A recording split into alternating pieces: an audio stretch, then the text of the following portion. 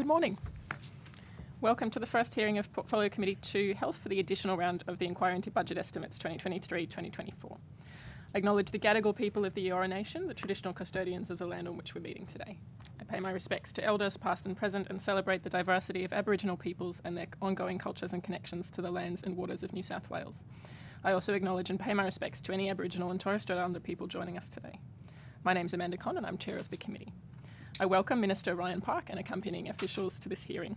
Today the Committee will examine the proposed expenditure for the portfolios of Health, Regional Health, the Illawarra and the South Coast. I ask everyone in the room to please turn their mobile phones to silent. Parliamentary privilege applies to witnesses in relation to the evidence they give today. However, it does not apply to what witnesses say outside of the hearing. I urge witnesses to be careful about making comments to the media or to others after completing their evidence. In addition, the Legislative Council has adopted rules to provide procedural fairness for inquiry participants. I encourage committee members and witnesses to be mindful of these procedures. Welcome and thank you for making the time to give evidence today. Minister Park, I remind you that you do not need to be sworn as you've already sworn an oath to your office as a Member of Parliament. Witnesses who appeared at the initial round of budget estimates hearing before this committee also do not need to be sworn. Witnesses who did not attend the initial round of hearings will now need to be sworn prior to giving evidence. As I call your name, could you please state your name and position title and swear either an oath or affirmation? Starting with Mr. D'Amato. My name is Mr. D'Amato. I'm Alpha D'Amato. I'm the Deputy Secretary and Chief Financial Officer.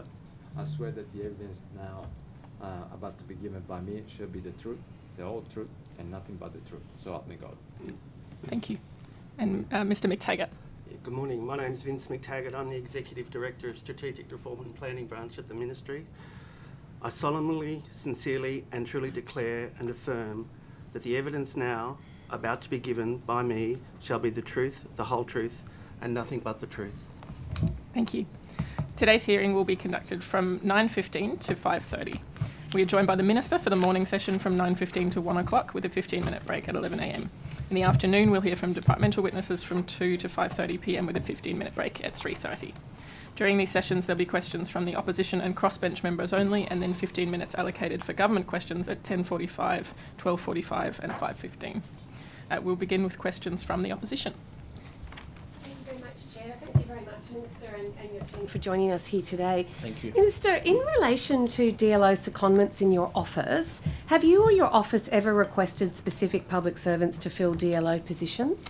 Yeah, I think I requested someone very early on from the Islid Local Health District. She stayed for only a few weeks. It was just to get me across not only the portfolio but also some of the challenges that we were having at Islid, particularly around ED pressure that you would know, Bronnie, and I requested her Thank you, Minister. And now that you have confirmed that, could you confirm that the seconded DLO has not undertaken work that would contravene the Cabinet memorandum? Yeah, I certainly. Thank you, Minister. Certainly don't think. Minister, do you stand by your evidence to this committee in October? Yes. That it was truthful, Minister, your Yes. evidence to this committee in October. Yes. So let me just reframe that question again, Minister. Did you or did you not mislead this committee last time you were here in October? No. And here's a question. It's a simple question, Minister, and it should be an easy yes or no. Will you cut funding to health at the next budget? No, I won't be cutting fund to health in the next You budget, won't. right? So we can be very clear here today that you will not cut health funding in the next budget. That's correct. Thank you, Minister. Morning, Minister. When we were here last time at budget estimates, you said, and I quote, "Let's be clear, we're not cutting palliative care." You said, quote, "We're not making a cut." You said, and I quote, "You are wrong to suggest that palliative care is being cut." In fact, it's all here in Hansard. You'd be very familiar with that. Given that you said those things under oath, on the record in this House, can you explain why you then wrote a letter to Palliative Care New South Wales admitting that funding had been cut from the former government's $650 million recurrent package down to $401 million? Well, Ms. Carter, I'm not sure what you're reading, but let's talk about palliative care, and let's do it as in a way that reflects the serious nature of the healthcare service Well, Mr. that Park, we provide. perhaps you could answer the question. Well, I think I'm about the 6.5 letter that seconds you in. wrote Yeah. makes it clear that the funding was cut by $250 million from $650 million to $401 million. Yet last time when you were here, you said, let's be clear, we're not cutting palliative care. So what was right, your statements on oath to this House or the letter that you wrote? I'll just go back to answering my question if you just give me more than a few... Excuse me, Minister, it's not a matter of you answering your question, it's a matter of you answering our questions. Were you correct when you said there are no cuts to palliative care last time, yet you had already written a letter advising that the, quote, reduced funding envelope was down from $650 million to $401, $250 million cut? You ready for me to answer the question, Ms. Carter? I'd love you to, Minister. Okay. So, over the next 4 years, we'll be investing, and I'm sure you're aware of this. I'm sorry, Minister, that's not Around- the question. Point of order. Chair, I'm reluctant to take a point of order, but we've now just had 3 examples where questions have been asked of the Minister, and before he can even begin an answer, 3-4 seconds in, he's been cut off with a further question being asked. As a matter of simple fairness, he ought to be allowed a reasonable time to answer the question before another question follows. I think to the point of order, I think on that last one, the Minister got about one word in before you followed up. I'd ask you to at least let him get through a sentence. Okay, to that point of order, the Minister was talking about future funding, not answering the question about was he accurate at estimates last time. Sorry, Chair. I've just you ruled made on a that point ruling. of order, and I'm being Thank you. consistent with previous hearings. Members are entitled to redirect the witness, but I'd ask you to give him more than a word or two to actually understand what the sentence is going to be. Certainly. So we're investing, Ms. Carter, more than $1.7 billion over the next 4 years. That's an increase around 6.8% higher this year compared to last year, and about an 8%, it'll go up by another 8% increase. That's just The not growth correct. in the profile in terms of growth in funding, yes, I understand that has changed, but let's be very, very clear. We are delivering record amounts for palliative care, $1.7 billion over 4 years. We're increasing it by 6.8% higher this year than it was last year. We're going to 8% next year. We are significantly investing in every single district in palliative care, both in terms of infrastructure and capital, but also, importantly, from my perspective, particularly in terms of nursing and medical staff and allied healthcare staff. So you are still refusing to acknowledge that your government has made $250 million cut to palliative care funding? No, because I've got a budget that I'm implementing. You put forward your budget when you were in government. We've put forward our budget. Our budget indicates a $1.7 billion investment over 4 years, growth of 6% and then 8% next year. We are making significant investments in capital as well that I don't think you've acknowledged in your answer. And we're also, importantly, from my perspective, investing in staff, Ms. Carter. So Well, let's that's- talk about the budget that you're implementing, Minister. Let's look at some detail of the budget that you're implementing. As part of the reduction in funding envelope, change to budget cut, will you acknowledge that you are cutting paediatric palliative care at the Sydney Children's and the John Hunter Children's Hospital? No, so what I will talk to So you... you don't acknowledge that 50% has been taken from paediatric palliative care? Are you ready for me to answer the question? Well, before you do, Minister, I would remind you, you are on oath. Ms. Carter, I don't need to be reminded I'm under oath. I take parliamentary business of all things very seriously, and I have done all my life. So I don't need to be reminded that I'm under oath. In terms of paediatric palliative care, we will be actually increasing it by an incredible 60%. That is growth the likes that we are not seeing in any part of healthcare or in any healthcare budget, I think around the country, to be honest. We'll be increasing it to approximately 64 million over the next 4 years, and as I said to you, that's around about a 60% increase. We are funding palliative care and end-of-life care, and I know the Honourable Member, Ms Taylor, understands this better than most, but that comes in a number of different areas that we do the funding for paediatrics, and that is through the SCHN, so the Sydney Children's Hospital Network, through Hunter New England, LHD, play a significant role, hospice and respite care, and that is, for the purpose of the committee, organisations like Bear Cottage. Minister, if I that may many just of us- and redirect the paediatric pain question. management. Minister, if I may just redirect the question. I hold here a brief that was given, it's titled Palliative Care New South Wales Request for Funding in a Meeting, one of your briefs that went to you. It says here, the Expenditure Review Committee approved a revised funding envelope as part of the 23-24 New South Wales budget. Implementation of savings. Revised funding envelope. That is a cut, Minister Park. That is a cut to palliative care services in the order of $250 million. You have told this committee previously that there were no cuts, yet we have the evidence here that clearly demonstrates there is. But you're talking about growth funding. Minister Park, I know exactly what I'm talking about with respect, and the evidence is here in the documents that we hold that went to you, that you would know, that your team would know, that clearly demonstrate a $250 million cut to palliative care. So, the Honourable Member would know that the projections on palliative care that the former government put forward had not been implemented. So I'm not cutting those services because they weren't in place. Minister, what with I've done is respect, The funding was in place, Minister. I'll hear the point of order. Procedural Fairness Resolution 19, members are to be treated with courtesy, or witnesses rather, are to be treated with courtesy at all times. I don't believe it's courteous to interrupt the Minister routinely when he is partway, or almost just briefly answering a question. Thanks. I'll ask members to treat the witnesses with respect and also to help me here, if you can speak one at a time. Yeah.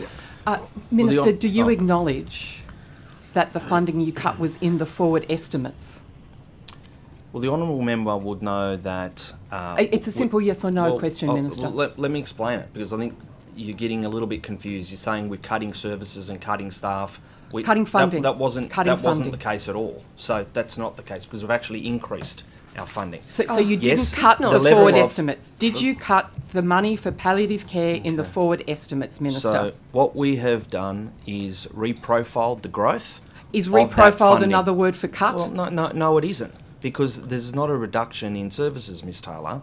There is an increase in services. What we have tried to do under a challenging fiscal environment is make sure that we secured the 1,112 nurses and midwives that your government had only temporarily funded.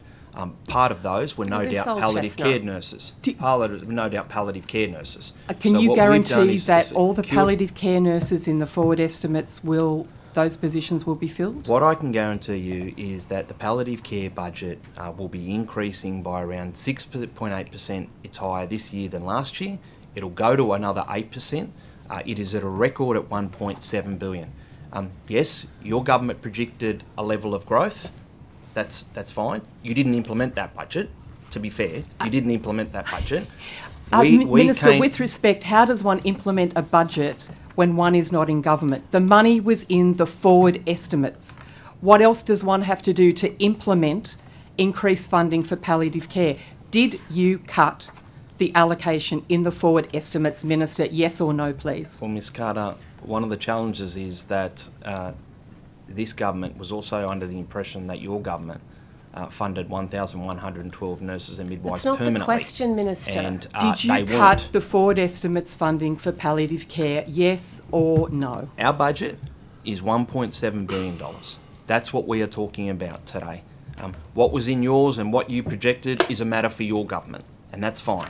We've made a decision that it is at $1.7 billion, growth of 6 and 8% over the next few years. You know that's just not true. And Ms Carter, I think I'd like to think everybody in this room, particularly about a sensitive issue like this, would, regardless of whether they're in government or not, continue to be very strong advocates for palliative care, as I will be, as I know the honourable member and the former minister was, as I'm sure you are. We will continue to be strong advocates for it, but our budget is 1.7. It's increased by 6 and then 8. We are increasing both staff and capital, and we will continue to make those investments. Redirect you, if you're going to be a strong advocate for palliative care, and I appreciate that you acknowledge that I was, but my job then, and your job as the Minister for Health, is not to cut the funding to palliative care. Next. Minister, what do you say to the LHDs who were all asked to prepare business cases for how the allocated funding for palliative care was to be spent, who then, with the change of government, received a memo telling them how much the funding for each of those LHDs was to be cut? They had planned for that funding. They had worked out who they needed to employ to implement that funding. This was not some fancy in the future figure. This was real money they were planning for. What do you say to those LHDs, all of whose work has to be thrown away because you have cut the funding?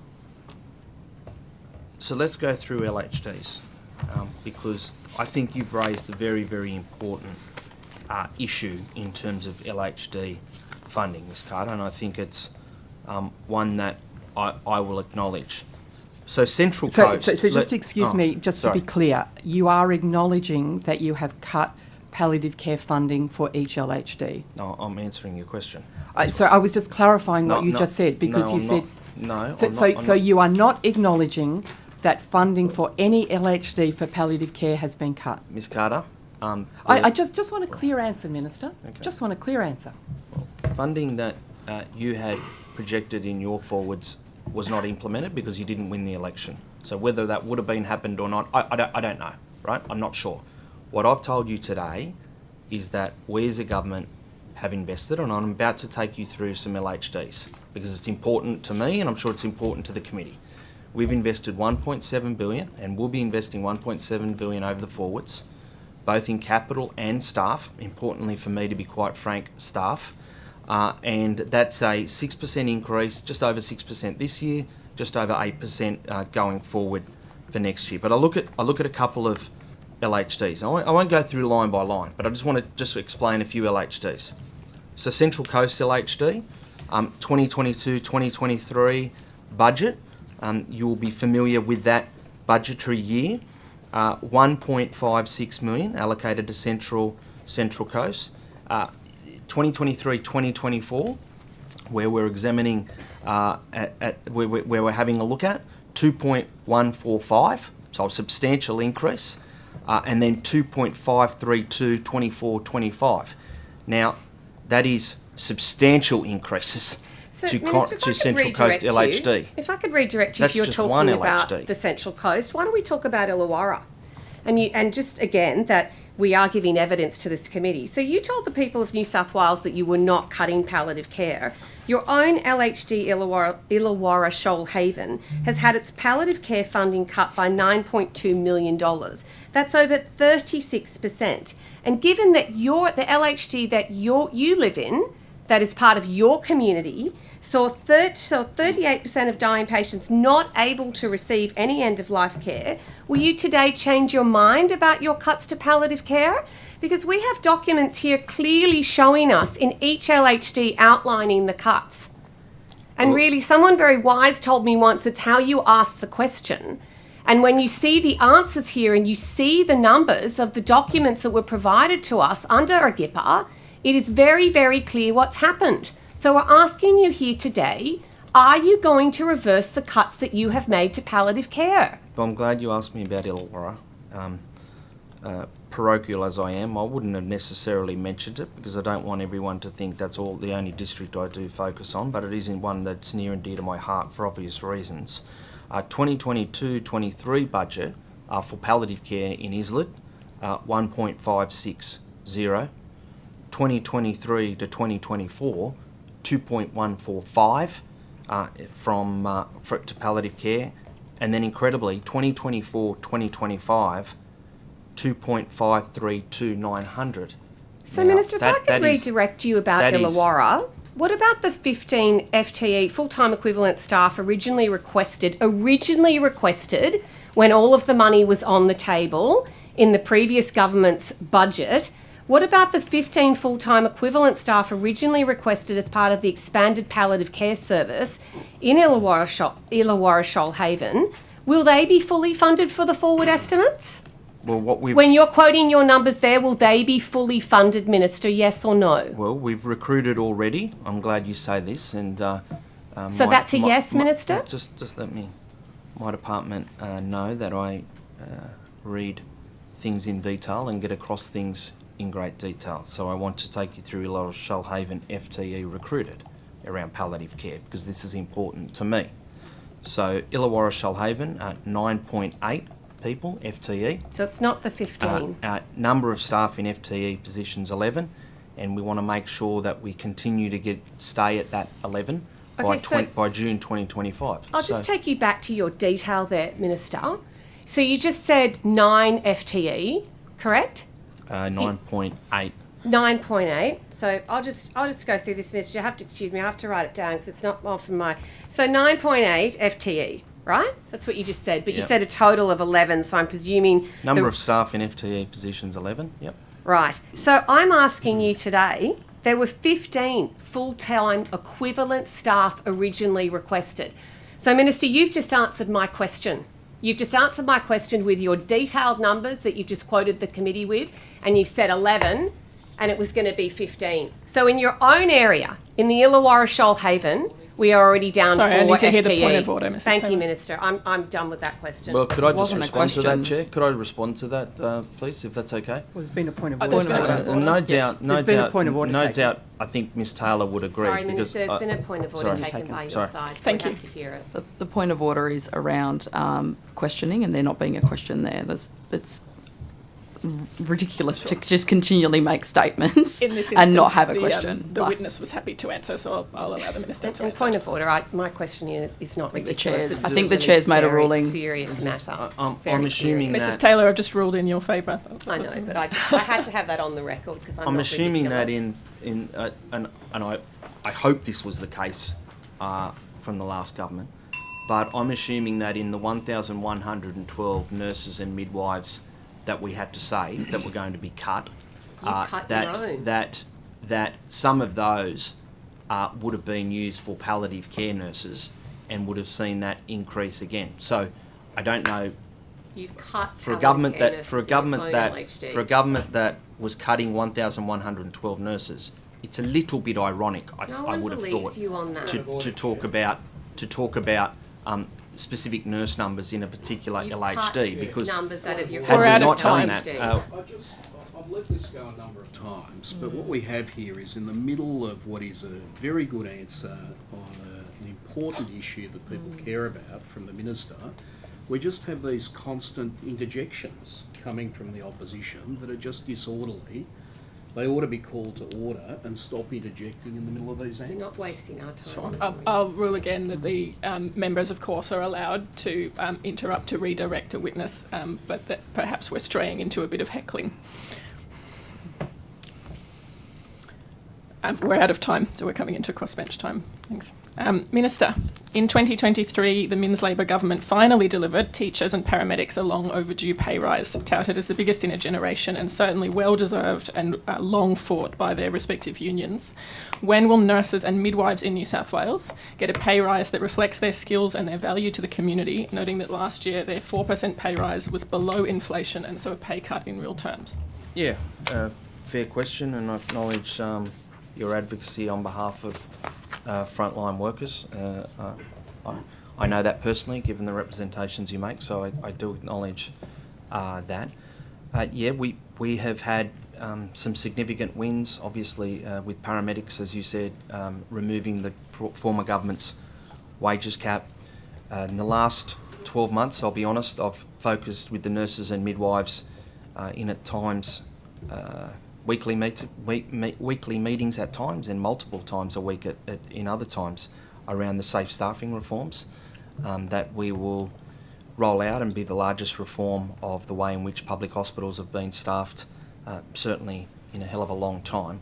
That has been our focus, but in recent discussions with the nurses and midwives, they've made it clear that in their upcoming award negotiations, which essentially come into effect from 1 July, that's when they'll be up. Discussions will take place before then, obviously, that they will be looking for increases in salary, and I've got no doubt that's the case for most unions and their membership.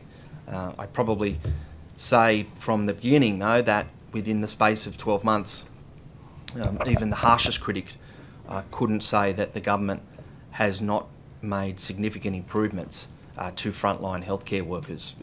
I look at the agreement that myself, Commissioner Morgan and the HSU reached at the end of last year about paramedics, a landmark agreement that certainly was not ever on the cards for the former government, and that is something that we have unashamedly said is a priority. So I understand the nurses will be looking at that and focusing on that over the next few months, and I, like every other minister in their portfolio, will engage with them on it. Thank you, Minister, and I'm glad that you're engaged in those discussions with the Nurses and Midwives Association. Can you guarantee that at a minimum in the next budget, nurses will get a pay rise that's actually above inflation? Well, that's outside my bailiwick. I'll leave that to my friend and colleague, the Treasurer. Him and I have enough robust discussions on things, so he will know that, like every minister, we go into bat for our frontline essential workers. I'll do the same. He knows that we work together robustly to get the paramedic landmark deal over the line. We'll work together again, but that's a matter for him in terms of where that lands. He has to manage those demands and make sure it's done in a fiscally responsible way. He certainly did that at the last budget, and I'm confident he'll do that again this time. Sounds like he's in for a robust discussion with me too. I understand the New South Wales Government is funding incentives for students of health professions, including nursing students, which is a really excellent step in the right direction. Do you know the base pay for a New South Wales graduate nurse?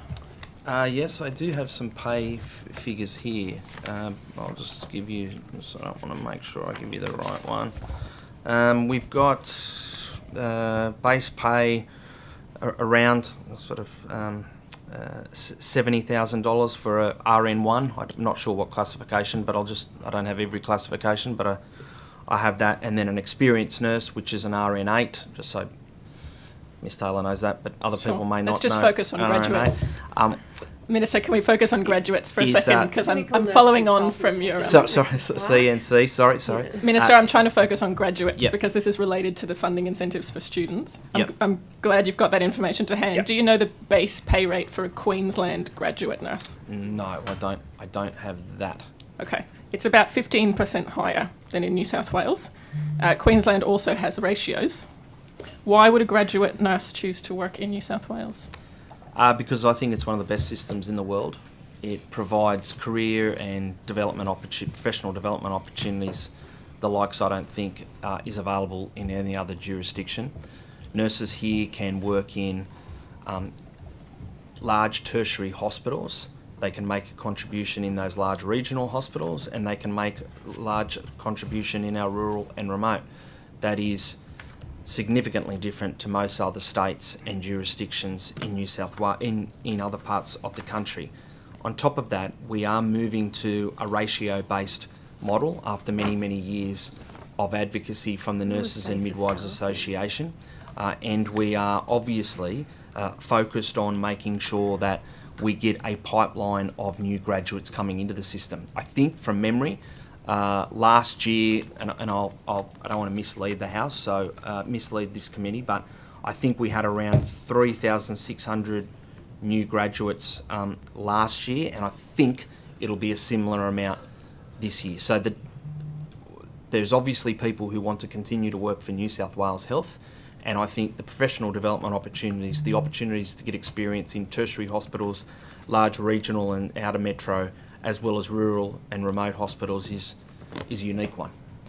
What percentage of the New South Wales Health nursing workforce was lost in 22-23? Turnover, I might go to Mr. Minns, if that's okay, because I don't want to mislead the committee if the figure is slightly different to what I have in my head. Chair, the essential position with nurses from memory, and I can get this clarified for you across the course of the day, is that our level of retention for nurses and midwifery is almost back to where it was ahead of COVID. So we did suffer more turnover, particularly after the Delta wave and the Omicron wave. That was after, in the first year, actually having increased retention, where people stayed to sort of assist in the challenge. But I think the number is 1.1% that we're below retention levels as at June of 2019. And the number is, our retention rate for nurses and midwives is above 90%. But I will get you an exact number, it's just buried in here somewhere. Thank you. I look forward to coming back to that this afternoon, Mr. Minns, and I'll also come back to the safe staffing levels, which I'm not going to call nurse to patient ratios later. But I wanted to ask you some questions, Minister, about Manning Base Hospital, which, as you would know, is stuck between stage 1 and stage 2 of redevelopment and in really dire condition. When will stage 2 be completed? I'll refer to Rebecca Walk from Health Infrastructure at the moment, but Manning Base Hospital, as has to be brutally honest to this committee, and this committee should be informed, is significantly challenged at the moment with our capital spends across New South Wales. Infrastructure Australia recently indicated around about between 13% increases in capital in terms of cost escalations and things like that. That has put pressure. No doubt people in local government would have been feeling this. That has put pressure on all of our regional and rural hospitals, including the Manning Base build. So that's important, just to give a I suppose a context of what's happening. Now, in terms of Manning Base, I actually spoke with the local member there yesterday, and she also raised some concerns with me about Manning Base that the Secretary and the Deputy Secretary are just working through at the moment. But I don't have a date around but it is a $100 million investment in stage 2. They'll be providing modern facilities, enhanced services, and that's for the communities obviously of both Taree and Manning Valley, the region in broadly. Currently we're looking at the project scope is being reviewed because of some of the cost escalations, and I've been pretty upfront about that.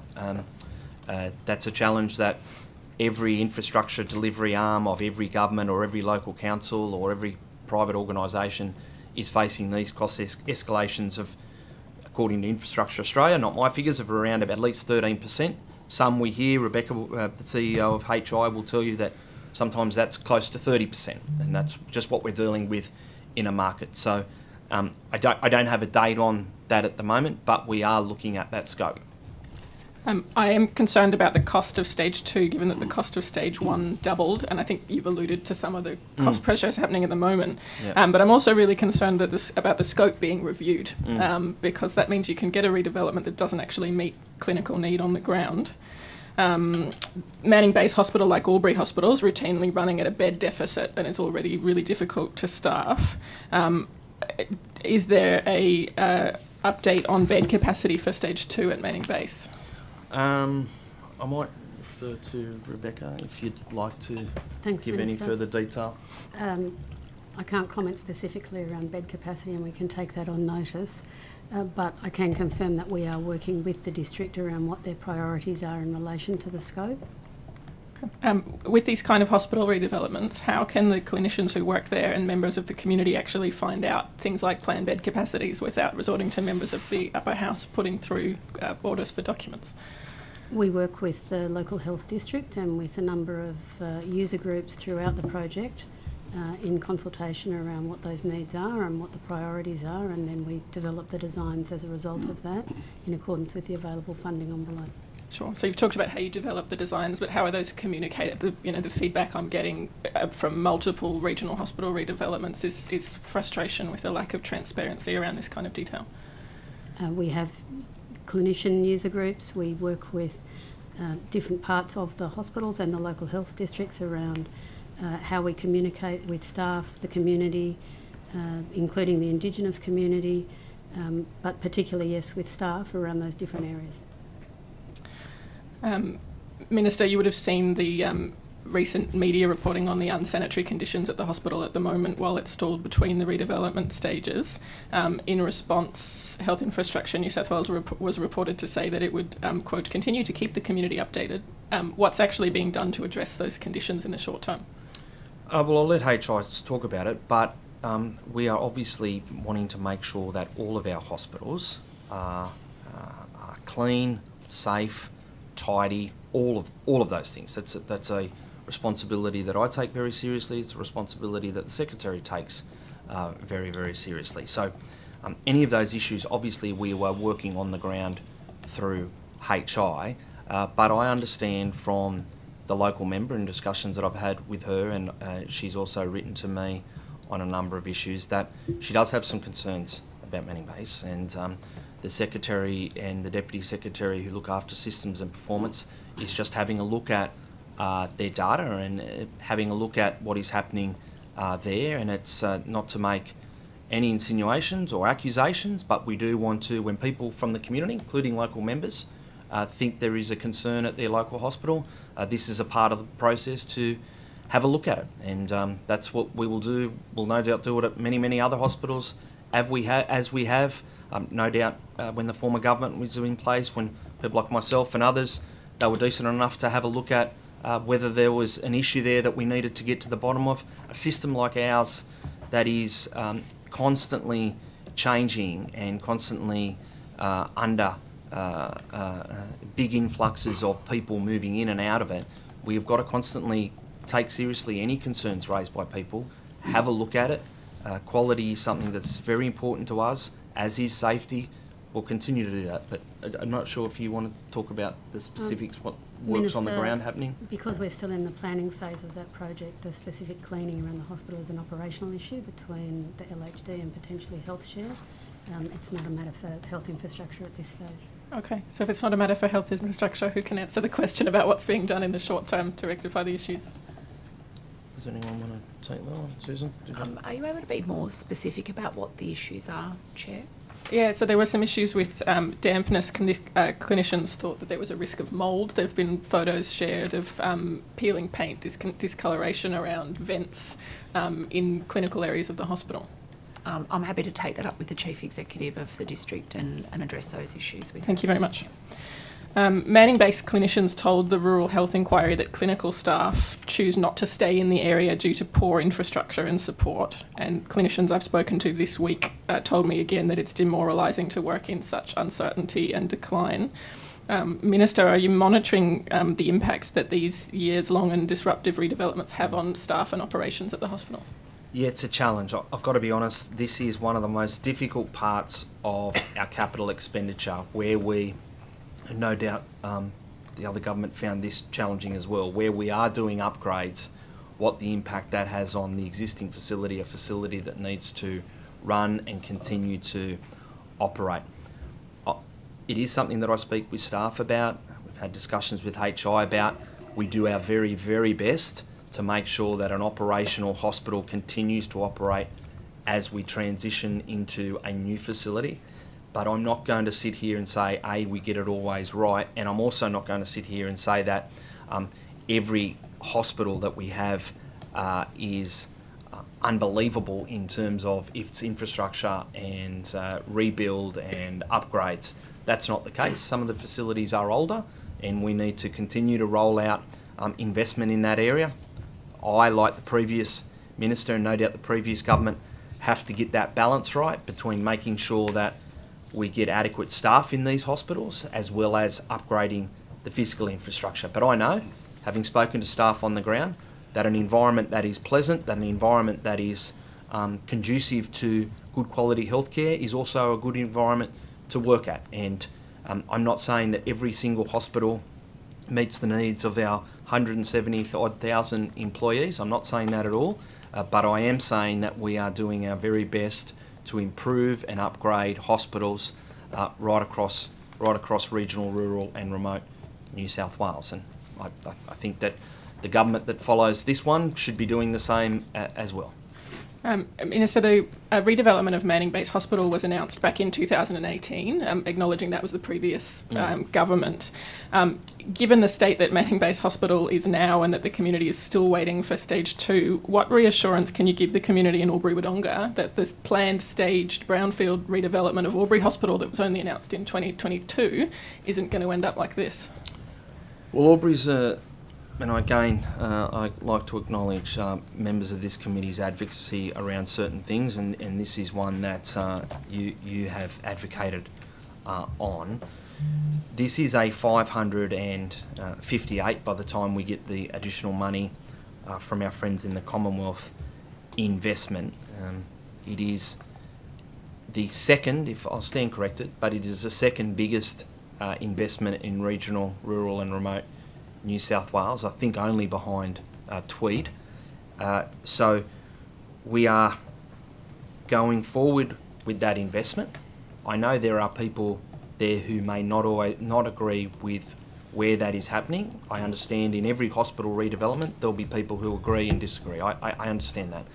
But we, working with our colleagues in Victoria, are going ahead with that more than $500 million investment in that community's healthcare needs, and I want to try and make sure that that occurs as quickly as possible. But obviously we are in the early stages and we are working through those issues that you know.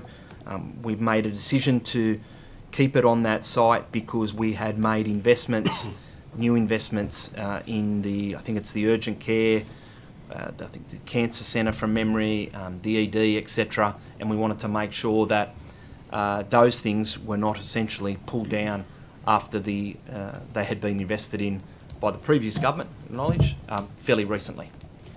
I understand that the detailed planning for the Albury Hospital is still underway and that the project control group is now meeting.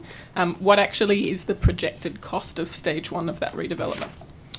Well, the entire, what I've got is the entire budget, which we think by the time the feds help us out will be somewhere in the order of $558 million, and I think that was outlined when the project was announced by the former government, and that is a partnership between us and Victoria, and significant. As I said, it's the second biggest. Thank you, Minister. I'm just cutting you off because I was there when both premiers came to Albury to make this announcement. Okay.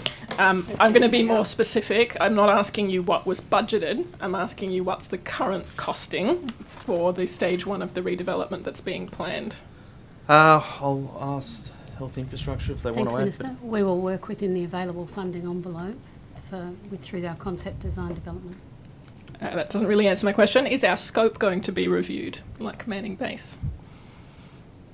As with all of these projects, and as the Minister's talked about escalation through our design development and our consultation with the community and what the needs are and prioritisation, the scope will often be prioritised in order to meet the funding which is available. So you've talked about working within the funding envelope that's available, and Minister, you talked about making use of the existing assets on the site. Have you actually costed all of the stages of required brownfield development that would meet our community need in our region, and actually compared that to the cost of a greenfield build? Because you mentioned Tweed earlier. Tweed Hospital was built for $723 million in 5 years within its budget, and we've just heard about Manning Base Hospital and how the staged redevelopment is going. Yeah, what I can tell you is that we are not pulling back on Albury in terms of the budget that we've allocated. It's 558. We're going to work through that with our friends in Victoria. It's a significant investment.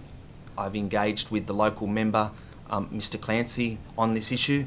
I've kept him abreast of what is happening. I acknowledge, Chair, that not every person in that community agrees with what we are doing and what the previous government announced, but we believe that that is going to significantly uplift health services and the delivery of healthcare for that region. I have more questions about this, but I'm out of time. We'll go back to the opposition.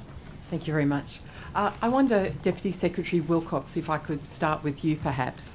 I note that you wrote to the LHDs on the 20th of October informing them of the revised funding envelope of $401 million for palliative care, down from $650 million. And you attached a summary of the revised funding envelope for each local health district. I know you take your job very seriously. I know you are very responsible. Did you write that letter without the knowledge of your minister?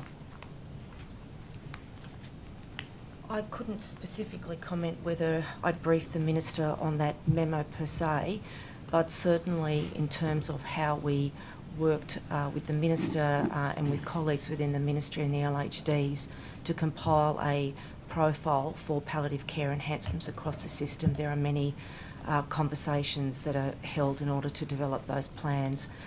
So on that specific point, I'd have to take that on notice, but I would acknowledge that there were multiple conversations as we developed these profiles. But through those conversations, as those profiles were developed, the minister would have been aware of the final funding figures that fell within the revised funding envelope for each LHD? The minister has received advice on what the budget enhancements are to palliative care, and as outlined by the minister, we've seen an increase this year of 6.8%, and next year we'll see around an 8% increase. Ms. Carter, one of the things that I think we just need to make sure the committee's aware, and I'm sure this wasn't deliberate in any way, but we also just need to make sure you're clear that, and get on the record that the 401 that you talk about in terms of million does not include almost 100 million, not 100 million, 100 million in capital and Minister, tens of million of I'm happy funding to for this acknowledge, financial year. So Minister, I'm happy to acknowledge that the capital funding right. for palliative care that was budgeted by our government I just want to make sure people... I am focusing on the recurrent funding, because the recurrent funding is the nurses, the doctors, the Aboriginal healthcare workers, the allied healthcare workers that actually deal face-to-face with patients needing palliative care. So that's why we're focusing on the recurrent funding. And Minister, while we're acknowledging things, will you acknowledging the question here, will you acknowledge the cut to the recurrent funding in palliative care from $650 million in the forward estimates to your revised envelope of $401 million? Well, we've been uphill down Dale, and I've talked to you about you had a budget that didn't get implemented. Okay, so if I could redirect perhaps back to Deputy Secretary Wilcox, because I was hoping to ask her some questions. Thank you for volunteering, though, that Minister. So, Deputy Secretary Wilcox, you wrote to the LHDs on the 20th of October, and you acknowledged that the Minister was aware of the amounts, or the Minister had been briefed as to the amounts in the revised funding envelope. I think I said, Ms Carter, that the specific allocations for every LHD may not have been provided to the Minister or his office, but in terms of the quantum of the enhancement for palliative care for the state, I think I can say that the Minister and his office were aware. So the Minister would have been briefed as to the revised funding envelope, the size of that envelope? Yes. I'm just curious, do you revise the funding envelope and give that figure to the Minister, or does the Minister revise the funding envelope and give that figure to you? Well, in part of the setting... excuse me, Minister, it's a question for Deputy Secretary Wilcox. Well, it's sort of a question to me. Excuse me, Minister, it's a question for Deputy Secretary Remember, Wilcox. I need to hear the point of order, please. Okay. To take and answer any and all questions as he sees fit, and can't be directed. The questions can't be directed specifically to secretaries, as we know from previous sessions of estimates. Previous ministers, particularly in this portfolio, have taken all the questions.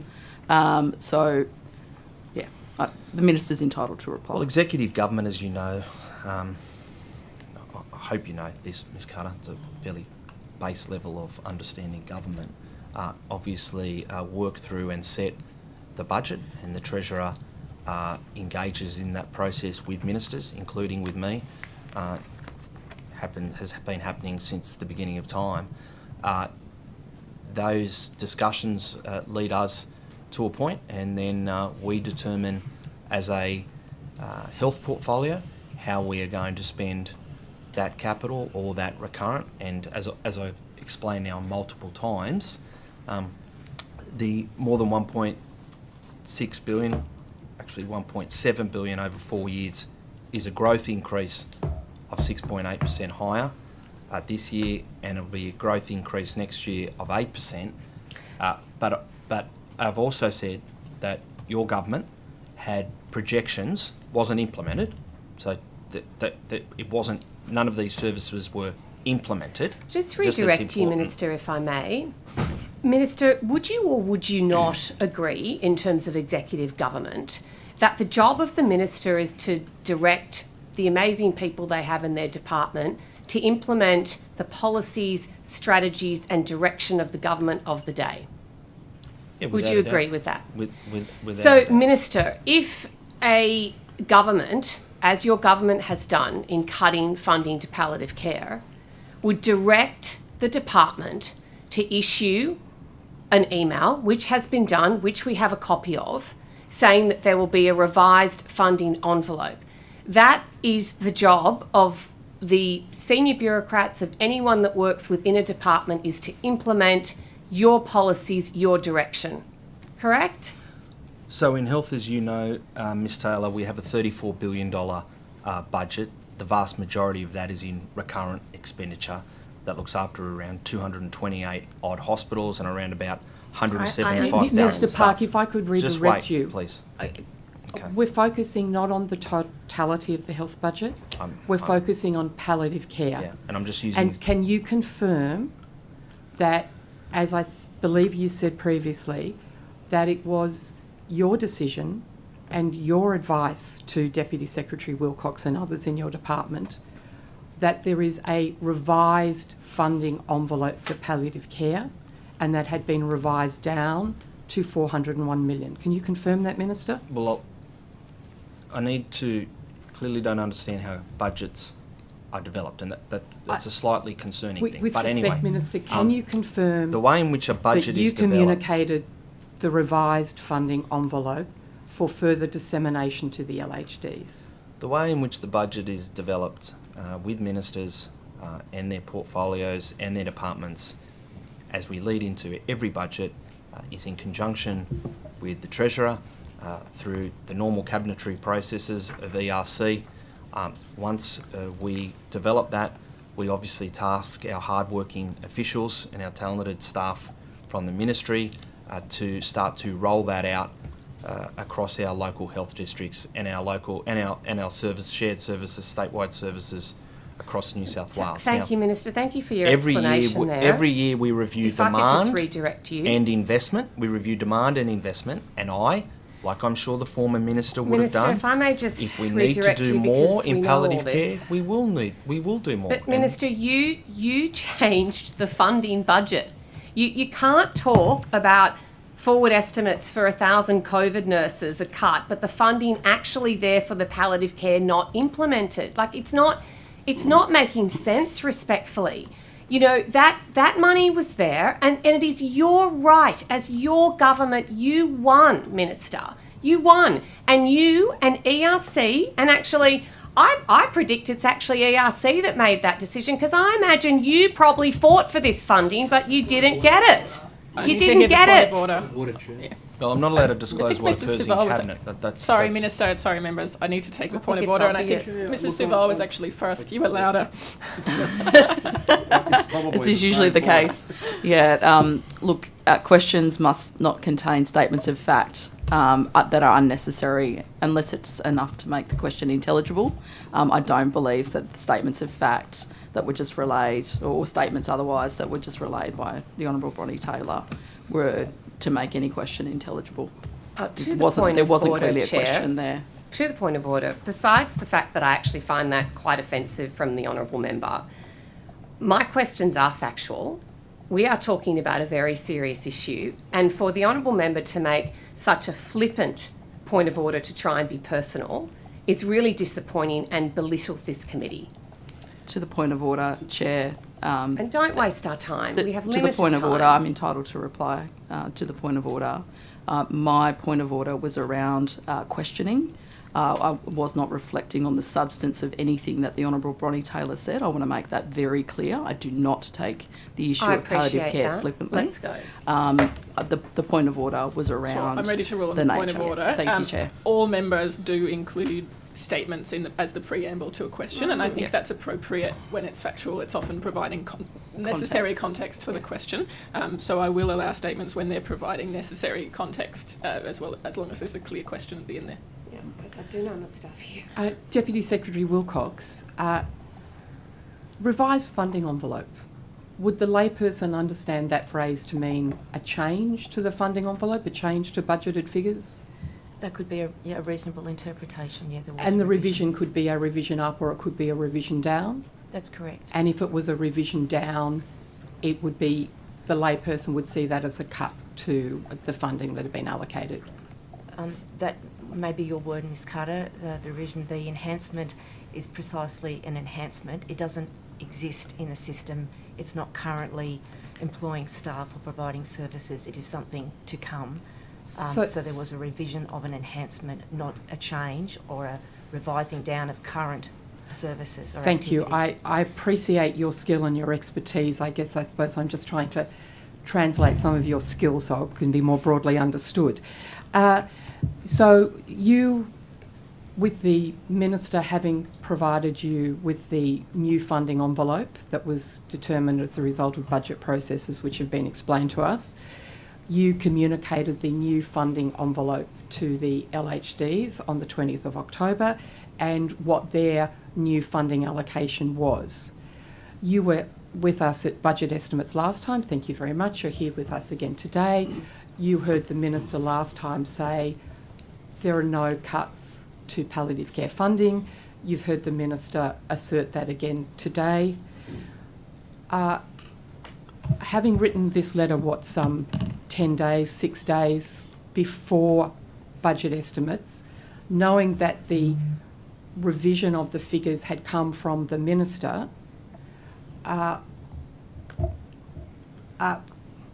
were you surprised to see the Minister assert that there was no cut to funding when you had written to the LHDs to tell them they would each be getting less? Ms Carter, we receive a supplementation to the health budget through the government processes. The allocation of funding then is distributed to the Ministry of Health, and we then work with that allocation with our local health districts and services to provide those allocations. I think the memo that you're referring to in October talked to a 2-year profile of allocations around I think the paediatric palliative care and pain. It's only in reference to 2 years seeking plans. It's not beyond 2 years. We don't do that. Could I just redirect you, Ms Wilcox? You talk about paediatric palliative care. Was the funding envelope for paediatric palliative care revised down? We currently have a base of $10 million per annum around paediatric care, and as part of so perhaps I could explain my question.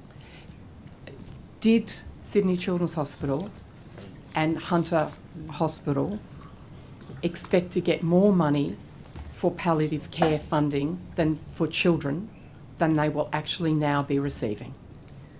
The next 2 years, the pain and paediatric palliative care enhancements will increase for both the John Hunter Hospital and the Sydney Children's Health Network. And is that increase more or less than they had planned for, budgeted for, expected to be able to provide services to dying children? I would have to take the specifics of those 2 years and those allocations on notice, but my understanding is... Sorry, I'm confused. You're not aware of the detail of a 50% cut to paediatric palliative care? I'm not... When you talk about a... Sorry. Sorry, Minister, I need to hear the point of order. Chair, I mean, a witness is entitled to take it on notice. They've said they're taking it on notice. To then, in effect, badger them and say you're not aware, you should answer it now is not reasonable and ought to be ruled out of order. It's been taken on notice. To the point of order, Chair, to use the word badger to describe Mrs Carter's line of questioning, again, is absolutely outrageous. And I'd ask that you withdraw that. She's been completely respectful. You know what you're doing. You're trying to waste time and you're trying to run cover. You need to allow the honourable member to ask her questions, which she is doing within the standing orders and respectfully. So, Ms. Well, Carter, to in the terms point of of order, I'll just say that if Ms. Carter takes offence at that, I'm happy to withdraw it. But frankly, I think you should withdraw what you've just said about the point of order that I've taken. Can I rule on this point of order? To Mrs. Taylor's, the badgering comment has already been retracted, and I think the honourable member is correct that the witnesses are entitled to take questions on notice, and indeed if they need to provide the committee with a factual response, that's appropriate. Ms. Carter, just so we're clear though, the funding for paediatric palliative care will increase to approximately $64 million over the next 4 years, and that's around about a 60% increase. Now, I know what you're saying. You're saying that the former government put forward a budget that had projections, had not implemented the budget, just so we're clear, had not implemented the budget, that were different to that. What I'm telling you is, as the person who is implementing the health budget component of this, we're going to increase paediatric palliative care from around about the same time when you were in government by around 60%. Now, there's growth. That's beyond normal growth. I think you would acknowledge that. Mr. Park, can I redirect you on that question? So, thank you for acknowledging the enhancements to paediatric palliative care that we had planned and budgeted for in government. The amounts that we had planned and budgeted for, had they been communicated to the LHDs? Had they been communicated to the providers of paediatric palliative care services? Well, between budgets of former governments and new governments, So that's a yes. the health officials don't stop working. Okay, Of so course they are they've continuing. received that. Well, I don't know. Are you because- aware? Are you Sorry. aware of the detailed plans prepared by each LHD and the providers of children's palliative care services? Are you aware of the detailed plans that they had provided because of the funding that had been assured to them that they would receive? I'm aware that, as is the case, I would like to think with all government departments across the board, that work occurs to develop plans and work plans and proposals that they then put through, in our case, through to a ministry. Every single LHD and every single provider of children's palliative care, will they all across the board be receiving less money to assist the dying than they had planned for, they had budgeted for, and they had expected would be delivered because it was there in the forward estimates? So, Ms. Carter, every single LHD, and I went through a couple, but I can go through more, but I won't waste the committee's time. That's not the approach that I take, and people will know that's not my approach. But every single LHD will receive more money this year and every other year for the forward estimates than they would have. Minister Park, it's true, isn't it, that for the financial year ended 2024, there is $2 million less than the Children's Health Network was told it would have in March? Because you wrote to them telling them that, didn't you? Well, I don't have what you have in front of me. What I can tell you about, if we're still focusing on paediatric palliative care, that we will increase that to approximately, in our budget, $64 million over the next 4 years, an increase of around about 60%. That will also include funding, obviously, to the Sydney Children's Hospital Network, the Hunter New England Local Health District, and the hospice and respite care, such as, not exclusive, but such as Bear Cottage. Thank you, Minister. So you are saying that you didn't write to them saying that they weren't written to, saying there would be $2 million less than the Children's Health Network was told it would have in March? No, I'm not saying that. I just said I don't have what you have in front of me. Okay, so you're not denying that they were told that they would have less money for paediatric palliative care? No, I'm not denying. Thank you, I'm not Minister. denying that they were told the budget that would be going forward would be this, and that budget Less. would be The a budget going 60%, forward would be less. a 60% increase, and over the forwards It was under our cut. government, $64 million. So that's, But perhaps, Ms Wilcox, if I could ask you, do you acknowledge that every single LHD and every single provider of paediatric palliative care will have less money to service the dying than they had been planning for and had budgeted for and had expected because it was allocated in the forward estimates? Chair, I'm going to take a point of order here. Paragraph 10 of the Procedural Fairness Resolution clearly states government officials should not be asked to express an opinion on government policy, and I believe Ms Carter's question is straying very closely to that. To that point of order, I was not asking for an expression of opinion. I'm asking for, it's a question of fact. Is there less money available now than the LHDs are told they would have to spend? The process, Ms Carter, for any enhancement to a service in the health system is one of the system planning, writing out what they would think in terms of staffing, the nature of the service, contemporary models of care. The planning work around palliative care is no different. There was an enhancement, Except for the funding touted, envelope. and service will outline what they would like to do or think they could do if that quantum of funding became available in their budget. We revise this work continuously. The allocations are the allocations, and then the local health districts go about recruiting their staff and rolling out the services as per the budget allocation in their service agreement. Changed. The funding allocation. The opposition's out of time. Minister, I'm going to quote you from last year before the election. In the media, you said, quote, "Women have a legal right to safe and accessible terminations in New South Wales, and the government has failed to make sure that we have in place at our public hospitals a clear and transparent pathway," end quote. And you said that if elected, Labor would make sure women seeking a termination have safe and clear access to abortion. What has the government done to improve abortion access in New South Wales since the election? yeah, it is an important issue for me, both as a feminist, but as someone who is determined to make sure that women get access to this important part of healthcare across New South Wales, and I've been clear from the very beginning that that is important to me. So I'm going to take you through some of the things we're doing, and then I'll ask my colleague, the Deputy Secretary, Ms Wilcox, to provide more detail should they wish. We do have a Safe Access to Abortion Care Working Group, and that was established to guide two things, largely, Chair. First one was a review of the policies and services in New South Wales, including the pathways and the barriers to access abortion care, because that is different depending on sometimes where people live.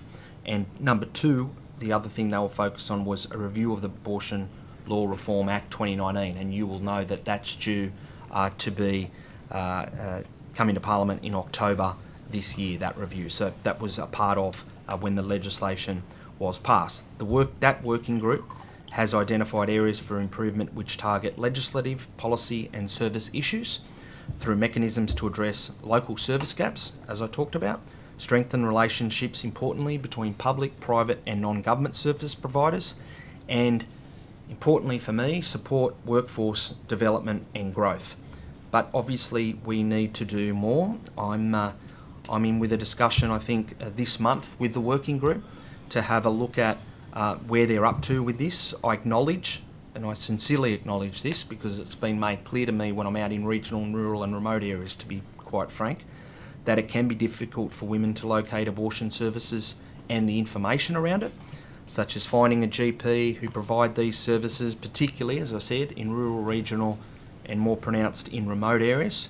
We've committed, as a part of improving that information and communication, we've committed, I think, and I'll let Ms Wilcox just double check me on this, it's around $1.2 million in funding for the Search project, which is led by FPA, or Family Planning Australia, to improve the access to affordable pregnancy termination in rural and regional New South Wales. But Ms Wilcox might want to add if I've missed anything else? I think a good summary, Minister. I mean, I think it is important for me to note that all of our local health districts are able to provide emergency or life-threatening care for termination and have emergency referral pathways, and importantly for the community to be aware of the Pregnancy Choices Helpline, which can connect a woman with services nearest to them and the appropriate services.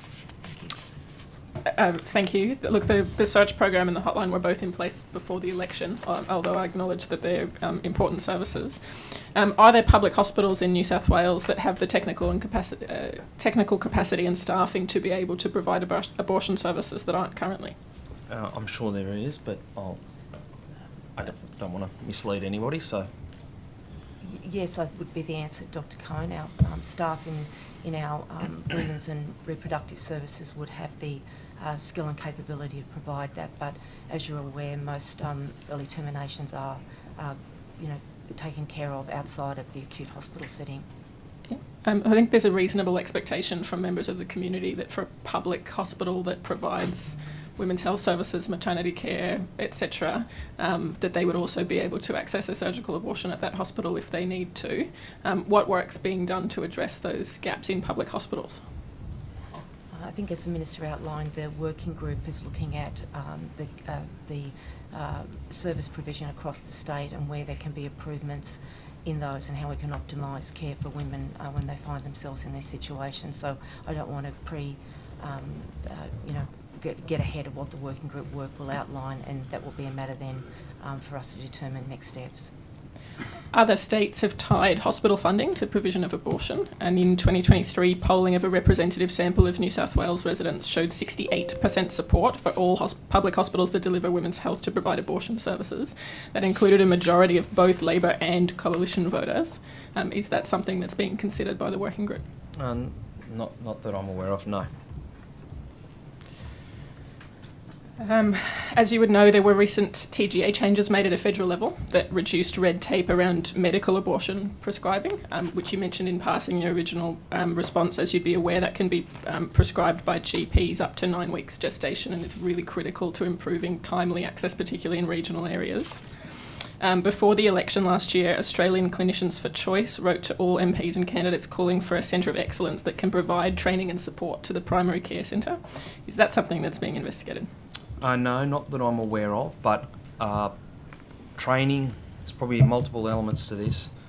Making sure that women know what is in their local communities or what might be more widely available to them is important to me, and that's because it came up a number of times in the rural, regional and remote inquiry that may not have been the case, and Ms Wilcox has, through the working group, tried to make that a focus. So not specifically around that particular issue, but the training of staff is something that we have an ongoing emphasis on in all parts of health and medical care across every district and across the entire system, to be quite honest.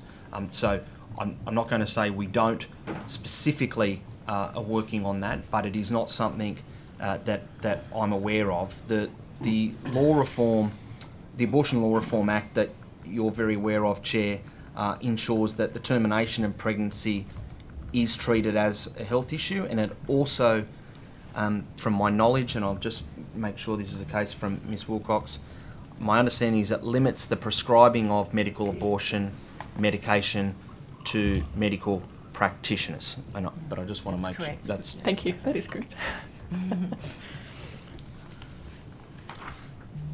I might come back to this topic this afternoon. Yep. On a different topic, in 2008, the Special Commission of Inquiry into Acute Care Services in New South Wales public hospitals, when Labor was last in government, recommended the creation and maintenance of a centralised register of doctors available for locum work. What has been done to implement that recommendation? I can get some information. Either one of my officials might have it on that particular information, that particular recommendation. But I'll tell you what we are doing with locums, because, to be honest, it keeps me up at night. It's an issue that the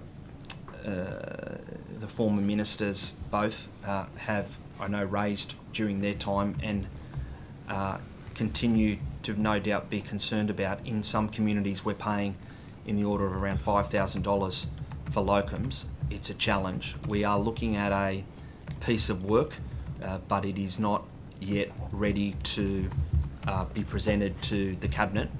Looking at a piece of work around, can we manage locums centrally, internally, through New South Wales Health? Mr Minns is leading that piece of work for me. I've also got to acknowledge that my secretary, Ms Pearce, is leading some work through the National Health Workforce Task Force around how we as a nation manage the issue of locum and locum costs, so that yes, they play an important role in our health service, yes, they are needed, but we've got to, all of us I think, have got to work together, because at the moment there are situations where states are bidding against states, probably LHDs are bidding against LHDs, and the work that Ms Pearce and Mr Minns is doing is having a look at that issue and a range of other issues around how we better coordinate and allocate and deliver locums. But I want to be clear to people, they are an important part of our health service. That it's no point people getting in the falsehood that you can reduce locums and you'll save X amount. You would know, Ms Taylor would know, that that's simply not possible. Not possible. Thank you, Minister. I'm pleased to hear that some progress is being made on this issue, and just to provide context for my further questions, I also have absolutely no problem with locum doctors, and I was one. Yes. My beef is with Dr. Conn? my beef is with the inefficiency of the use of private recruitment agencies, yes. which I have personal experience with as well. How many different private agencies does New South Wales Health use for recruitment of temporary health staff at the moment? Oh, geez, I'd have to require Mr Min. We can find that out. On notice. Yeah, take that one on notice just to make sure. That's right. I'll help you. I was told never to ask questions you don't already know the answer to. Oh, So it was wow. in the Guardian. It was in the Guardian last year. The answer was 59. I say that to my kids 59 sometimes, yes. different recruitment agencies Okay. that taxpayers are propping up the profit margins of. Can you tell me what the current cost is to New South Wales Health per year on the overhead fees to those recruitment agencies? No, but it'd be substantial. I'll wait to see if Mr Minns can give either now or over the course of the day can provide that to the committee. It does, and this is not to dilute the importance of the issue or the savings. I'm not saying that, and that's why we're having a look at, can this be done in-house? And I'm not saying it can, but we are broadly having a look at the way in which we might do that.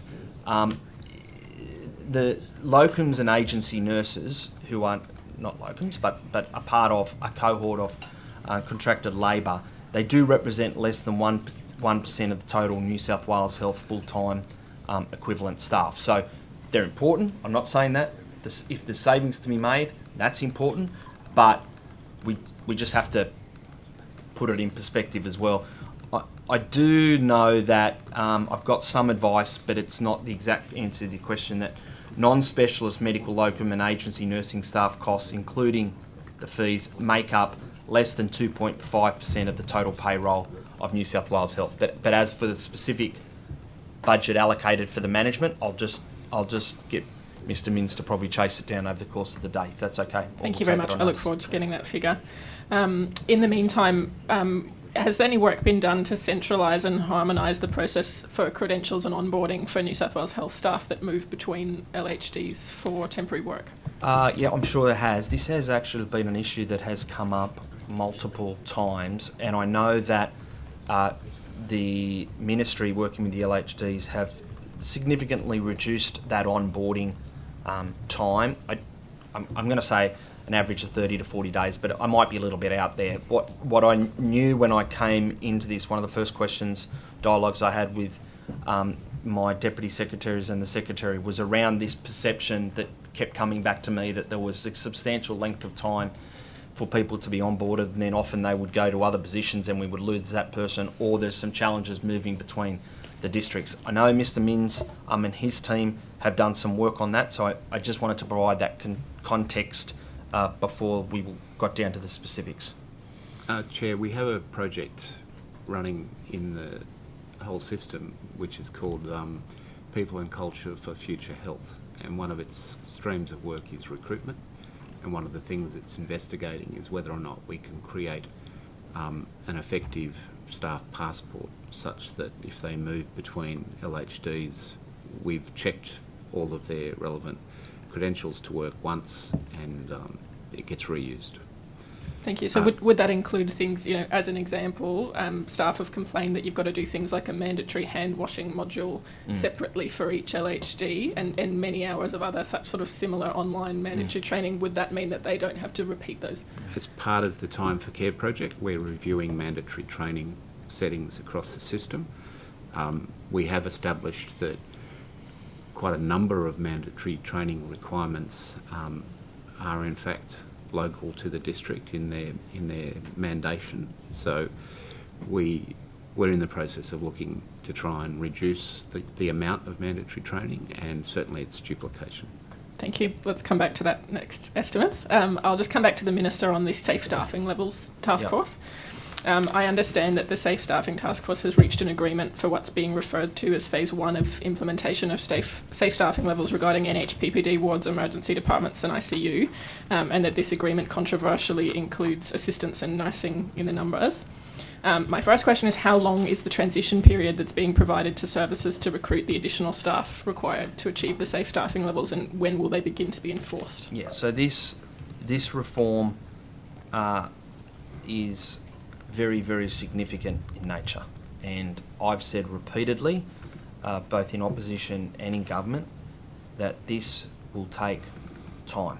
It is arguably, some may have other views, but it is arguably, in my opinion, the most significant reform and change to the way in which public hospitals are staffed in many, many years. So between now and July 2027, we will commence the rollout of our safe staffing reform. We will continue with the task force that includes representatives from the Nurses and Midwives Associations. The safe staffing reforms will be first implemented at Liverpool Hospital and Royal North Shore Hospital EDs, and we will, as a task force, review the initial rollout and use it to inform the rollout to future sites, which will continue to oversee. There are going to be challenges, there are going to be hiccups, there are going to be problems. I accept all of that, as does the Nurses and Midwives Association. But in good faith, we have reached an agreement.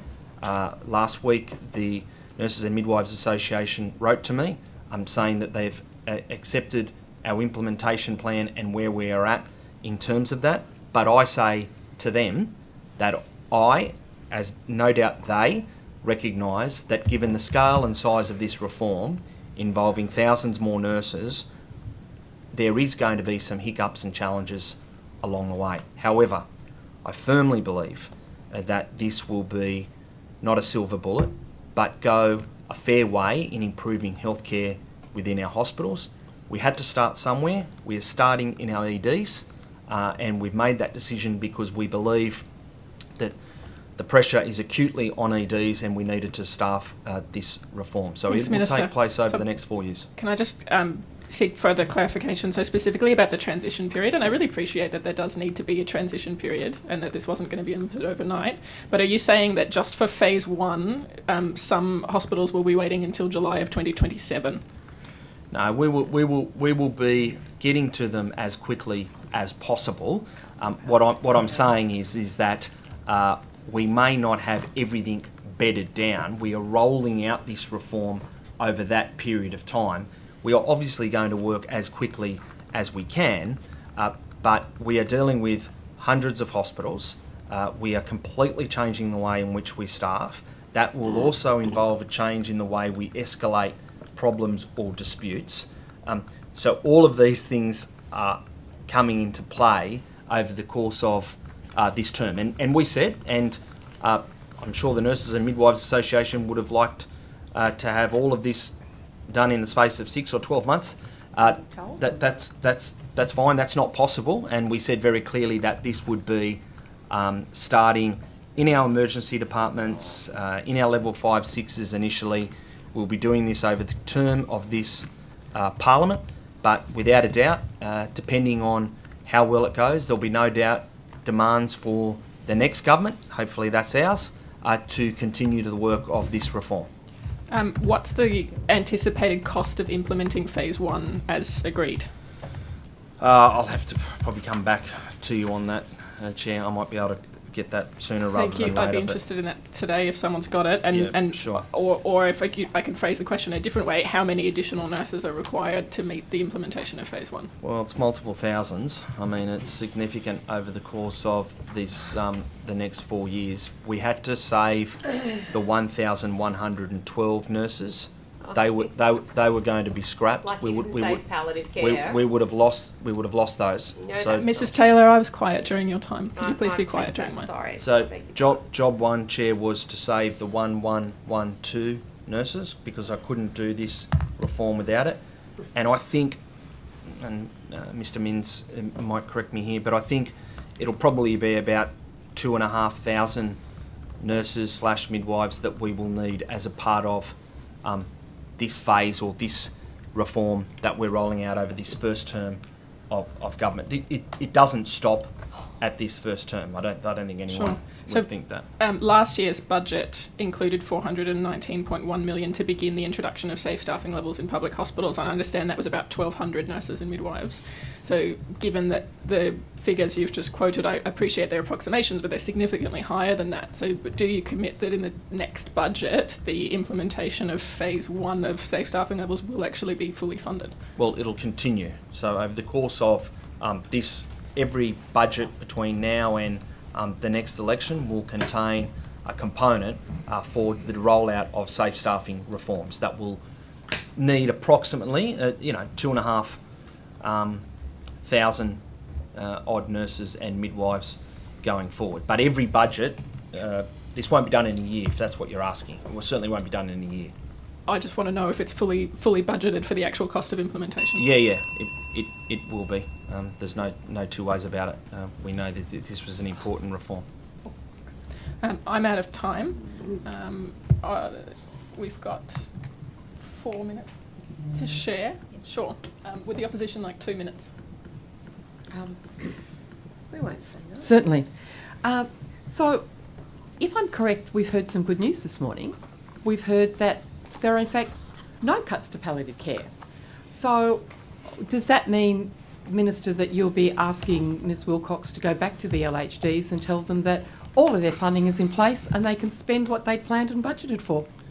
No, I'm not sure how many times I can say this, but I'll say it for the 32nd time. Ms Carter, I understand that you in government put forward forward estimates that is different to ours. You didn't implement that. We are implementing a budget. So if I may redirect you, Minister, should I understand from that if something is in the forward estimates, we can't be sure that that's actually going to be spent by the government? Well, I wasn't in that government, so I don't know what decisions you would have made had you been elected. So I can't make. I'm asking you for your government, Minister. Are you We've got telling our me that forward in your government, forward estimates doesn't mean guarantee? Forward estimates means wait until we change it. No. So, Ms Carter, couple of things. We've got our forward estimates. If you're asking me that, would I be continuing to advocate for additional palliative care funding? Of course, I'd like to hope that previous ministers did and the next minister does. Of course I will be. What I've said to you quite clearly is that we are delivering a record budget for this. I accept that it maybe is different to the one that you had projected but haven't implemented. But I Minister also... Park, do you accept that you have implemented less than what was planned? No, what I can tell you is we are implementing what we are implementing, which is a record budget in palliative care, the likes the state has not seen. We are rolling out more staff and more capital. We will, as I'm sure every government and every health minister in this country does, if there is a need for increased and improved services in palliative care or any other part of healthcare, you would like to think that regardless of who's in occupying the Treasury benches, that be considered. But Ms Carter, you've also got to acknowledge that your government did not fund over 1,100 nurses that we have had to fund and find the funding for, of which no doubt a percentage of them would have been in palliative care. So to say that you would have been able to implement what you said you were going to do, it could easily be challenged by the fact that 1,112 nurses were not funded beyond. So you just admitted that you cut palliative care. When you're the Premier, the opposition's time's expired. You can the opposition's time's expired, Mrs. Tull. We've got a very good Premier.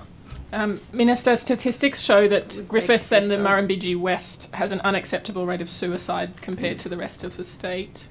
Will you support a much-needed acute inpatient mental health and drug and alcohol rehabilitation unit at the new Griffith-based hospital redevelopment?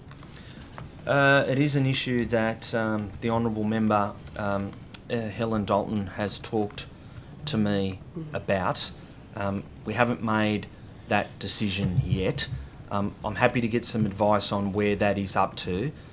She has raised with me some significant concerns about the mental health of some of her communities in that area. So we are going to have a look at it in fairness, given the length and breadth that she has raised this issue. I'm concerned, as I'm sure everyone is, but I can't answer it directly, but I'm happy to take it on notice, just because I don't want to be misleading anyone, other than the fact that I understand it's an issue. She in good faith has raised it with me, and I think she's raised it with the Minister for Mental Health, the Honourable Rose Jackson, who is, as I understand, also looking at it, and we will have a look at what we are providing broadly in that community in terms of mental health support and what we can do in relation to that. Thank you. While we're in that region, I understand that Finley Hospital has been allocated $25 million for upgrades to the hospital, but I've been advised that plan is for refurbishment and doesn't include any new services. The local community are concerned that essential facilities such as a rehab unit, mental health and renal health, it's an opportunity missed to include those, given that Finley's an hour and a half from Albury and 2.25 hours to Wagga. Will there be consideration of including those services at Finley Hospital? Well, I've been to Finley Hospital, and one of the people I met there from my memory actually won Volunteer of the Year at the Health Awards. Anyway, I don't want to say the name because I think I might have it wrong, but I did meet him, and he raised the important work that they do. I will have a look at the specific budget around Finley and around the issues that you've raised and take it on notice, but it is important that community provides an incredible service driven largely by a group of passionate volunteers, to be honest, who work very, very hard in conjunction with the LHD and staff in that area. Great advocates for their hospital. I'll have a look at that specifics. If I can't get it to you today, I'll take it on notice, but I'll do my best to try and get it ASAP. Thank you very much. Are there any questions from the government? Thank you. That means we'll go to morning tea and we'll come back at 11:15. Thanks, everyone.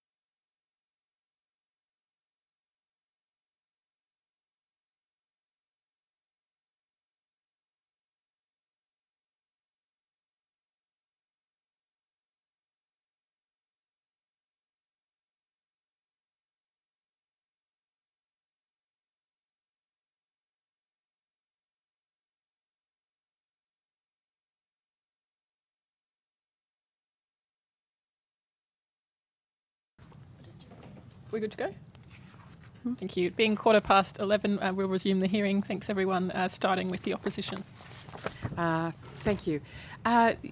Ms Wilcox, before the break we were talking about the allocations available to each LHD. I wonder if I could take you to a memo that you wrote, I believe, on the 15th of September to the chief executives of the Sydney Children's Hospital Network and the Hunter New England Local Health District, and you're specifically addressing end-of-life care paediatrics 2 allocations. With the allocations that you provided to those hospital networks involved in paediatric palliative care, did they have the same amount of money available to spend on paediatric care, or was the amount greater or less than that which had previously been communicated?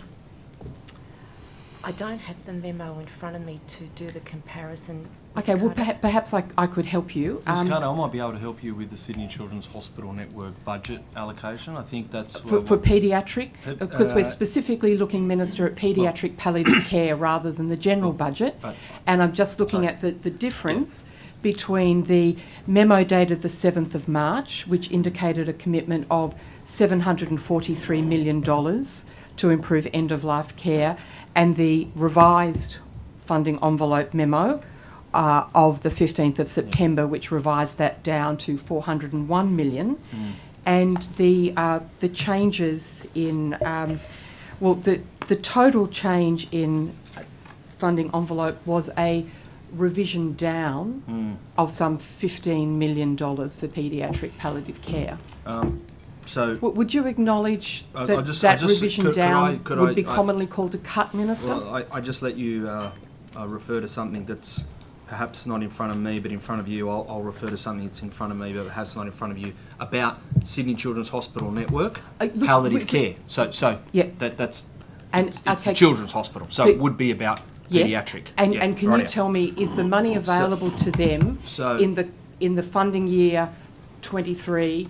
Is that greater or less than the funding for which they had originally planned? Well, I'll tell you what our funding is, Ms Carter. So I'm interested in the change, Minister. I'm interested in the change, more or less. You would remember, I think, this financial year, 2022, 2023. Would that be a financial year you're familiar with? I'm interested in the change. So I thought it might have been, because that was you were in government then. Change. So that's 600,000 at that point in time. Is the this change? I'm sorry, Ms Carter. Yes. Just if I could just get this out, just so that I answer the question. So I see the 600,000 that you're talking about. 2023, 2024. We've allocated 1.7. 2024, 2020... Excuse me, Minister, that is 1.7 for what? Palliative care services in and around that area. Wouldn't include everything, so you're telling me that Sydney palliative care at the Children's Hospital is done through a variety of different ways. So just... Yes. Yeah. So you're telling me that palliative care at Sydney Children's Hospital is 1.7 in total? So the figures I've got is 1.7, then we go 24, 25. And can I ask you, Minister, while you're looking at those figures, what is the specific allocation on the funding line for paediatric enhancing end-of-life care? Is that line missing in your graph, Minister? Well, I've got... Because can I tell you, Minister, that in the figures... I think this is the same. And there is an allocation for paediatric enhancing end-of-life care? Is there a specific allocation for that? It includes all of the It includes world-class end-of-life care, which you would know of. Yes. I think your government called it that, I think, from memory. Yes. Completed funding allocations to LHDs and networks, 2022 to 2022-23 to 2026-27, and includes... Ms Carter, I think this is what you wanted, end-of-life and palliative care, pain management, which, so palliative care is delivered in different ways, and paediatric initiatives. Yes. Well, could you explain then, Minister, why in the figures that were made available to the Sydney Children's Hospital Network and to the Hunter New England Local Health District, there was a specific allocation for paediatric enhancing end-of-life care, whereas and that there were also allocations for pain management and some of the other ways in which palliative care is delivered. Yet in the revised figures that are provided with Ms Wilcox's memo of the 15th of September, there is no allocation specifically for paediatric enhancing end-of-life care.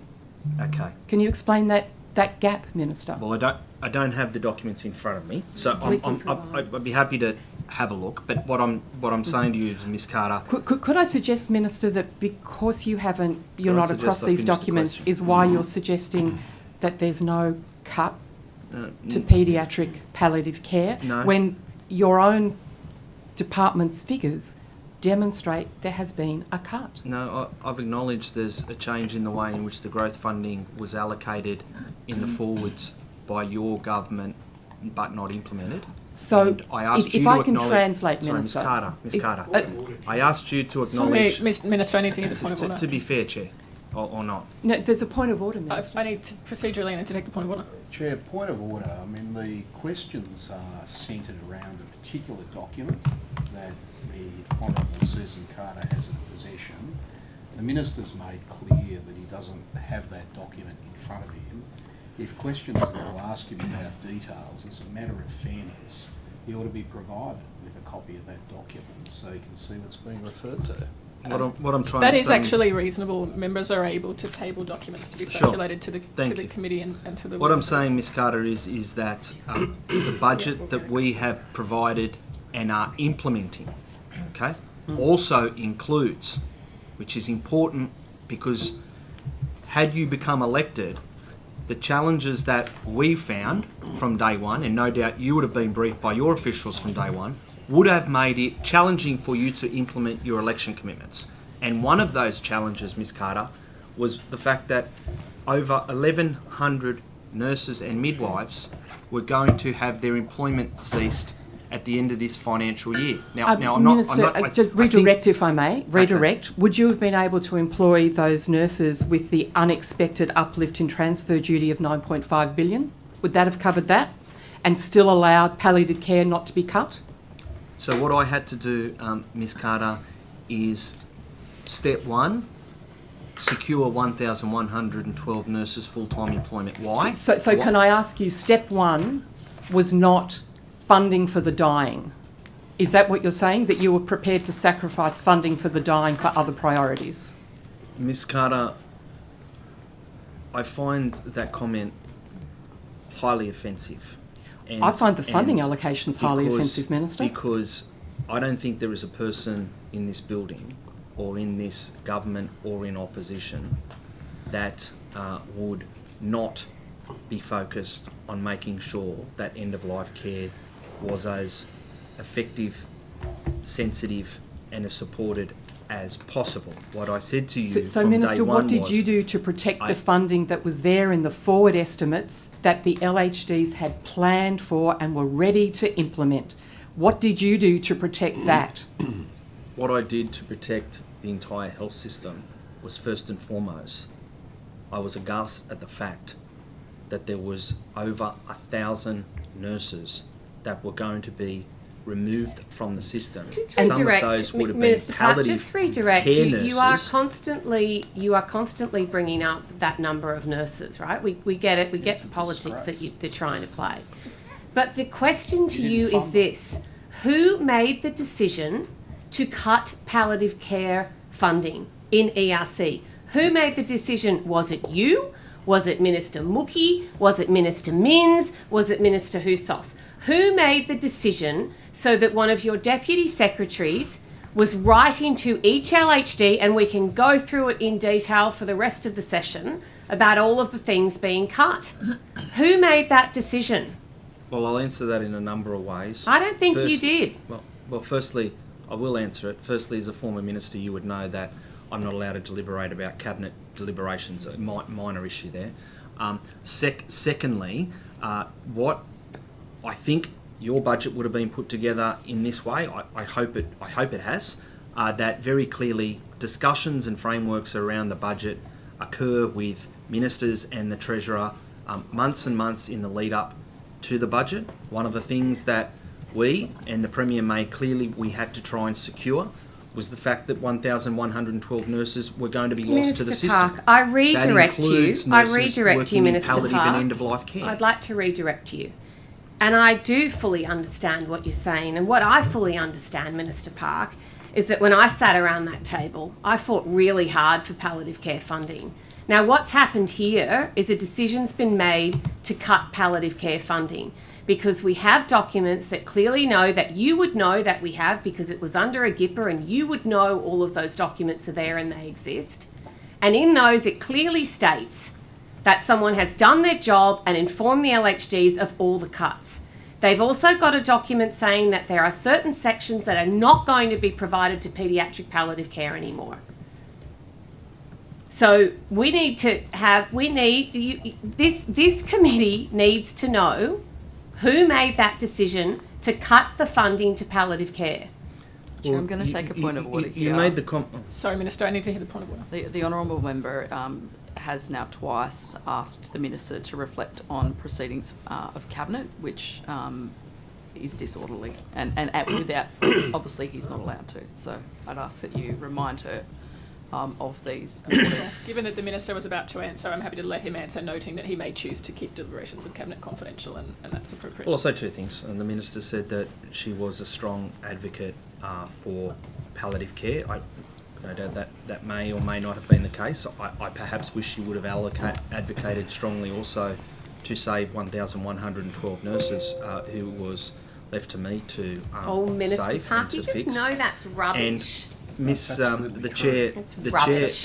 chair, It's so ridiculous. It is probably important to note because I think Miss Carter went through and referred to in the very beginning about the previous hearing and the estimates hearing and made comments around some of my comments, and I spent some time in the preparation for this estimates to make sure that I had reviewed around some of the comments that the opposition had said at the time, and I've got around about give or take 11 examples of falsehoods that you did at the last estimates hearing. I mean, one of them, which was ironically... So redirect if I may, Minister. Ironically, just redirect outside if I may. Redirect if I may. Minister, redirect if I may. Are you saying that you have combed previous estimates testimony for falsehoods because you wanted to compare previous falsehoods to your own falsehoods? Was that the comparison you were making, Minister? No, that's what you just said. No, I wondered why you thought you needed to refer to your testimony and then to talk about falsehoods in the same sentence, Minister. Ms Carter, this may seem highly unusual to you, but ministers, those who are doing their job diligently, tend to want to have a look at what was discussed at an important inquiry like this. I don't think, I'm not sure, but I don't think it would be Robinson Crusoe in that. I think redirect. Ministers may or may not have had a look at that. We are not discussing the estimates process. Generally, we are focusing on the health portfolio, and at the moment we are focusing particularly in relation to palliative care. Well, because I've got a brain like... Minister, noting your previous statement under oath, and noting that you have told this House that you are not cutting palliative care, can you confirm that there will not be a $30 million or 41% cut to palliative care funding in the Hunter New England Local Health District? Let me go through the Hunter in New England Local It's a simple Health question, District. Minister, yes or no. Can you confirm that Hunter New England Local Health District is losing 41% of their palliative care funding if you compare the forward estimates to what your government is actually choosing to deliver? Okay, well, I mean, we had a question asked, and then literally 3 seconds in, before the Minister could even answer the first question, a second question has come in over the top of it. He ought to be given a reasonable period to answer a question before there's a redirect or a change. To that point of order, it was clear that the Minister was wanting to discuss a local health district generally rather than focus on the particular question that he had been asked. And while I value the Minister's expansive knowledge of LHDs. We are focusing on one aspect of funding in this line. Can I rule on the point of order?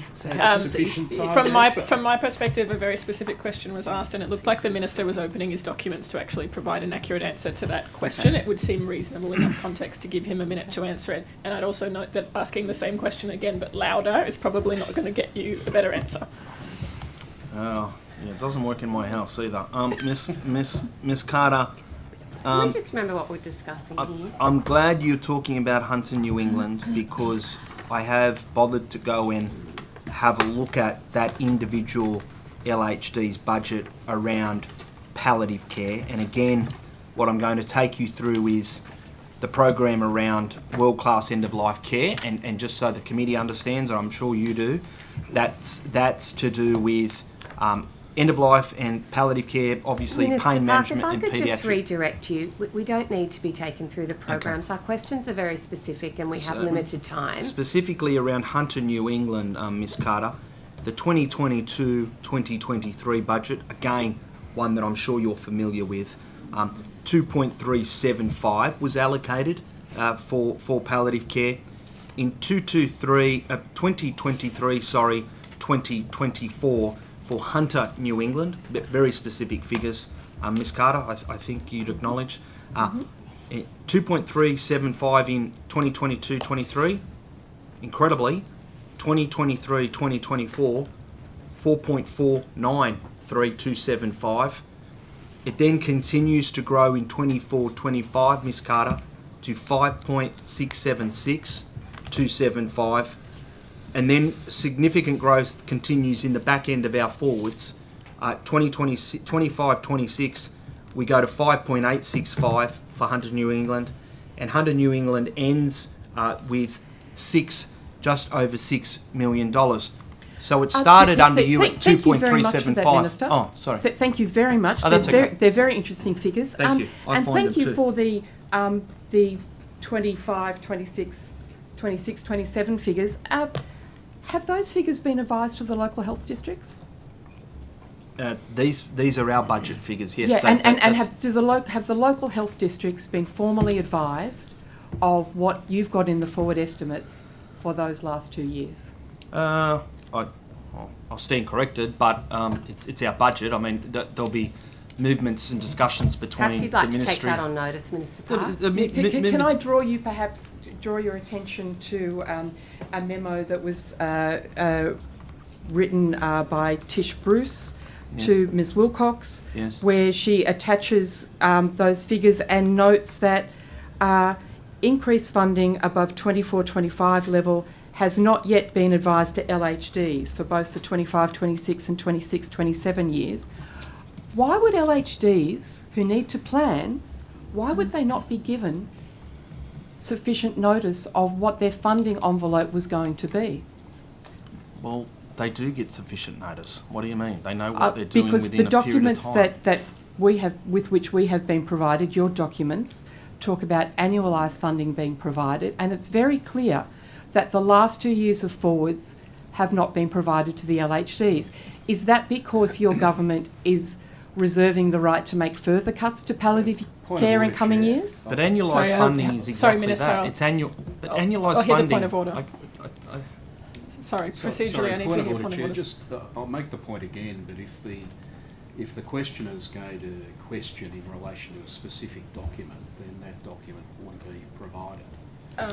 My question to Ms Cotter is, are you referring to one of the documents that has now been tabled? Would we do, the Secretariat has helpfully made copies of that document. No, I'm referring to a document that, to be honest, is a document from the Minister's own department, so I had perhaps naively expected the Minister would be across documents generated by his own department. I naively expected that someone in your position may know how a budget's formed. I've been corrected for the duration of this morning, but Minister Park, I'm glad that we both know. All right, then can I ask a point of specific? order? Sorry, okay. If the member wants to make specific reference to a document, I invite you, just like you have earlier today, you may table that document so that we can all follow along with you.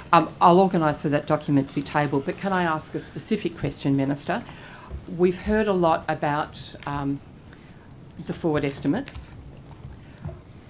Can you guarantee that the money that you have in forward estimates for palliative care will not be reduced?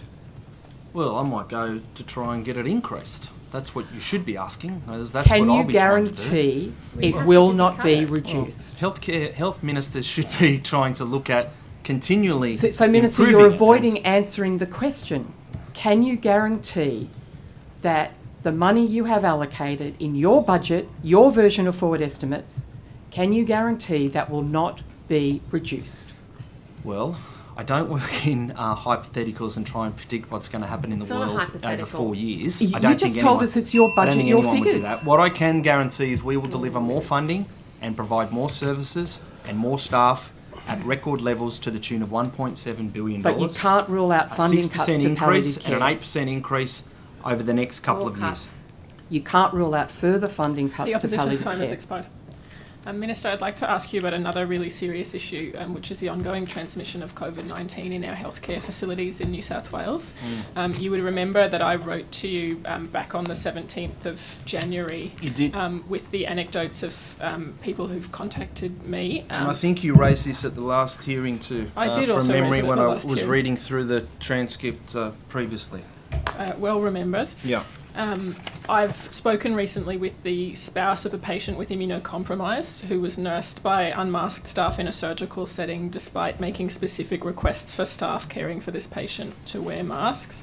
And I've also spoken with a mother whose child was infected with COVID during an inpatient stay for a complex medical condition. I'm really concerned that the onus is being placed on vulnerable people and their carers to protect themselves from infection rather than the system protecting them from infection.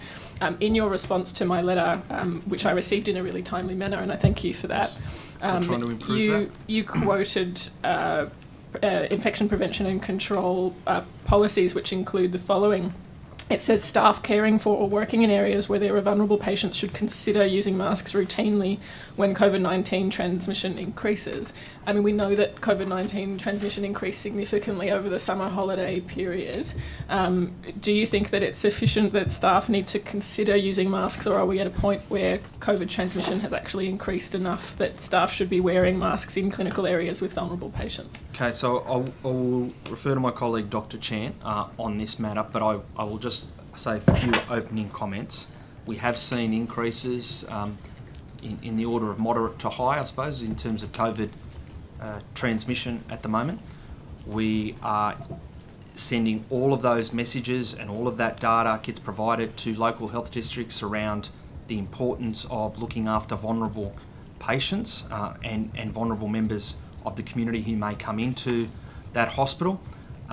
I'll ask Dr. Chant to elaborate, but I don't want the committee to at all think in any way, shape or form that we are not taking the challenge of COVID seriously, but we are as a community learning to live with it. That includes in our hospital and vulnerable settings, but we do have measures in place to what I would call protect as much as possible the most vulnerable people in our community, and they're often people who are elderly or in our hospitals. Dr. Chan? So the Clinical Excellence Commission deals with the infection prevention and control recommendations for the hospital, which gives an ability for the hospitals to tailor, as you've described there, what might happen with around a vulnerable patient, or particularly services that service and cater for vulnerable people, a much higher level of stringency in terms of the recommendations. I'm happy to take on those examples if you'd like to provide them, just to feedback and investigate the sort of infection control prevention strategies in place. And I think it's really important because we, as you know, even in a surgical, a day's patient setting, there may be patients that are vulnerable. So very happy to take that on board. We are also just making sure that people understand, particularly our visitors to our hospitals, not to attend healthcare facilities when they have any coughs or colds. We've also got recommendations around if you've been a household contact, because we know transmission is very significant within households, to be particularly cautious, do RAT tests, and seek advice from the facility before attending. Just also to reassure you that if someone has got COVID and there's someone in an end-of-life setting or other things, our infection control practitioners and our ID specialists can also work at how we can be arrange visits, because we are in that stage of balancing risks and how we can do that safely. But I'm happy to take those examples offline. Thank you. And I'm happy to share investigate them. confidentially those examples with you. I'm certainly not reassured at this stage, particularly based on the answers of previous estimates, that we're not actually aggregating statewide the rates of hospital-acquired COVID-19, as has been done in, for example, Victoria, where we know there was a 10% mortality rate. So I'm concerned that this could be happening in New South Wales and we're not even aware. I just wanted to follow up on another bit of that protocol in the letter, Minister, that it said if patients or carers request staff members to wear a mask for an individual patient, staff need to consider this request as part of the risk assessment. Surely it's like a really, really low bar that would be very easy to implement, to say that if patients and carers actually request staff members to wear a mask for an individual patient, that staff must actually adhere to that request. Well, I think, I stand corrected, I mean, a lot of hospitals over the course of a week, I certainly would be under the assumption that if a visitor or a patient asked for that a staff member would generally do that. I have a lot of trust in healthcare professionals and their judgment around the patients they're caring for. I couldn't imagine that would not be the case, and I've been in hospitals plenty of times where they have masks in place because of the COVID activity within their community, and people walked in have always complied. But Dr. Chant, do you have anything to add to that?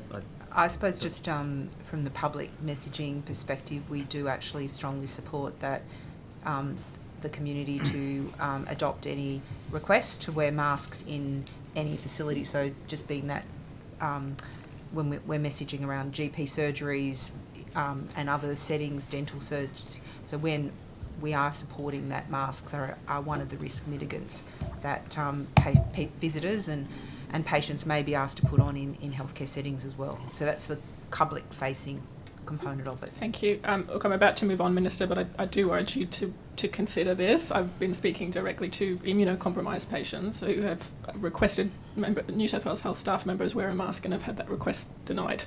So it's clearly not happening uniformly across the board, but acknowledging that the vast majority of staff do take appropriate precautions. No. Dr. Chant, you raised the public messaging on COVID. I was hoping to table this copy of a tweet that I wanted to ask some questions about.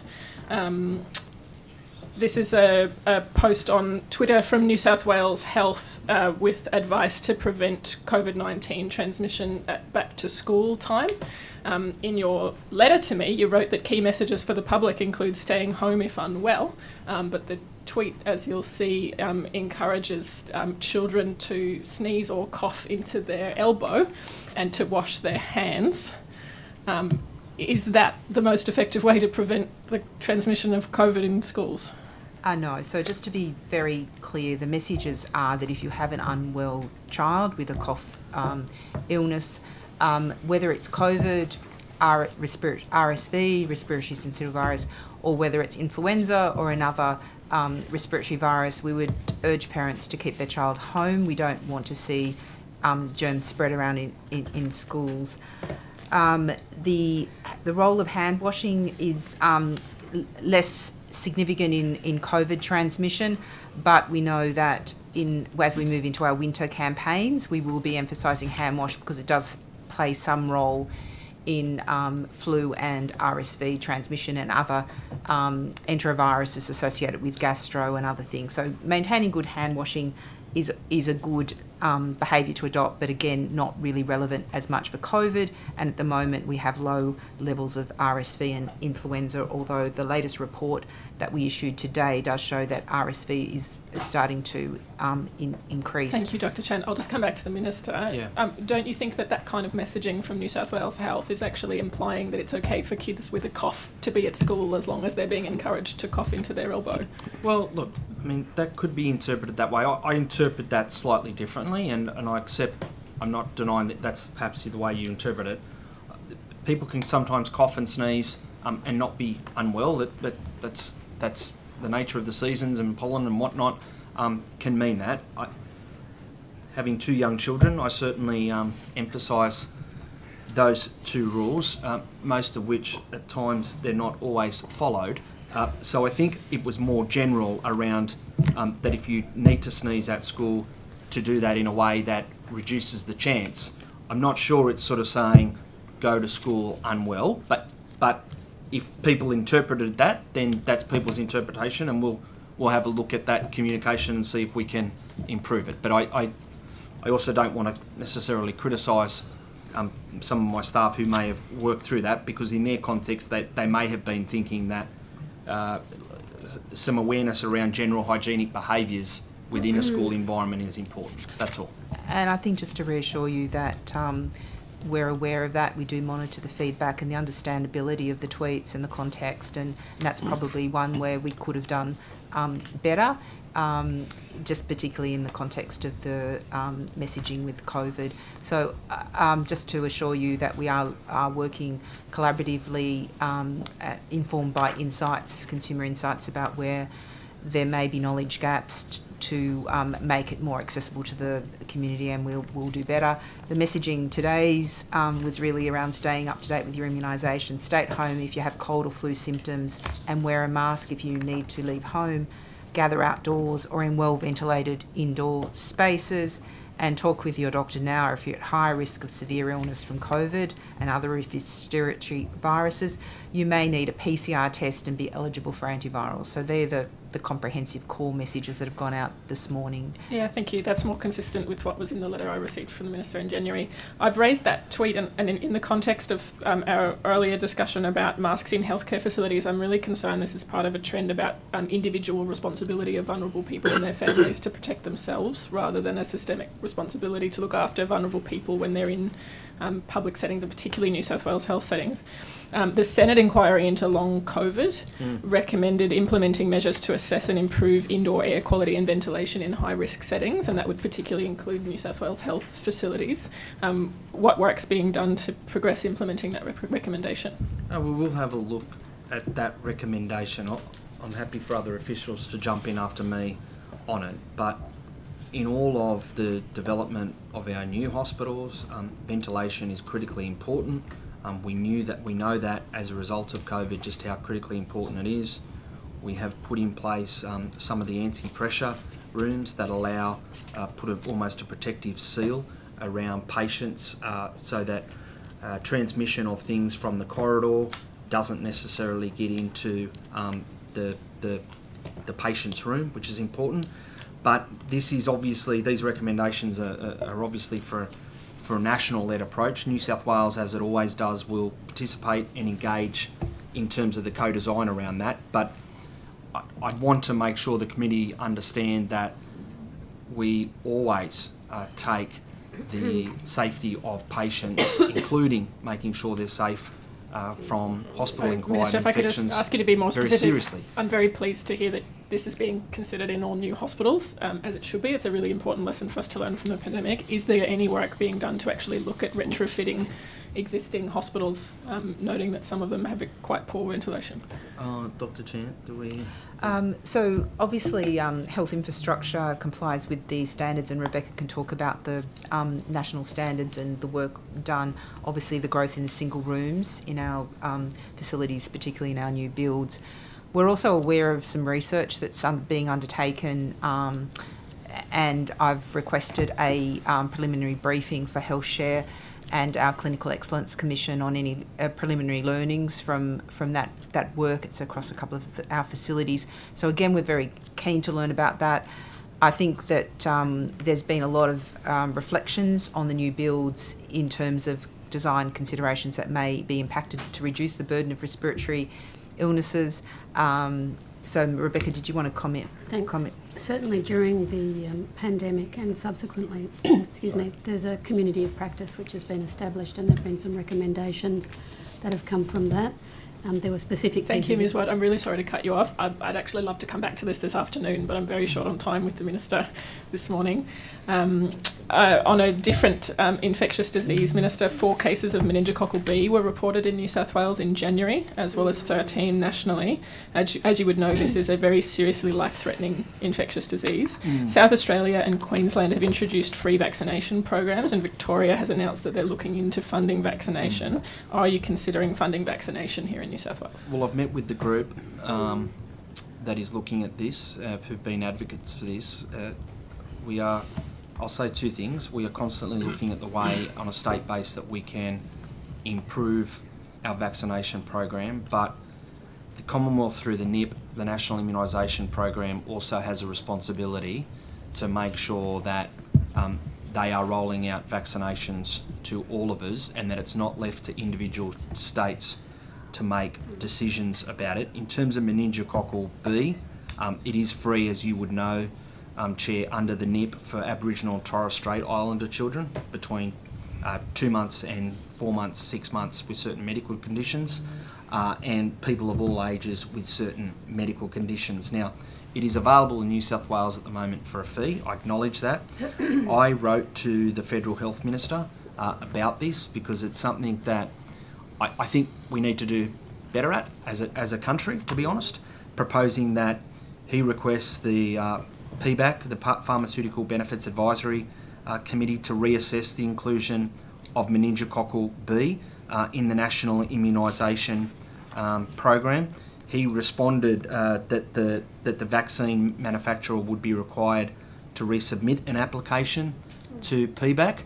So I understand your question. It's one that I think all of us believe that we can collectively do more in, but we do have a national immunisation program, and to be quite frank, we need the Commonwealth to make sure that there's consistency of rollout across the board. And I haven't used this estimates hearing to try and deflect my responsibility. I'm not doing that now. I'm just simply saying one of our fundamental bedrocks is the NIP, and we have a belief that this program, this vaccine, should be considered going forward as part of that, so that states are not, for want of a better word, played off or forced to go it alone outside of a NIP. And I'm pleased to hear you've actually written to the federal government about that. Yep. In my last few minutes, I'd like to come back to the Albury Hospital redevelopment, please, and we will keep doing this every estimates until Albury-Wodonga has a single-site hospital that actually meets the needs of our region. I've been trying to get my head around why the points of care projection, so the predicted need for the hospital, was revised down between the 2021 master plan, which we released through an order in the upper house, and the 2022 clinical services plan, especially given that the population growth in Albury-Wodonga is much higher than previously anticipated because of COVID. I wonder if the answer is in Ms. Warwick's answer this morning, that the scope will be prioritised in order to meet the funding that's available. Is that why the points of care predictions were actually revised down? That document would have took place before I was in government, so I don't want to make judgments over the last minister and ministers in relation to that. That would be unwise. That's right. You've committed to maintaining their redevelopment plan for the hospital. We have, because, Chair, I understand that yourself and other members of the community think there is a different way of doing the hospital in a way that... Sorry, I'm just going to correct you, Minister. It's not that I think, it's that the extensive 2021 master planning process clearly recommended a greenfield build. So sure, it's not just my opinion. But all of our hospitals need to make sure that they are effective, they deliver the health services the community needs, but it is done in a budgetary environment, and that is, I'm not going to pretend that it's not. I'm in a party that seeks to form government, as is the opposition, and respectfully, Chair, that won't be a responsibility that you have to face, but it is one that I have to face, and I take it seriously. You know, it's not being disrespectful. It is that I do have a budget. I have to make sure that I'm delivering the best health services for the best value for money to make sure it gets to the most people. And I believe that the plan that we have in place, although not everyone is supportive of it, will certainly enhance health services. I think from memory, when I went through the last deliberations of this committee in preparation for this, I spent some time on it. You asked me about bed numbers, I think, from that time. I think we're looking at around about a 50% increase in bed numbers from what is currently from 2019. So that is a substantial increase in services that I think you, as someone who's very interested in it, would at least acknowledge is going to happen. Sorry, as I've only well. got a minute left. So Albury Hospital currently operates at a deficit of about 60 beds every day. So when you say a 50% increase, does that even cover the deficit we've got now, let alone the projected need for this community into the future? You're spending, Victoria and New South Wales together, spending $558 million. Does it actually get us a better health service, or is it just covering the deficit? No, I don't think it's covering the deficit. What I'm advised from the team in New South Wales Health and HI working with Victorian government is that based on current planning, once fully operationalised, the new hospital is complete will have around 380 beds, and this is around about a 50% increase from the 2019 bed base of 245. So I know, Chair, that it is not the way you would necessarily want the hospital to be redeveloped, but I'm doing it in a way that is, I think, providing growth in health services to the community at the same time as fiscally responsible. Both premiers in 2022 announced a single site hospital for Wodonga. It's clear that the current planned redevelopment is actually not going to achieve that. What further funding is going to be committed to further stages to actually achieve that? Well, we will work through the $500 million that our respective governments in Victoria and New South Wales have put on the table. Chair, if my community was informed they were getting $500 million in a hospital, that they would be quite pleased. I understand that that is not your view, but what I'm saying to you is I will make sure that, like every hospital, this hospital, as we grow and as our population grow and demands grow, I will go into bat. I hope the person who follows me in this chair goes into bat for additional funding. But at the moment, we've got to work through what we've got. What we've got between the two groups, between the two governments, is over $500 million, with the Commonwealth chipping in a relatively small amount to contribute towards that as well. I'm out of time. The opposition. Oh, thank you. It's over to me, Minister Park. Minister Park, I'd just like to start with a question for you. Are you concerned for the safety of patients and staff at Cumberland Hospital? In what regards? Not. In regards to recent media attention and in regards to what's going on in terms of site building and things, I'm just asking you, are you concerned about the safety for them? Well, in terms of the site building, I think Ms Wilcox had some discussions with the respective arms of government about that, so I might just to make sure it's update. Minister Park, if it's all right, I've got Ms Wilcox this afternoon, so it was just really a question to you. I'm happy for you to take that on notice, well, I'm happy to take it on notice, but I'm always, as I'm sure is the case with former ministers, always concerned and making sure that staff safety is a fundamental bedrock of the health system. We can't deliver health services if the staff don't feel safe. My question was about the patients. Well, it's the same goes for the patients. Okay. Thank you, Minister. Is your government committed to the new Westmead mental health facility that was announced by the previous government, and when can we expect that to open? Well, the details of that no doubt will be in the estimates hearing with the Minister for Mental Health, the Honourable Rose Jackson. Ms. I understand, Minister, but just to redirect, my question was for you. You are the Minister for Health, and yes. And Minister Jackson would come under you in that regard. So we can I just see each ask? other as colleagues. Yeah. I'm sure you do, Minister, but I'm sure you know what I mean. It was meant to be demeaning to Minister Jackson. But I just want to know, is your government committed to the new Westmead mental health facility? I'll get some advice on that. I'll take some advice in relation to that. Ms Wilcox looks after the mental health branch of New South Wales Health. Okay. They largely interface between Minister Jackson and led by yes, Ms thank Wilcox. you. I'll just redirect Minister Park. I understand that, and I'm very happy to flesh that out with Deputy Secretary Wilcox this afternoon. I think we are committed. You are committed. Okay, thank you, Minister Park. And I think early works are to be completed not necessarily early, but this year, and main work's expected to start later this year. Okay, it's great to hear the government's committed.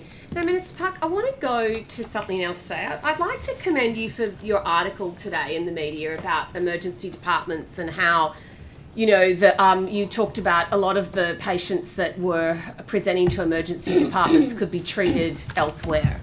That would be a correct analysis? Yeah, what we're trying to do is make sure that those patients who can be treated outside of our DDs have opportunities to do so that we leave emergency departments for emergencies. That's right. And then we get a more efficient health system and we're able to do the things that we need to do, correct? Yeah.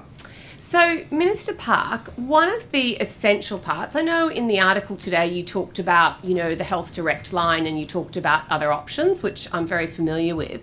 But one of the main things, and this is my question, wouldn't it be that a lot of these patients really would be able to get that high level of care with a GP consultation and future health management?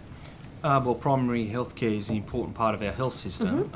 So, yes, when they can't access a GP in their community or that access is prohibitive based on cost or time, then many people unfortunately find themselves presented to our emergency departments. They're not exclusively at that level, I just wanted to say that. Yeah, no, I completely agree with you, Minister Park. So may I then pose the question to you about the representations that you've had from GPs in terms of the the GP payroll tax and what your intentions are about that? Because if you go and say what you did, and I really commend you for that article today, I think it's great, and I think it's really important that these things get said. Thank you. But if you're going to do that and pursue that policy, you need to support that policy, and then you would have to support GPs. So how can you not support GPs in terms of the payroll tax issue, but yet you say that people really need to access those sorts of primary care interventions instead of presenting to the emergency department?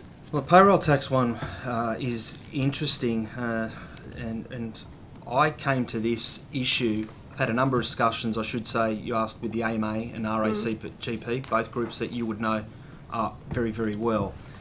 I thought when I first came into government that we were only just finding this out. That's what I took that assumption. And when I asked my colleague and the Minister for Finance, the Honourable Courtney Houssos, who I'm working with it on, apparently this was an issue goes back to, incredibly, 2018.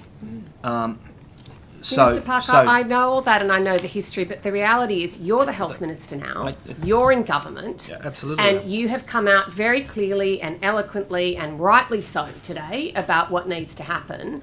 But my question to you, is it not a bit hypocritical to say that needs to happen, and you're right and I agree with you, but your government won't come out and say what you're doing with GPs? GPs have told you, I know because they've told me in practices, that they will have to shut if this is not sorted. So what we've done in the meantime is, different to other jurisdictions, we've made a decision as a government, obviously the executive of government, but led by the Minister for Finance and certainly supported by myself, is that we've paused any action for the next 12 months. We're working closely with GPs and their representatives, mainly I'll say the AMA and the RAC GP. The big challenge is what we've got to try and make sure that we do is continue to ensure primary care is viable, and I'm confident that we will be able to do that. No, we haven't landed on the exact way forward yet, but we have put that pause in place while we're in discussions. This was an issue, though, that is now 5-6 years old. Yeah, Minister Parker, I completely acknowledge that, and I'll know, redirect you because I think I know where you're trying to go. But it's a year almost now, and they need to know. And if you're coming out and saying what you're saying, and rightly so, as I'll say for the 4th time on the record, I support what you said.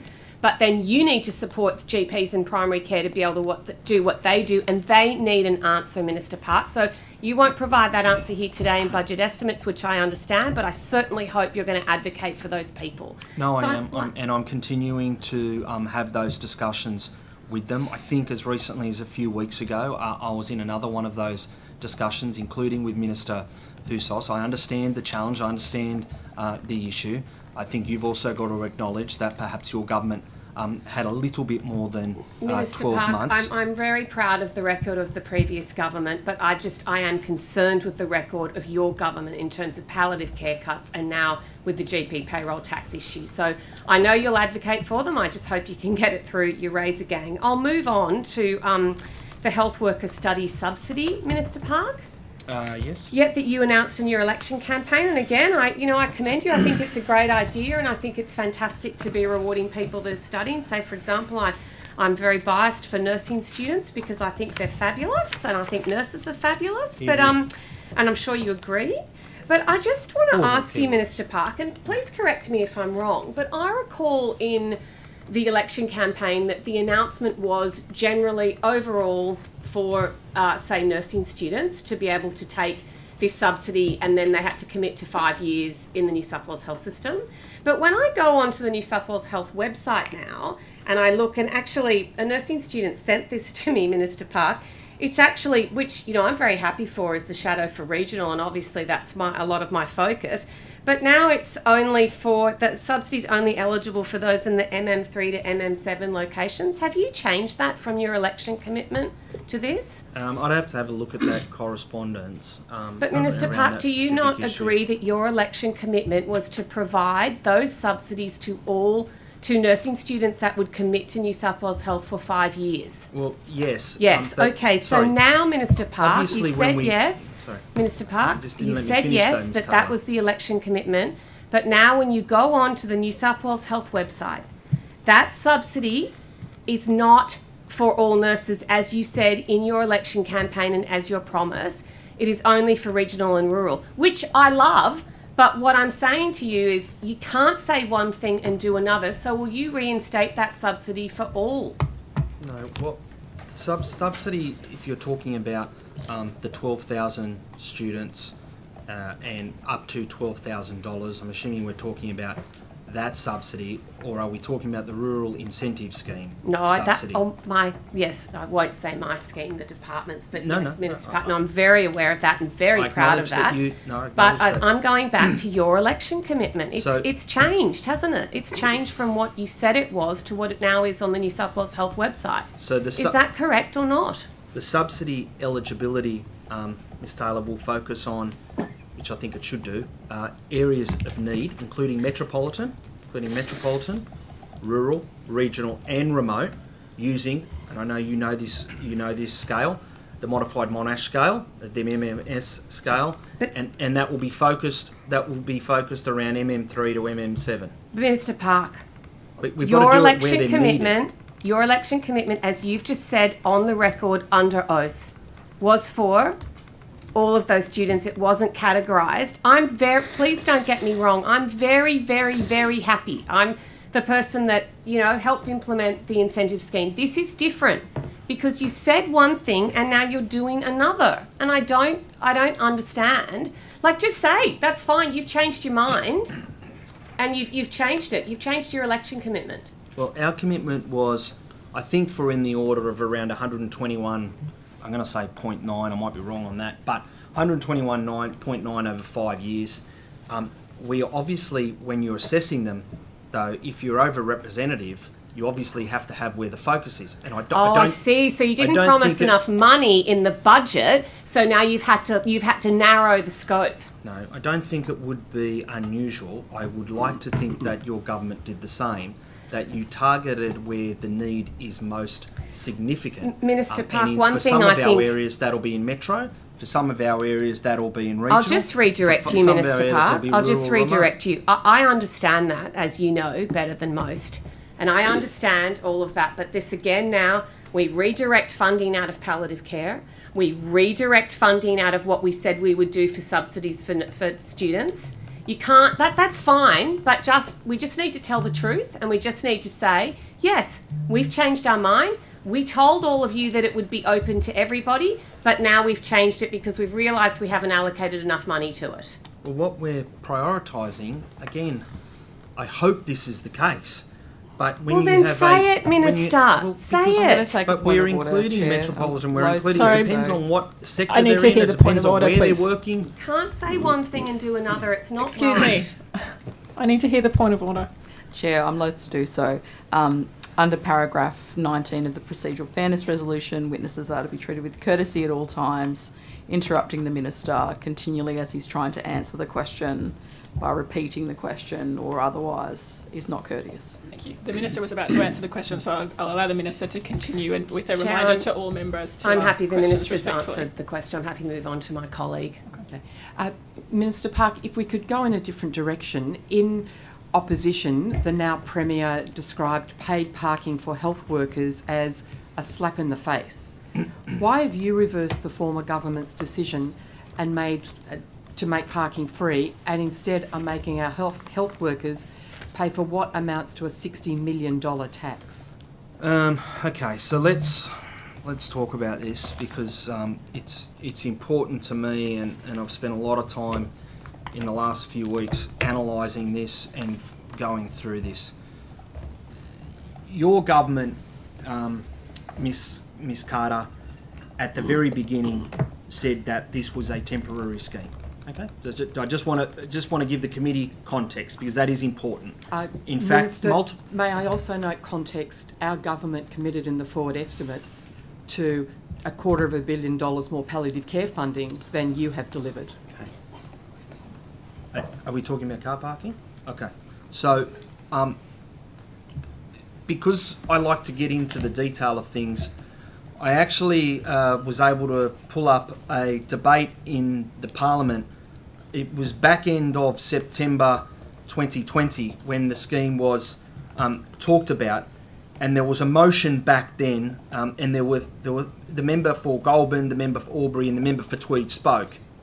Each of them spoke very well, no problems, but each of them referred to the scheme as being temporary. For instance, my colleague, the member for Goulburn, talked about, quote, the temporary free car parking, end quote. Minister, can I ask for clarification? Are you suggesting that you are governed by what members from our side said while we were in government? No, but when an issue comes up, well then why is it relevant to your decisions to impose a $60 million tax on health workers? Because, Ms Carter, when this issue was raised with me by the current opposition, I think as a Minister of the Crown, you would expect me to have a look and examine the issue. And I thought that I was right in believing that it was, when it was announced, it was, quote unquote, a temporary measure. Now, I wanted to validate that because you could imagine it's a big job, like all of us have big jobs, and I might have got that wrong. But I wanted to double check. So I went to the Parliament just to check Minister, if that was originally put up as a temporary scheme, and it clearly was. So that's Minister, I'm seeking clarification. Sure. Are you saying that if when we were in government, something was introduced in the thinking that it would be a temporary measure, that you will abide by that when you're in government? Is that what I'm hearing you say? No, that's... Well, then what is the relevance of what you've just told us? Because you make the decisions. Why have you made the decision to cut $60 million, to impose a $60 million tax on health workers? Can I take you to a specific example, Minister? I thought I might be able to answer one question at a time, Chair. Well, perhaps you can answer this question. Okay. The cost of parking for a first-year nurse at RPA Hospital is more than double the pay rise which your government negotiated last year.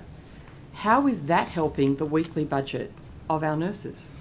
So, Chair, I'll go through a couple of things. I'll just answer the question that I was answering, just to allow, just to ensure the committee gets the full deliberation of what I'm talking about.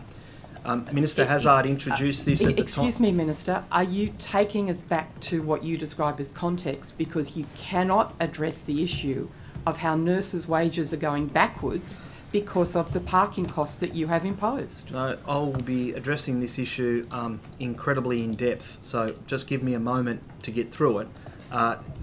When this scheme was announced, it was a temporary measure during COVID. Why was it a temporary measure during COVID, Chair? Because at that time, we wanted people to try and avoid mass use of things like public transport to slow transmission rate. And what we wanted to do was enable healthcare workers to get to their site as quickly and efficiently as possible. And we knew at the time that hospitals were vulnerable areas for COVID transmission. That's first and foremost. What I have to do, to answer the second part of your question, what I have to do and what I'll continue to do is in dialogue with the Health Services Union, the Nurses and Midwives Association and ASMOF, all of which have raised this issue with me. I will continue to work through some of the concerns they're raising.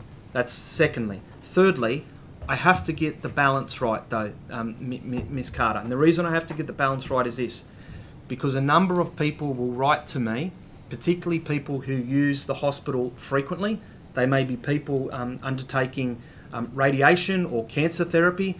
They may be elderly people with chronic conditions. They will write to me concerned that they can't get a car parking spot.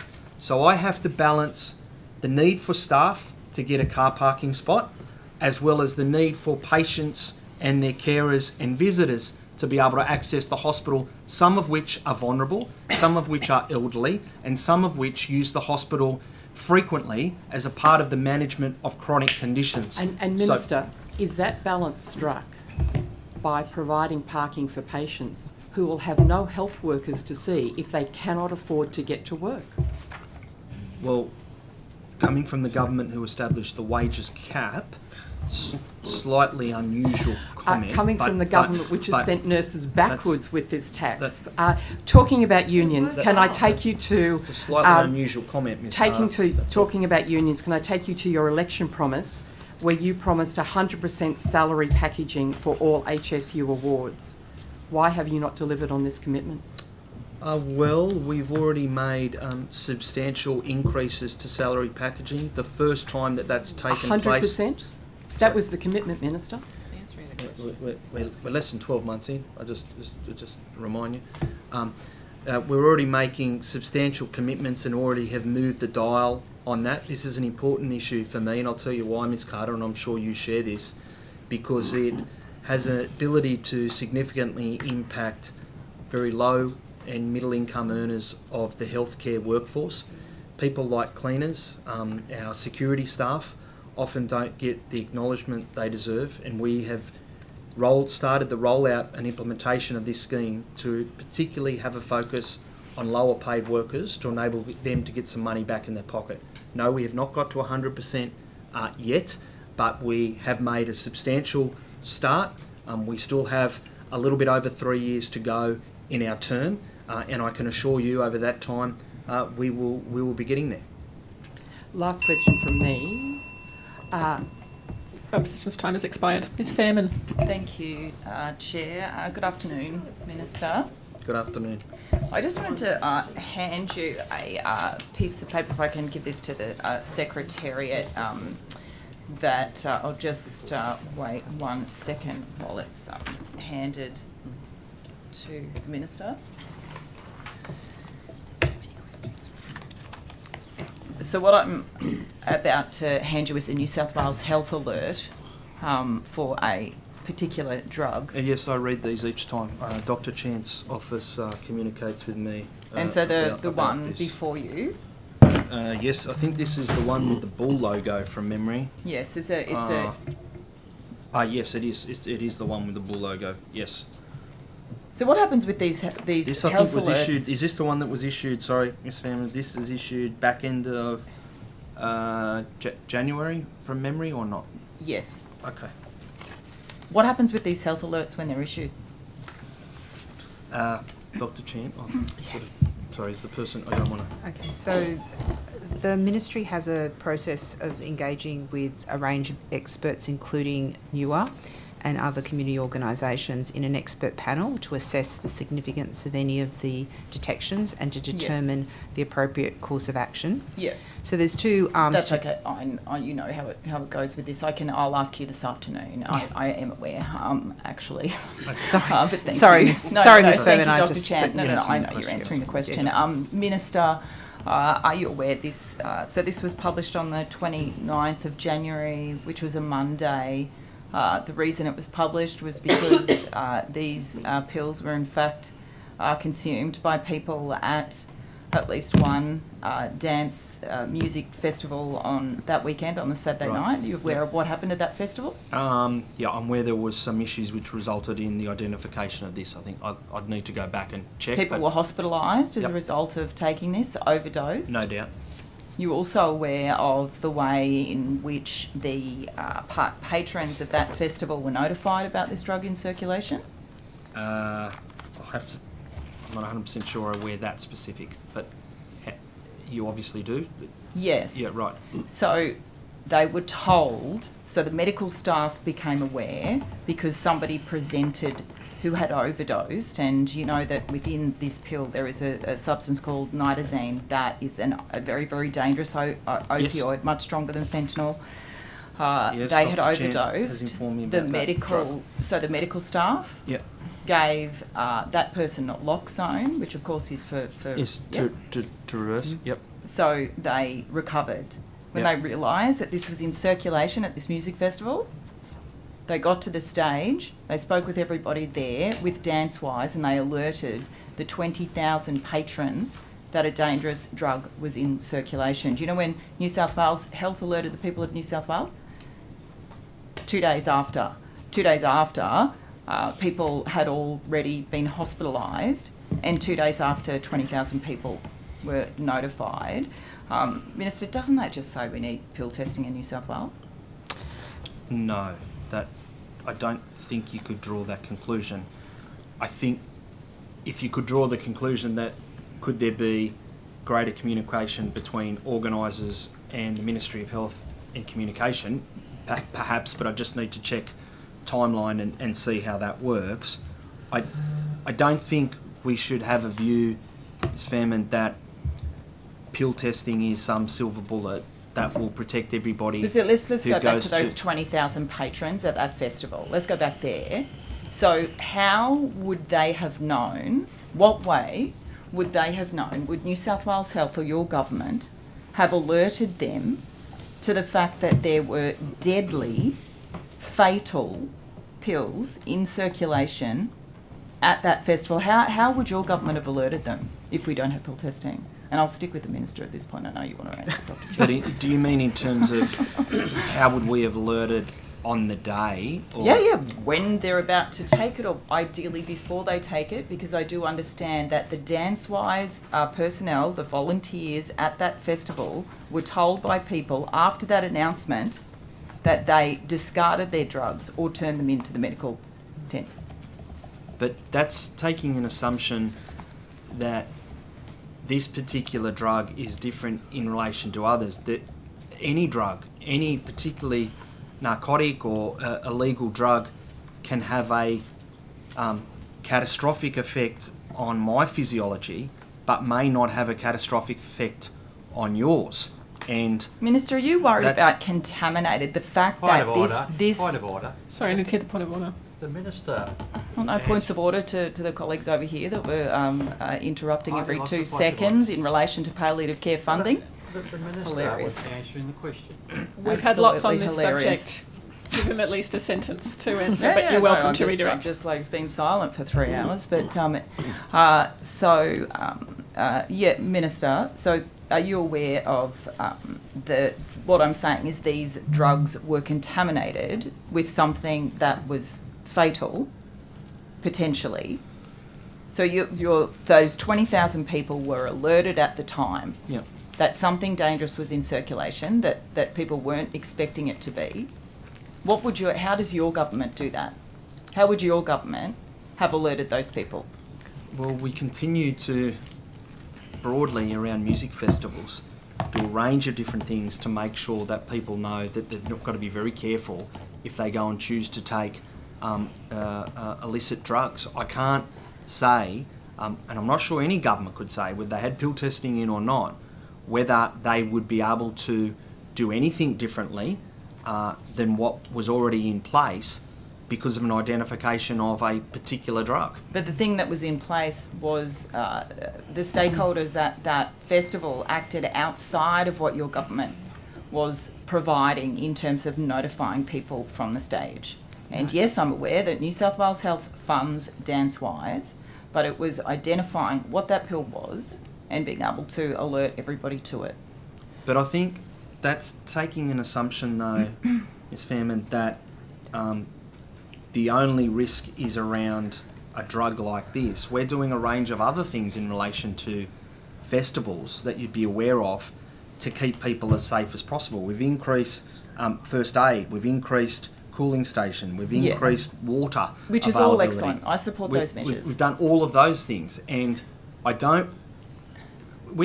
there is no doubt room and will be room for, during the drug summit, to have discussions around these issues, and that's why we want to hold the drug summit, the first of its kind in over 2 decades. However, I don't want to give the impression, and I never want to give the impression to the community, that having a pill testing arrangement in place at a festival means that we can guarantee that we will identify anything that will harmfully impact on an individual. No, of course because not. the But physiology it's of all of us is different, and that's I don't want to. I don't think it's too different when it comes to nitazene in MDMA. Just by the way, I think that's pretty guaranteed to knock you out. I will move on just in terms of the amount of time I have. The $500 million ICE inquiry, the $500 million ICE, the funding that came out of the ICE inquiry, there I understand that there was a certain amount given to local health districts out of that $500 million. Yeah. What was that figure? I've been talking with my colleague, the CEO, Toby Wilson at South East Sydney Local Health District. Him and I have engaged with this because I've got a personal interest in this. 358 million over 4 years was allocated. I think you just said that, Kate, to New South Wales Health. Since last year, 146 million was allocated 2023-2024 to deliver a range of alcohol and other drug programs and services. Some of that investment included 69 million has been allocated to fund 19 new and expanded alcohol and other drugs public sector services. As a result of this funding, at least 300 new positions have been established, including, importantly for me, 33 Aboriginal identified roles. We've also done, as a part of that 146, 2 new safe assessment units have been funded in the P&M Blue Mountains and South East Sydney LHD, where Can Toby... I jump to one area then? Because you've just mentioned that's good because you're getting further up. It might take a while to get out to where I want to ask about, which is Broken Hill. So I do understand that there has been a very big push by that community for a very long time for a community withdrawal and residential rehabilitation facility. They've even put this together, which I understand has been to New South Wales Health in your office. A proposal for that rehabilitation facility. They are desperate for this, desperate.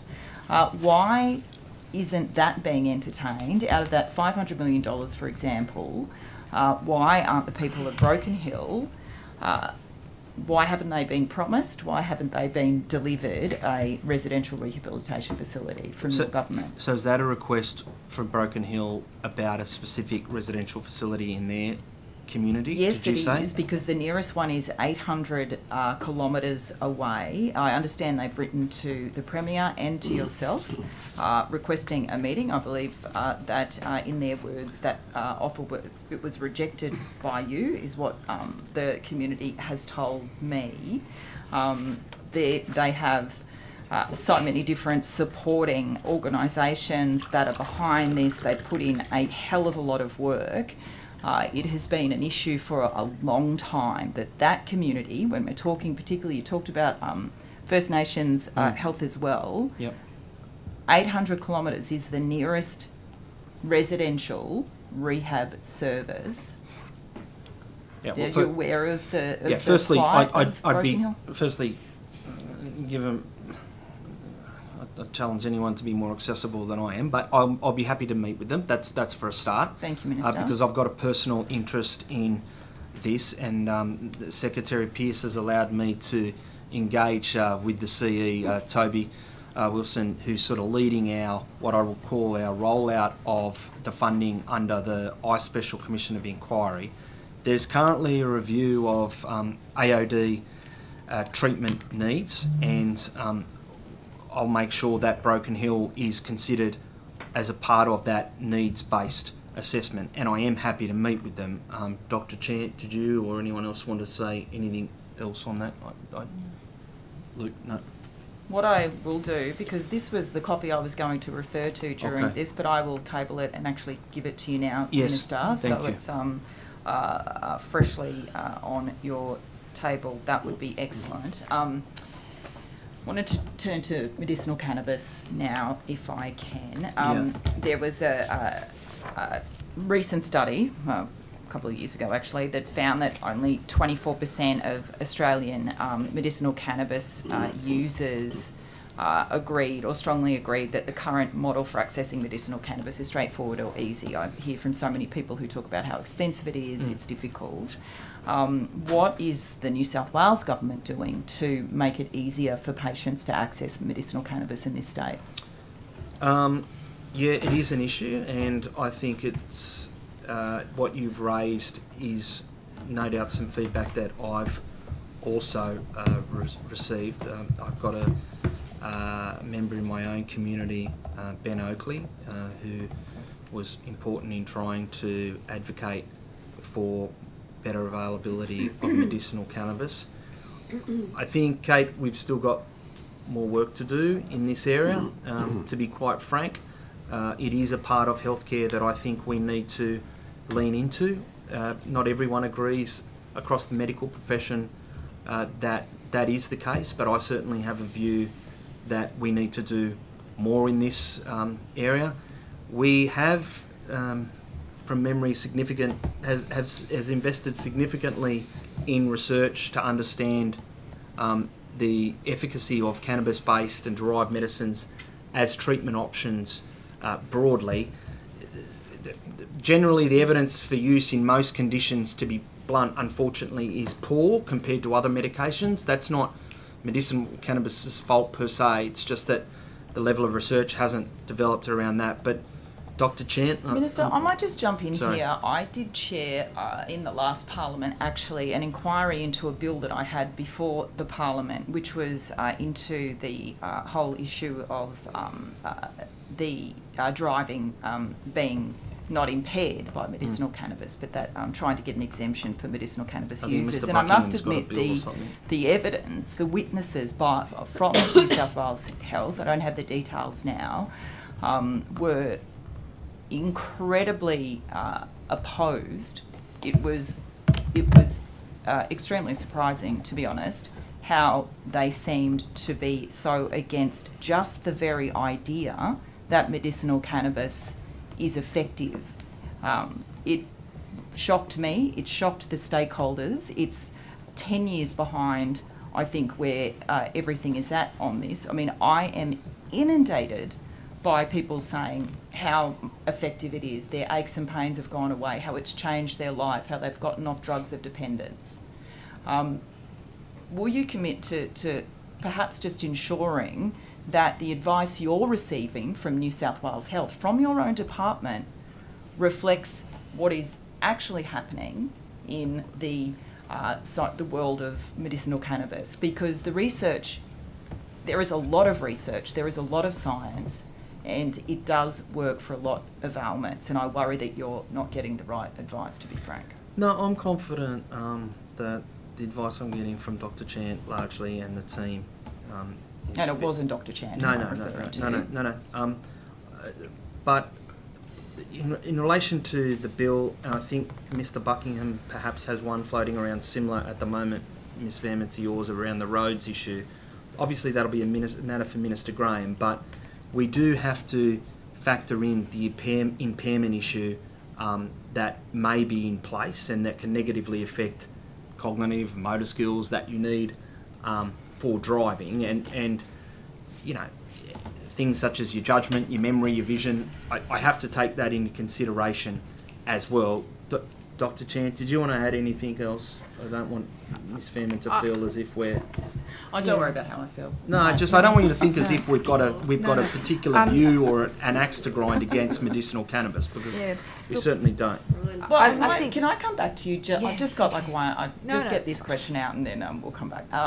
Just so my time doesn't run out. Minister, just turning to well, firstly, whether you're developing an alcohol and other drug strategy and action plan, where that's up to. It was a key recommendation, as I'm sure you're aware from the NICE inquiry. I was concerned that we didn't have one of these, I think, for about 10 years. That's right. And I spoke to one of Dr. Chant's colleagues, Mr. Daniel Manager. Yep, sorry, I just needed to remember his last name. Come to me. And I've had a number of discussions with him. What we want to do to ensure that we're not reducing might be some of the outcomes of the drug summit. We will develop that as a result or part of that landmark event to take place this year, and that will be an important component, because I do want to have an up-to-date, evidence-based drug and alcohol policy and plan in place. So you just said that the drug summit is going to happen this year. Is there a reason why you just don't come out and announce the date so everybody can plan and prepare? And what's the hold up? Well, like it's this year. We're less than 12 Most months big conferences and summits do take a fair bit of time to organise. You know, these things don't happen overnight. No, and sure, and we will make sure community and stakeholders and everybody gets adequate lead-in time and preparation, and that'll be a decision when that's announced is a matter for government broadly, and that's not one that I take unilaterally, because the drug summit is not just a summit that impacts on the health portfolio. It's a summit that by its very nature crosses over multiple portfolios, and our colleagues in the Cabinet Office will essentially be partnering with health and other agencies to lead the work plan around that. But it will happen. I'm looking forward to it, but I'm not panicked that we don't have a date. That's a 100% commitment from your government that we will see a drug summit before the end of the year? Yeah, the drug summit will take place this year. And can I check with that drug summit, is there an ideal level of... December 31 is there a level of notice that you've been advised that is probably that people are needing? You know, and again, maybe there's a few people in your department that might be working on something, but there's a lot of stakeholders that need to book out times to plan. Yeah. I mean, surely 6 months, Minister. 6 months is the minimum notice you'd need for a drug summit. Well, we'll make sure that. I'm not an event planner, but we'll make sure that... Maybe you need a few event planners in your department if you're leading this. No. I can plan a really good I don't need any of it. That's why I'm getting, so can I. You've got a back plan. We will make sure that there's adequate time for stakeholders to be engaged. I do want to say this on the drug summit, because it's sort of important for me to understand. I know stakeholders have got an important view around this, and I know it is important to them. I do think, though, you also have to understand that we have deliberately spent our first 12 months focusing on our essential workers and frontline workers and making sure that we secured wage increases and support that was needed for those frontline workers, so that our general health services could be properly funded going forward, coming out of a challenging period for them during COVID. So it's not to say that, of course I think it is important, but I'm not going to apologise for having a focus over the first 12 months on making sure that our frontline essential healthcare workers were prioritised so that our health services could be supported and enhanced going forward. You might need to multitask, Minister. We've got 93 years left. We've got a few minutes of overflow. I'll go to the opposition first. Thank you. Minister, I note that the Hawkesbury Hospital has just come back into public hands after being well run by Catholic Healthcare and St John of God. Can you confirm that that hospital, the Hawkesbury Hospital, will remain functioning when the new Rouse Hill Hospital is opened? Yeah, again, I'll had a number of discussions with my colleague, Miss Wilcox, about this, and thank you for asking it. It's an important question, to be quite honest. what we're doing is making sure that we secure the employment of the staff. We make sure the services continue to roll out. It was a bit of a shock, they always are, when these sort of decisions, to be blunt, are taken by individual operators of hospitals, but we have a responsibility to make sure that we provide health services in that area. We're working closely with that organisation directly through the Deputy Secretary, Ms Wilcox. We will continue to engage with them. I've also, through my office and the department, engaged with another number of local members around that facility, because... Can I redirect you, Minister? And I'm grateful for your show of support for Hawkesbury Hospital now. Can you confirm that it will continue to operate as Hawkesbury Hospital into the future, specifically when the new Rouse Hill Hospital opens? We've got no plans to reduce that. We have a belief that there's a need for both hospitals in that area. We're not going to be closing Hawkesbury Hospital. I'm not sure where your residences is, Ms Carter, but you would know that area, no doubt, has seen substantial growth. I think the last government actually announced Rouse Hill Hospital about 3 or 4 times, and we will get on with the delivery of that hospital. We increased the funding to that hospital because it was needed. Thank you, Minister. And we'll continue to deliver services in what's broadly the northwest of Sydney. Thank you, Minister. Minister, I'm very excited to have heard from some of the school nurses that they have received future funding into the next cycle. I can't tell you how happy that makes me. And Minister, I was just wondering if you would be willing to table the final evaluation report that I asked about at the last estimates of the Wellness Health InReach program. I certainly don't have an issue. I think from memory I actually looked at that as a part of my preparation over the last couple of months. I know that you've got a very strong interest in this. I just wanted, just before I get to that, just to update the member, as of 8 February, so it's not today, so I'm sorry it's not a today figure, but of the 106 wellbeing nurses that were committed to, 95 of them have been filled. And we are, the evaluation has commissioned Urbis, New South Wales Health through the Ministry has commissioned Urbis to undertake a further 2-year independent evaluation of the program. The interim program evaluation report was delivered in December 2023 and found that wellbeing nurse role provides necessary and complementary support for student health and wellbeing in schools. So I'm sure you thought that would be the case, and that has found out to be the case. So that is a program that we believe is working. It makes me very happy, Minister, but it would make me even happier if I would be able to read the evaluation. Sure, I don't have any particular issue. It's obviously positive. I don't have any issue in providing that. I do just say that a second evaluation report is due at the end of this year, which will inform the ongoing refinement of the program, as you'd expect as we roll this out. But there is some challenges, I'll just say, Ms Taylor, in some rural and regional areas have been challenging recruitment. So we are going to continue to do our best there. We're looking at different strategies to maybe fill in those hard to recruit areas. But it is a program that we believe has merit and will continue, and I'll try and make sure I can get that report. It makes me very happy. Thank you, Minister. That's okay. Minister, last question from me, not to diminish the importance of the issue. As of December 2023, the waitlist for the New South Wales Public Dental Service was just over 80,000 people. The website says that the proportion of patients who've been waiting more than the maximum recommended is only 5%, but we're talking about 4,000 people. Do you think that's acceptable, and what's being done to reduce the waitlist for public dental services? Well, I certainly want to. I think every health minister should want to try and reduce wait lists in their areas. Wait lists will always be a part of hospital services, just by their very nature. Things don't happen automatically, so people go onto wait lists quickly.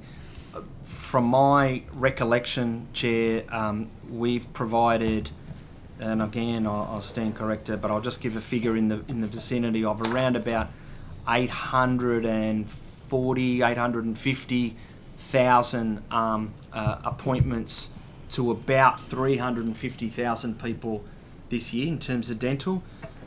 We do prioritise in dental emergency situations, which I think you would agree. Patients with very urgent and those type of emergency needs, conditions are given immediate appointments. They're not placed on the wait Thanks, list. Minister. I understand the triage criteria and I understand the need for a wait list, but my question was very specific. So there's the 5% of people are on the wait list for more than the maximum recommended time for their condition, regardless of the urgency. So we're talking about 4,000 people in New South Wales who have been on wait lists for longer than the recommended maximum.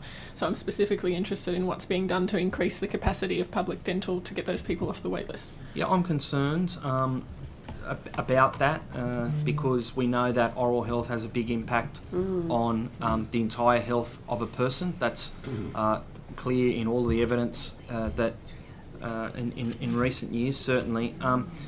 Do you, Dr. Champ, want to just add? I know it's your portfolio area, so I don't want to...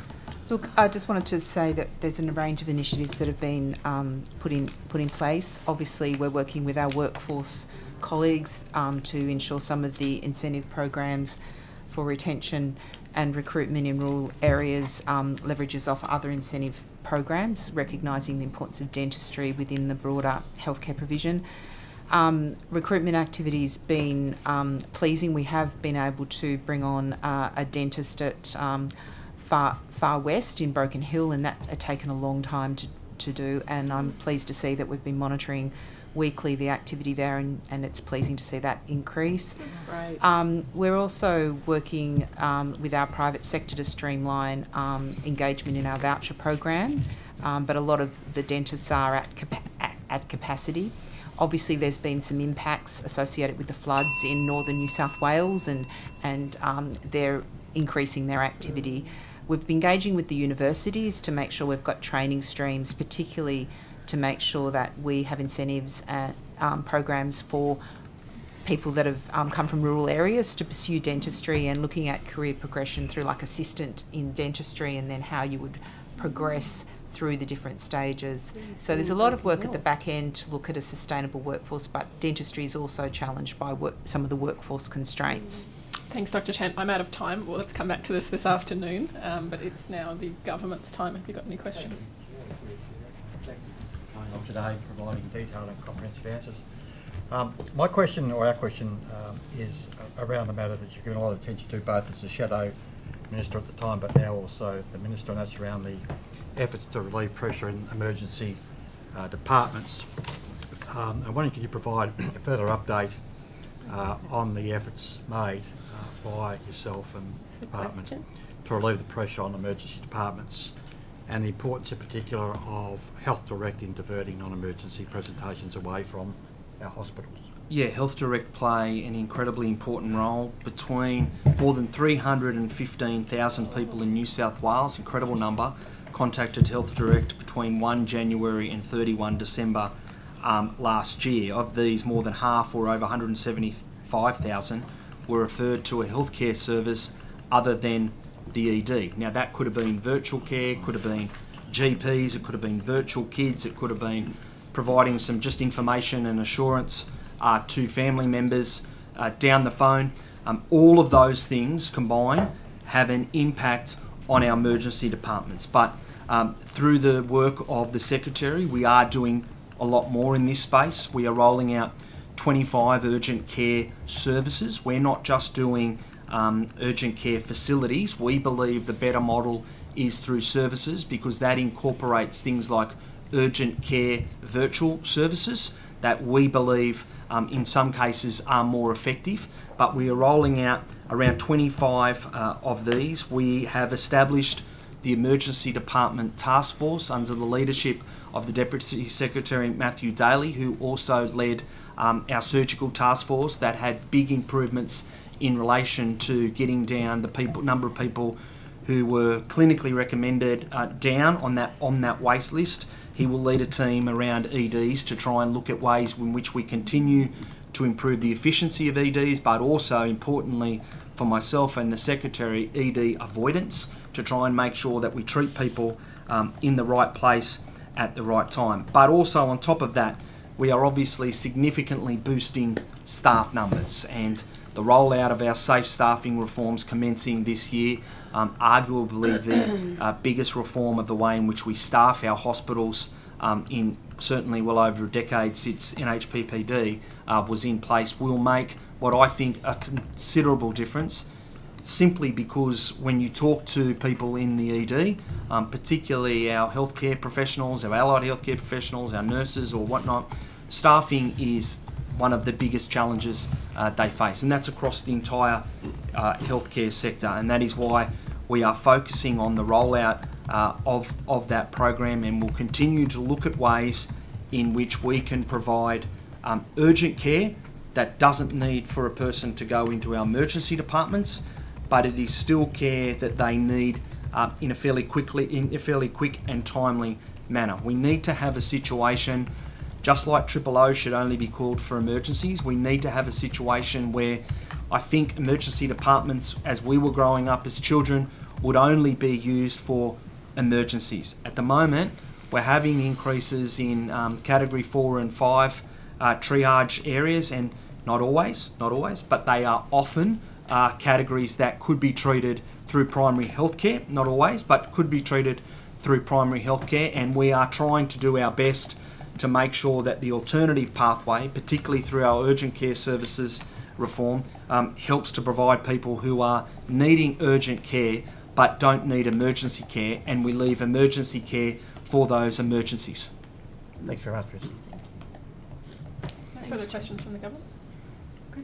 Thank you very much, Minister, for your time this morning, and we'll be back with the departmental witnesses after lunch at 2 o'clock. Thanks a lot. Thank you.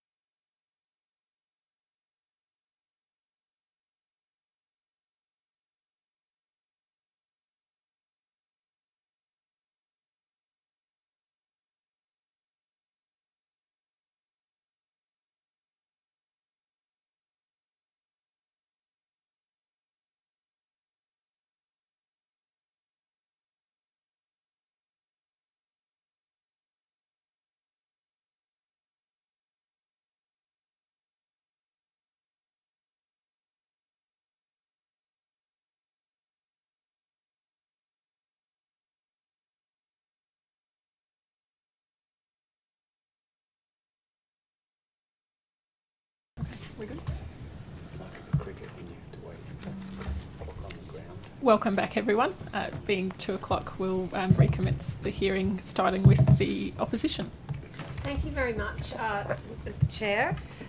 Mr. Mintz, I'm going to start with you, and I'm going to carefully ask my questions. Mr. Mintz, my questions are in regards to the health subsidies that were announced on the 6th of March 2023 during the election campaign for healthcare students. And we talked about these in the last estimates. But when they were announced, it said students undertaking a healthcare degree will be eligible for a subsidy to their study expenses. And I know that would have all gone through the PBO and everything. But when I looked, as I questioned the Minister, that's now changed and it's actually for designated areas. So when did that change, Mr. Mintz? Are you the right person for me to direct it to if it's not stats? Yeah, no, it's fine. Look, I don't think that there's been any actual change in the sense that we understood the policy when announced was for a total value of 121.9 million, and that was structured around a 12,000 subsidy over 3 years for 2,000 new students with an intent to commit to the public health system upon graduation for the next 3 years. And then we had a further 2,000 scholarships up to $8,000 in value for students currently studying and entering the system upon graduation. So what we have had to do in designing the way to apply the system is say, well, we have more people studying in New South Wales than those numbers across all medical disciplines.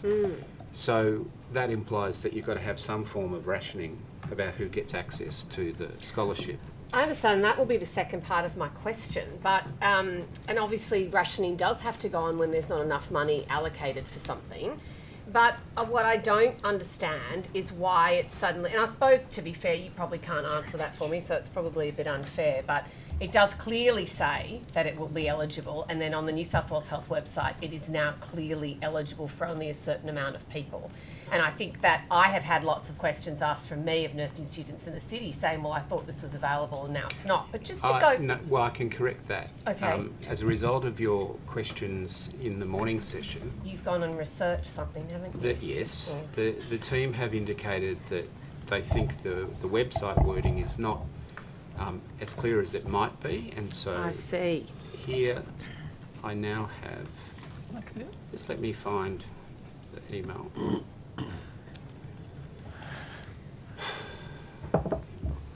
I can come back if you like, Mr. Mintz. Yeah, what they've done is clarify that that there is additionally for nursing and midwifery and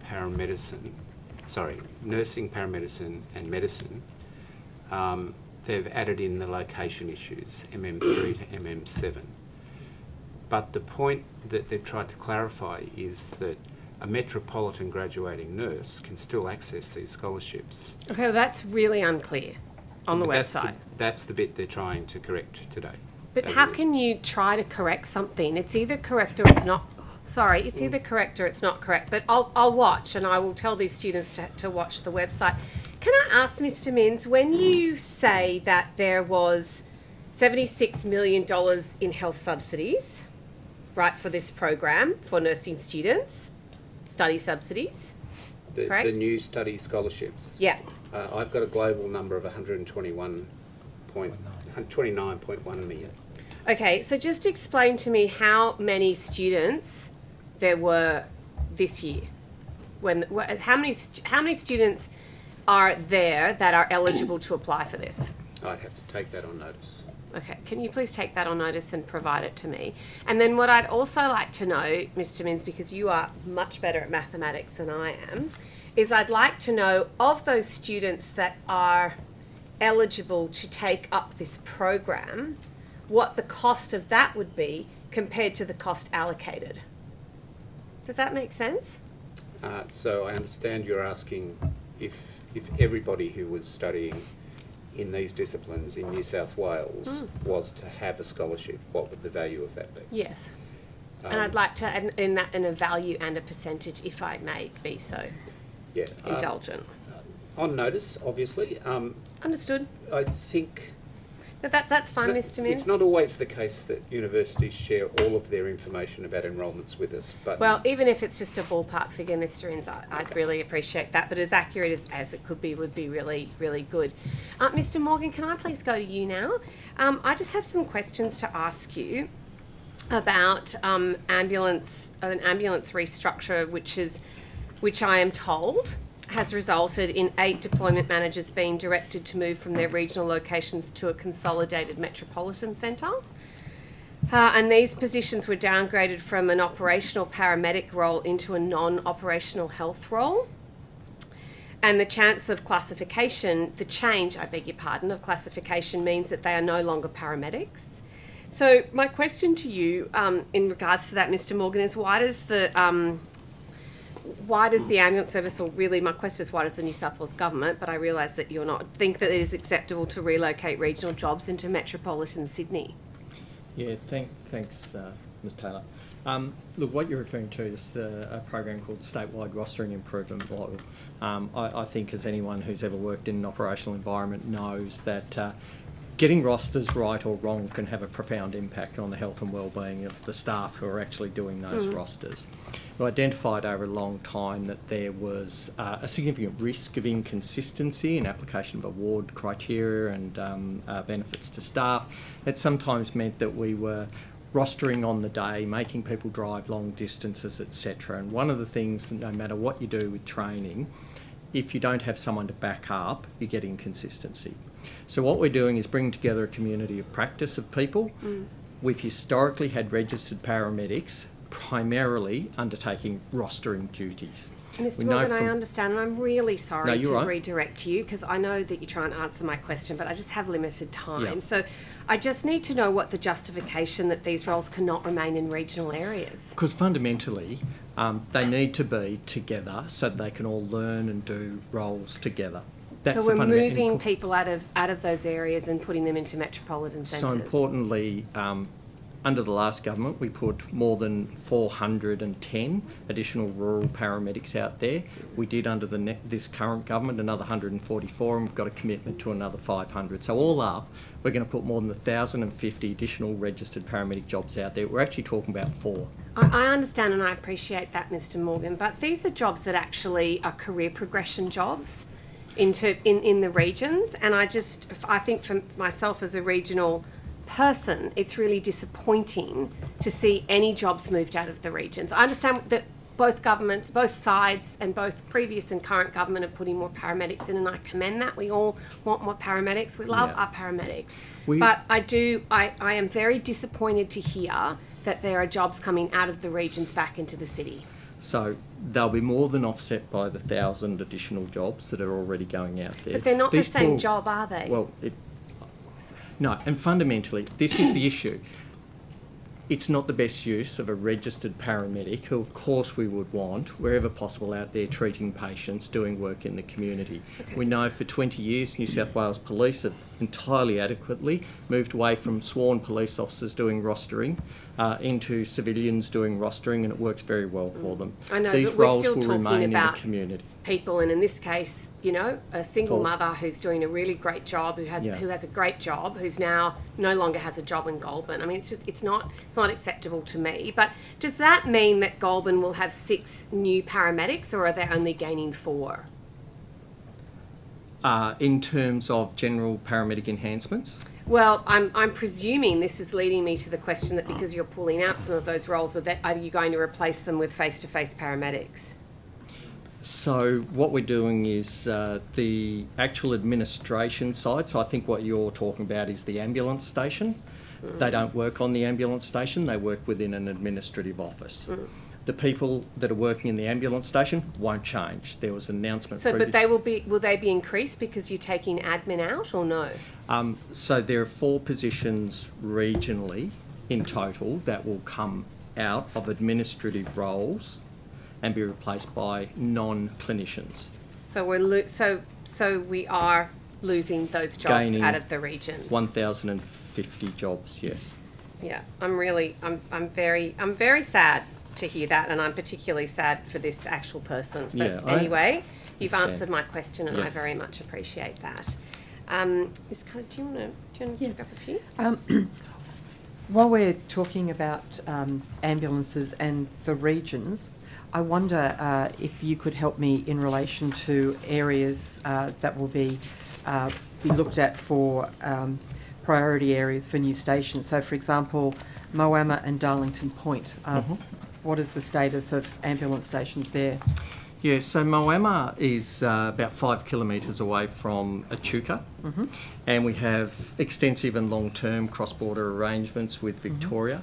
Moama itself does 822 incidents per year as a rule, and because of the fact that it's 5 kilometres away from the closest ambulance station, regardless of who it's serviced by, they're not the highest New South Wales priority location.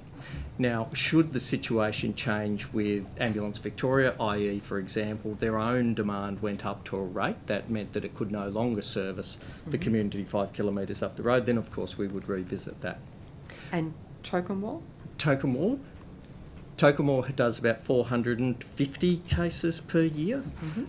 It's serviced by Finley and Berrigan, which are approximately 15 minutes away.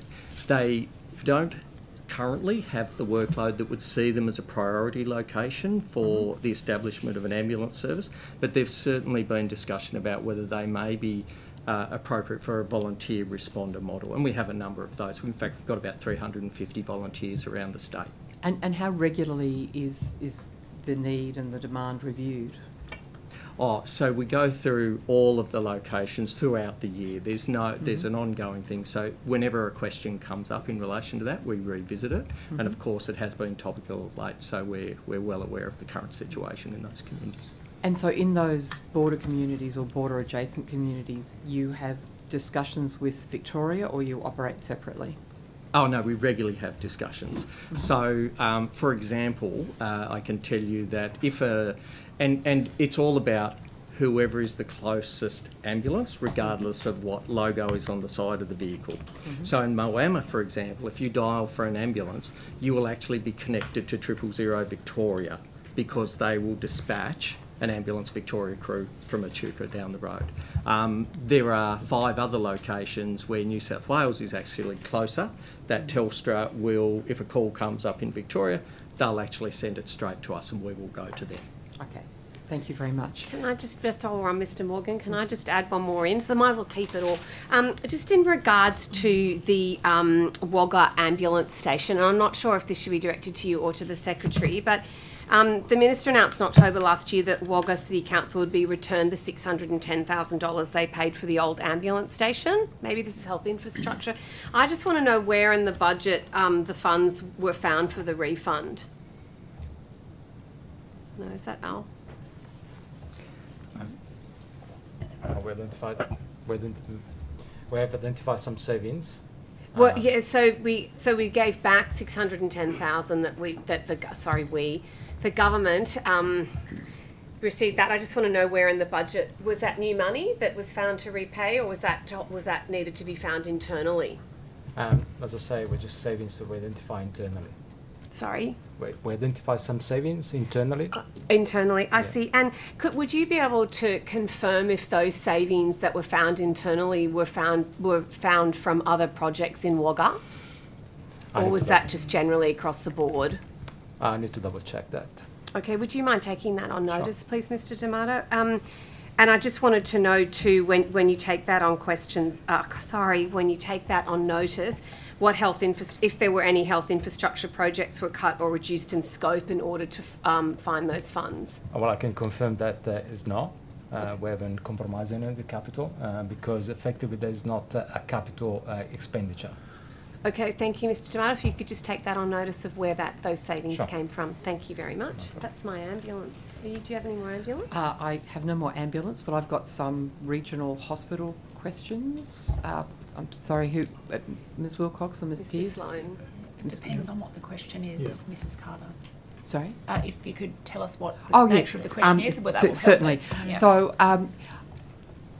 I don't think it's a secret to anybody that there are major issues attracting and retaining staff in regional and rural hospitals. A number of hospital areas have identified that accommodation for staff is a major issue. Just wondering what planning or what thoughts Health is doing in relation to accommodation. For example, the possibility of making accommodation available on site or using hospital grounds in places like Griffith, for example, so that accommodation could be provided. Yeah, I'm happy to answer this. Thank you, Ms. Carter, for the question. We've had a pretty extensive key worker accommodation program that's continued to be funded to the tune of, I think it's 45.8 million, to roll out three existing districts on-site accommodation. Again, that money stretches so far. We've done a significant piece of scoping for where the next areas of need are across the state, highlighting flood-affected areas and other areas that realise that they exist on a pretty significant transient workforce, agency, locum or otherwise.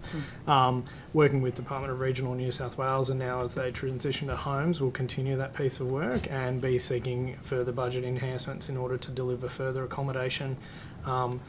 Not only that, we'll be looking at internal assets that are already available to us and perhaps not up to spec or need to be repurposed in order to do that. And we know that it's a really significant problem for people looking to either move to regional areas with their families. And I guess that's where it becomes tricky, because we've rolled out a whole bunch of, single person pods or single person studios or otherwise. But we know if we're trying to attract families and their dogs, that we need, property that can fit the family, and accommodate all their needs, as well as give them a nice warm hug when they move to that community. Yep. And do you have any feedback, or have you done any analysis of how successful rolling out accommodation has been in attracting suitable staff? Yeah, I think the districts have evaluated how much they've used at the moment, and that's still being worked through its entirety, the program of getting the pods actually on the stilts on the sites. I think I'd be just going off anecdote at the moment with regards to feedback from clinicians that then don't have to look for or are more happy to go out for shorter stints in some of the regions that need more critical workforce. That knowing that they can go out there and the accommodation that's been set up already is lovely, and they feel like they can be at home there, whether it's for a week or several weeks that they need to provide. And I wonder, Mr. Sloan, could you take on notice and perhaps provide us with details of how much accommodation has been provided in which particular hospitals? Yep, That absolutely. would be great. Thank Ms. you. Walk may be able to assist further, Mrs. Carter, with some of this. Thank you. Thank you. Sorry, I just have one follow-up question, if that's all right. First, Mr. Sloan, in your answer you mentioned seeking budget enhancements.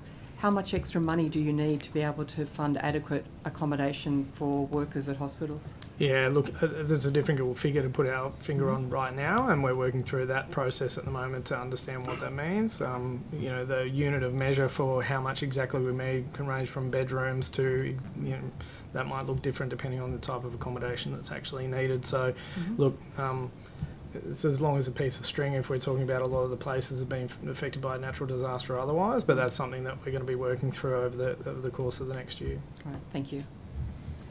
Just, you mentioned before Griffith, which is in the Murrumbidgee Local Health District. We are providing, through the current program, 6 units at Finley, 3 at Leeton, 3 at Narandra and 3 at West Wyong under that program. Thank you. There are also others around the state, but that's specifically in Murrumbidgee, and that has been at the prioritisation of the district. Yeah, if you could provide details of any hospitals with that accommodation, I'd be very grateful if you could. I can keep going if you like. Oh, if you, on notice would be fine, thank you. And I wonder also, is there any thought given to, especially those areas in the Murrumbidgee, the more remote areas where patients often have extensive travel needs, is there any thought given to accommodation on site for patients? that's probably a question. Yeah, we'll I think probably- at present, yes, of course, we always think about that, and we think put the patients first and make sure we're thinking of their needs and what would suit the family and make their trip more comfortable if they have to seek healthcare over long distance. We currently support that through the Isolated Patients Transport Assistance and Accommodation Assistance Scheme.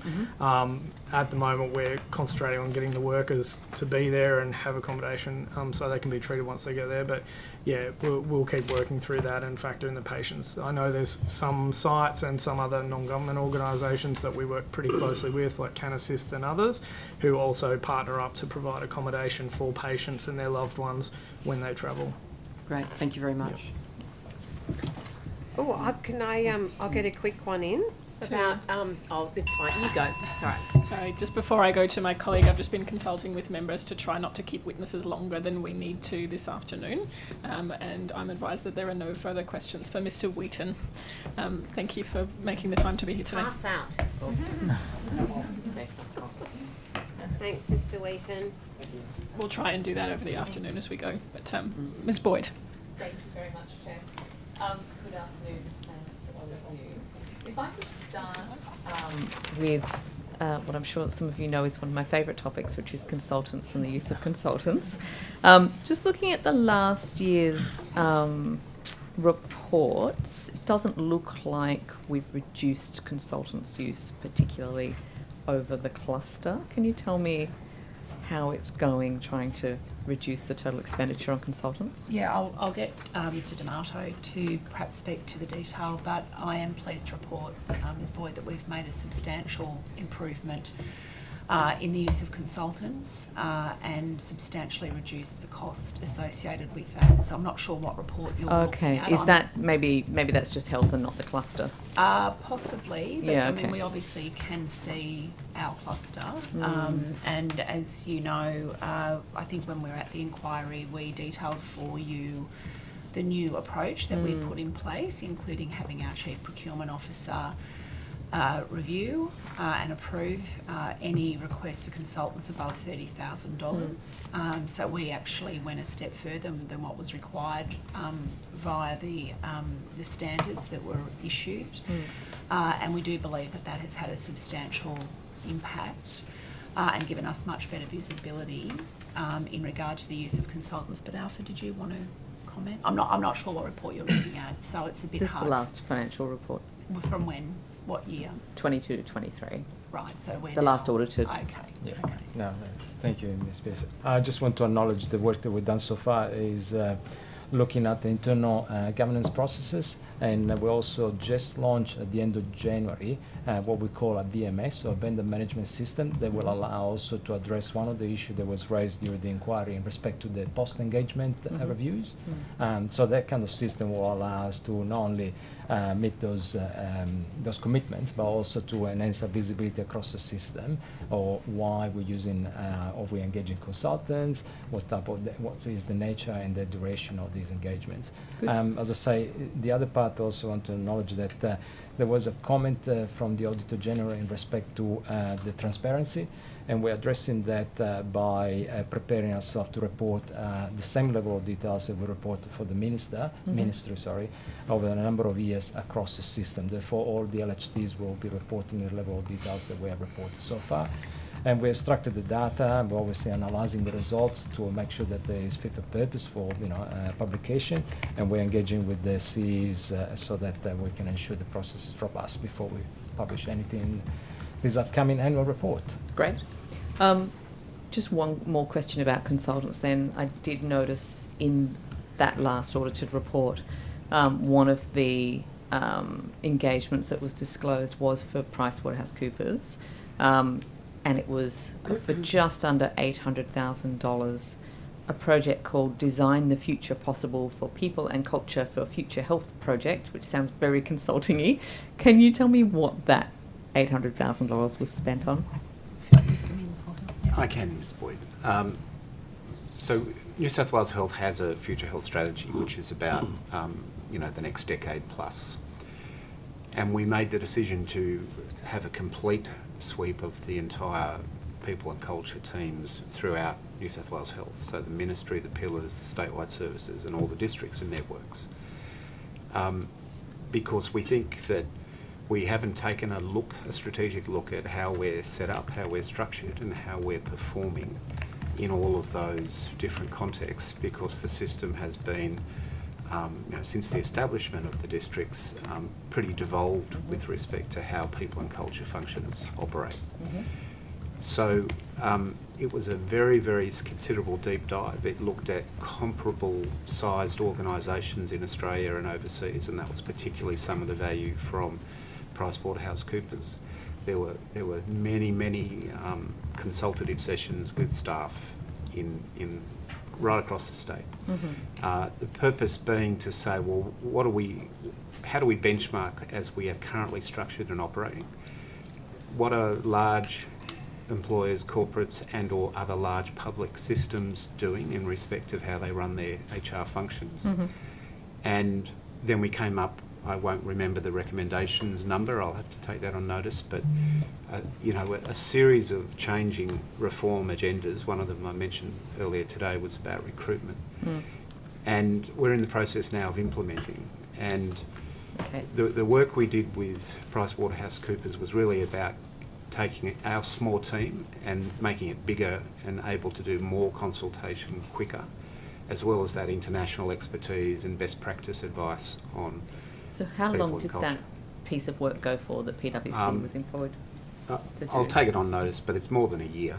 Okay, so but if I try and cut through all of that consulting speak, it sounds like a strategic plan that was developed. I'd say it's more a change and transformation plan. Like this is an area we have not looked at since I've been here. Okay, but still a strategic plan. I mean, it's a... Well, it's a change plan. It's like we have a strategic workforce plan. Yeah. This is designed to change the way we deliver human resources services across the whole health network. Okay.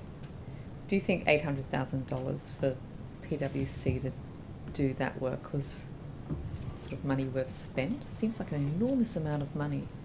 Well, you're effectively paying for arms and legs and time on the floor.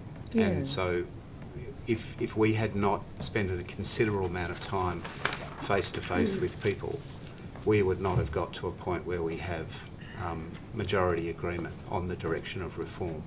Okay. So I certainly don't have a team that could scale up to do that work. Yeah. Okay. I might put a pin in that for now. I mean, people are crying out for services in health, and $800,000, I just feel like that's something that the average person on the street would think was quite extraordinary. All I can say is, Ms. Boyd, in 7 years of coming to these matters, lots of issues get raised about how we deliver human resources services and our culture, etc. So, it's a once-in-a-decade investment to try and reset how we perform those functions. If I could turn to something completely different, and I'm not sure, Ms. Pearce, who to direct this to, so but I wanted to ask some questions around disability and disability training within health. So the first question I have is there an intention to expand the specialised intellectual disability health services statewide for people with cognitive disability? So local health services and statewide. So the specialised intellectual disability health services, I understand they're in some locations at the moment, but not... So are you talking about you mentioned training at the start? Yeah, sorry, no, this is... I'll get to that. This is, I'm being told it's something called a specialised intellectual disability health service. Do we... I'd have to take the question probably on notice, Ms. Boyd, no apologies. We do have an intellectual disability service, as you outlined, and there is, we have it's a centralised service so that we can make sure we identify the needs and help staff in our local health districts provide care to people with disability, intellectual disability, as they come into our mainstream health services for procedures and the like. On the specifics of our level of training and any decisions around expansion, I'd have to come back to you, but there's not a proposal on foot to expand. this Thank point you. in time, to my knowledge. What measures are currently being taken to upskill all New South Wales health practitioners in relation to cognitive disability health? Yeah, it is a very important area, and as I said, patients coming into our care bring all of their life and their issues with them. So there is a large amount of work being led initially by the Australian Commission of Quality and Safety in Healthcare, which has a very substantial package around cognitive disability and what staff need to consider, and the policies and the issues that need to be a part of care when an individual comes in with their carer or family. So I can come back to you with detail on the training packages, but suffice to say it's a significant component of our accreditation, and there are tools and resources in our local health districts to support staff. Maybe when you come back, what I'm being informed is that there are only sort of short e-learning courses which are not mandatory and not particularly comprehensive in this area, and would like to know if there are plans to sort of beef that up, I guess. Sure. Thank you. Does the government have any intention to establish a disability deaths review scheme? I don't know if that would fall within your purview anyway. Not in my remit, as far as I'm aware. We have to take that one on notice. Okay. Are you able to tell me how many investigations there have been in the last financial year into the use of physical restraints on patients with disability in New South Wales health settings? I'd have to take that one on notice. Thank you. Is anything being done within the department to improve health data collection in relation to reducing fatalities and poor health outcomes for people with disability? I don't have a specific advice for you on that. I mean, the outcomes of patients is something that we manage and monitor for all patients. So I think, though, in relation to the people with a disability, we wouldn't have a separate reporting line around that. But again, if there are any incidents or suboptimal outcomes for an individual in our care, they would be investigated and recommendations would be made as a matter of course, regardless of their circumstances. I might add, it has been an area of focus. I don't know whether, Matthew, you could add anything here. It certainly has been an area of focus in the past where we have encountered situations where a person's disability perhaps has contributed, the way they've been cared for may have been impacted because of the disability and presenting symptoms and the like. So those types of issues are dealt with very seriously, and the Clinical Excellence Commission in the past has had a good look at those types of events. There have certainly been over the years a number of matters that have reached coronial hearings and the like, so any lessons learned from those processes are shared with our staff, and we could take that on notice because I'm almost certain, although I'm slightly demented from the last 4 years, that in the past we have absolutely had this issue raised at our Peak Safety and Quality Committee in respect of how our staff care for people with disability when they attend our hospitals. Thank you. Last one. Given the recent rises in COVID-19 cases and the continued sort of state of the numbers of COVID-19 cases, is there any plan to commit to funding protective measures to prevent people with disability from contracting COVID-19, similar to the Victoria's COVID Positive Pathways program? So just to say that COVID remains an ongoing threat, as do, but we're putting it in the frame of respiratory viruses more broadly. We need to optimise the protection for our community from all respiratory viruses, including COVID. Obviously, we're in the wave of COVID, and whilst there is some early signs that the wave might be starting to go down at the level we're currently calling it quite high, medium to high transmission in the community. We've continued to work through our disability services in supporting them with information. We continue to work with our disability services to make sure that they've got access to testing. Often that will be through GPs giving their patients already a PCR request form, making sure that there's pre-documentation of an antiviral plan, given that some of the disability patients, we know that it's a very broad spectrum and not all disabled patients will be at risk of more severe illness, but some subset of disabled patients, people living with a disability, will be more likely to have a severe impact and be eligible for the antivirals. Again, those just are general awareness messages which we're targeting to both disability group homes and the community more broadly, to continue to highlight the importance of boosters and highlight the importance of those COVID-safe behaviours. So we do recognise people living with a disability as a priority population within our programs, and that will be a feature of our winter strategy. Hate to talk about winter when we're still just coming out of summer, but it will be ahead. We are doing planning now. I'm just in respect of some of your earlier questions, Ms. Boyd. The Get Skilled Access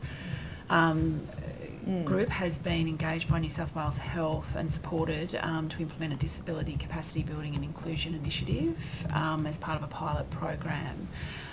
So look, you'll be aware also we had officials give evidence to the Disability Royal Commission, and so there are a series of recommendations from that Royal Commission, all of which we're addressing. I will note also that that Royal Commission acknowledged that New South Wales has the most developed intellectual disability health service in Australia.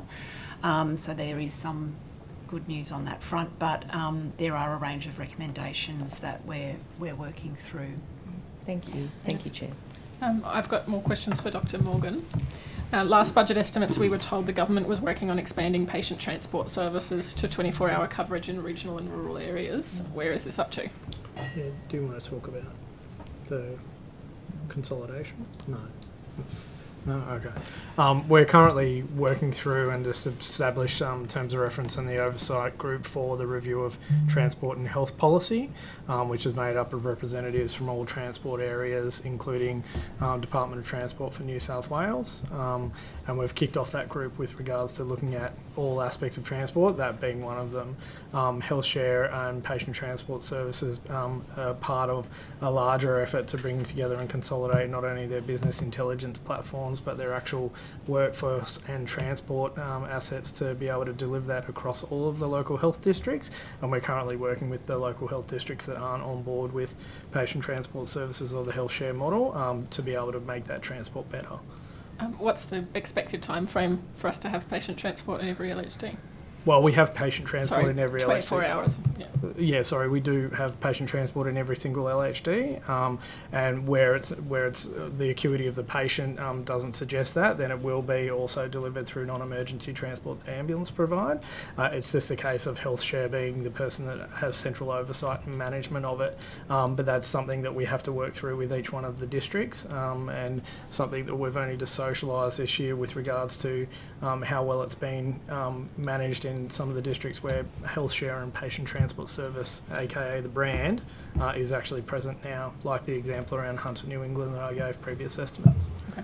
Yeah. I've heard that New South Wales Ambulance has completed the service demand and workforce planning to determine proposed locations for the additional regional and rural paramedics. Is that planning publicly available? So at this stage, the government have already announced the first 11 locations in the first year. That's the confirmed budget that we have at this time. There is a provision in the forward estimates about additional locations of another 125 for each year over the next few years. Each of those locations will ultimately come down to consultation with the unions and also the local workforce. One of the things that we learnt in the previous program where we did this, there were some extremely valuable insights that we got from consulting on the ground, so nothing will be locked in stone until those consultations are done, but the first 11 are confirmed. Okay, and a question along those similar lines, how is the fleet allocation formula for ambulances, which decides if new vehicles are needed, how is the formula developed and can it be made publicly available? Well, the formula's always been in existence as far back as I can remember, like 30 years. The formula is quite simple. It's simply every deployed crew has access to an ambulance plus a fleet maintenance reserve.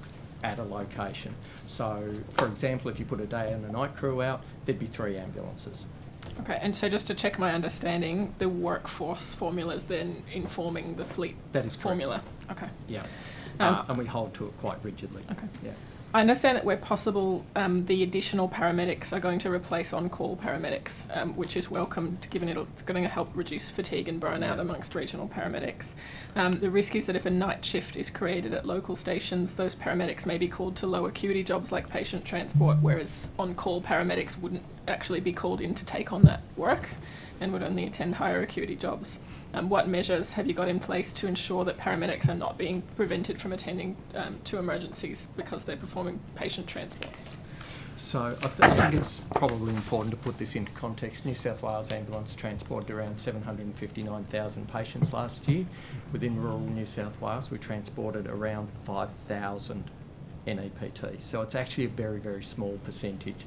When you trade off the having the availability of on-duty staff to immediately turn out to a life-threatening condition versus the occasions where they may be engaged in non-emergency patient transport, it's actually very small. Having said that, we do have policies and procedures in place that wherever possible we do displace non-emergency patient transport to the daytimes, which is actually better for patients in many situations and better for preserving emergency coverage. Thank you. So just to confirm, those policies will still apply even for regional areas that are having a night shift created? Completely. Thank you. Thank you.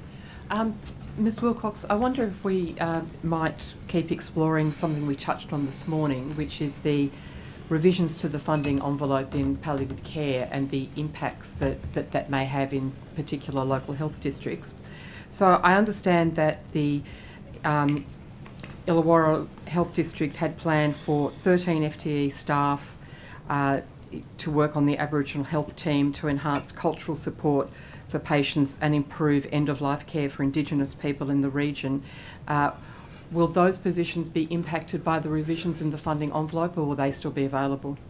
They will still be available, Ms Carter. No change to the Aboriginal health workers that have been specifically recruited for palliative care services. So there will still be 13 FTE Aboriginal health workers for palliative care in Illawarra Shoalhaven? I don't have the actual number for Illawarra in front of me, but I can confirm there is no plan to change the FTE allocated as part of our palliative care enhancement in relation... Well, perhaps you could help me, Ms Wilcox, because if the funding envelope has been reduced, does that mean that parts of the funding have been quarantined? The service planning that the districts will have done in relation to the revised enhancement will reassign the service model that they now wish to undertake, and the allocation for Aboriginal workforce would be a separate item. In a number of the local health district plans that I've seen, they have actually specified Aboriginal healthcare workers because death can be quite a cultural experience, and it's appropriate to have culturally skilled people to assist people at that stage. So are you saying that funding of all the Aboriginal healthcare workers is completely separate to the palliative care funding? Those positions have not been impacted by any change to the enhancement model, so the word quarantine may be used, but yes, they are preserved. Okay, so those positions are preserved. So does that mean then that there's a disproportionate impact on other areas that fell within inside the palliative care funding envelope? I would say, Ms Carter, that our Aboriginal employment strategy is a fairly small component of the overall workforce, and wherever we can possibly recruit more Aboriginal staff to work in our health system and with our communities is to everybody's benefit, most particularly the Aboriginal people and their families that we care for. Oh, I don't dispute that at all. That's why I was really wondering what the impact would be on these Aboriginal health workers, especially because they can provide such a valuable service to people at the end of life. So if I understand what you're saying, they're quarantined, so the revision down of the funding envelope will have disproportionate effects on other areas because these workers have been quarantined. I wouldn't necessarily characterise it like that. We're looking to probably get near to 600 additional FTE in palliative care over the coming years. The numbers of Aboriginal health workers is fairly modest compared to medical nursing and allied health. So it is a very But if they are preserved, other areas must be adversely impacted, or I don't understand, or does the envelope have stretchy sides? The service plans are constructed around the funding envelope that is available. So those service enhancement will have been revised as part of the routine planning by the district, and an appropriate service model will be developed. And you've heard this morning around the nature of the increases for each of the LHDs, and all of the LHDs are having increasing numbers of staff to provide those services. Well, if we look at the Illawarra Shoalhaven LHD, they identified an existing unmet palliative care need of 38%. Their funding envelope has shrunk, so how will they be able to meet that existing unmet palliative care need and any growth in that need for palliative care?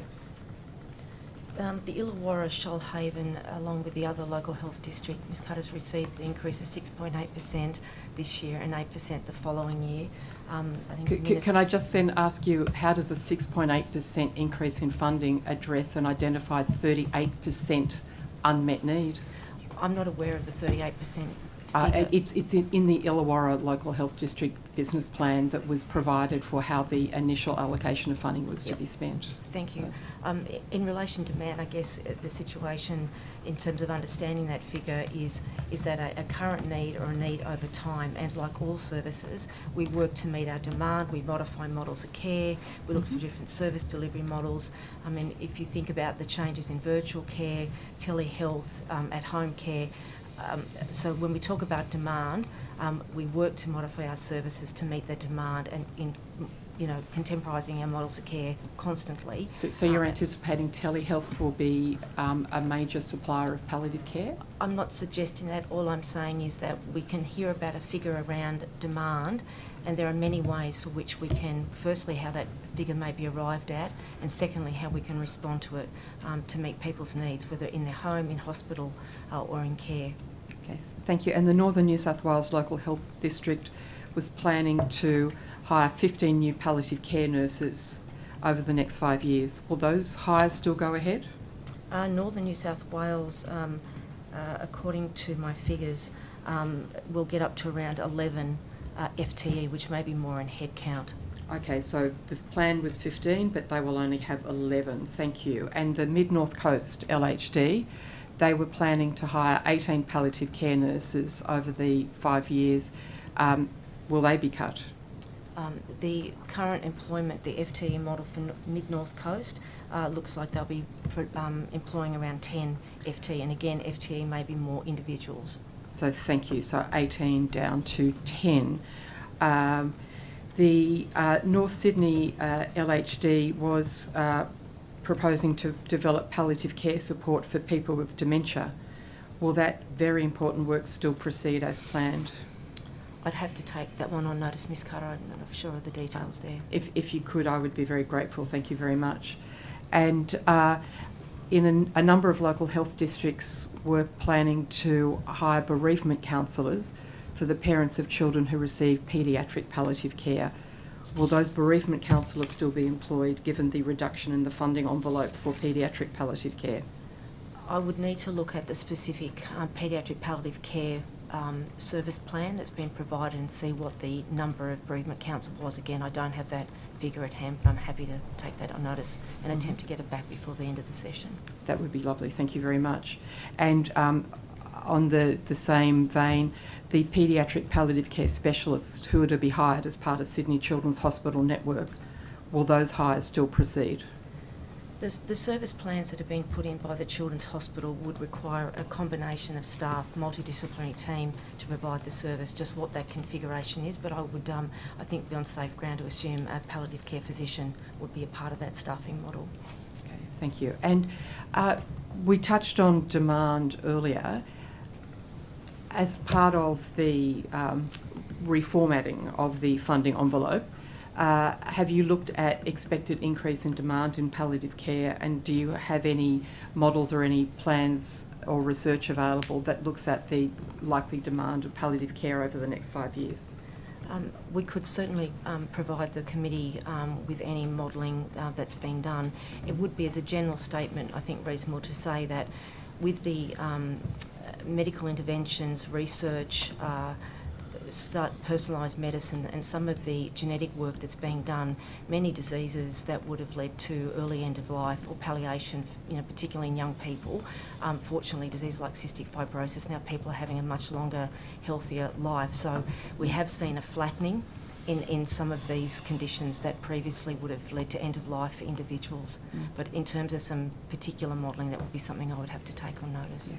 Look, I think that's very encouraging that we are looking especially at perhaps a slowing demand for paediatric palliative care, but I'm a little bit confused. I would have thought that death like taxes comes to us all, and so at one stage we may all be looking for palliative care.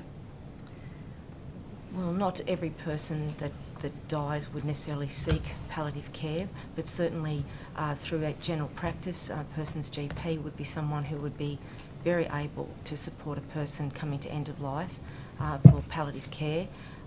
But it is something that is a very specialised service in our hospital services, and particularly for children. How many people currently die in general wards in hospitals because they can't access palliative care beds? That is not something that would be appropriately counted, Ms Carter. Anyone in our care in hospital who's coming to end of life that requires pain relief and comfort and care will receive that. Okay, good. Thank you very much. Thank you. I'm going back to Mr. Morgan because I just have two more questions. I'm sorry. And actually, I think this was for Mr. D'Amato. Mr. Amato, sorry. I just needed to confirm. Could you please confirm if the money has been returned back to the City of Wagga Wagga? I'll take the notice Thank to you. confirm. We certainly receive approval to return the money, and I can also confirm the funding source was the Minister's Contingency Fund. Minister's contingency or Contingency. Contingency fund? Yes. Oh, I've never heard of a contingency. You had a contingency. What would that? Mrs. Taylor. A contingency fund? All ministers have an approved contingency fund, as you would like recall. a discretion. You had one. A discretionary fund. Yeah. Right. Okay. So that came out of that. Okay. And would you be able to tell me when that occurred? Yeah. Thank you very much. And just Mr. Morgan, this was just one that I had left. The transfer of deployment staff onto the Health Manager Award means that these positions have lost their critical entitlements and salary. Was this a cost-cutting measure to ensure that these deployment managers were not being paid to the New South Wales Government's wage deal? No, it had nothing to do with that. Okay, thank you very much, Mr. Morgan. I think these will be for Mr. Sloan coming up. Mr. Sloan, my questions are in regard to the acute ward at Manning Base Hospital, which have been provided to me. So I obviously can't personally verify any of this, but I'm just asking you these questions as it's been brought to my attention that patients deemed to have no decision-making capacity have been left stranded in the acute ward at Manning Base Hospital due to a failure. Well, what people are saying is an issue that's going on with the streamlining of these referral processes and these abilities. So my question would be, how many aged care patients deemed to no longer have capacity have been in the acute ward at Manning Base Hospital for 30 days or more? I presume you're going to have to take that on notice. Yeah, I would have to take that on notice and come back to you. Okay. And would you be able to outline what the internal barriers for aged care patients in the acute ward to be discharged and placed at a residential aged care facility? Internal barriers? Yeah. Yeah, I don't know. But I think... Ms. Wilcox might be better to answer that one. Just with respect to the aged care related issues, because that's something that we're very focused on. Deb has done a lot of work with the Commonwealth. So, Deputy Secretary, I'm being advised, and as I said, I haven't been able to verify this myself, but I've been advised that there are issues with referrals from the social work department for people who are awaiting placement in an aged care facility at Manning Base. Are you aware of any of these issues? I'm not aware of any internal delays in relation to the discharge of elderly people. I'm acutely aware, though, of the lack of available aged care facility beds around the state. I think as of last week, we had about 580 individuals assessed and ready to go into aged care with no available or appropriate beds for them to go to. Is that an increase or a decrease, Deputy It's Secretary? definitely an increase, Ms Taylor. We've seen it grow gradually over time. We work very closely with our colleagues in the Commonwealth and with the aged care sector.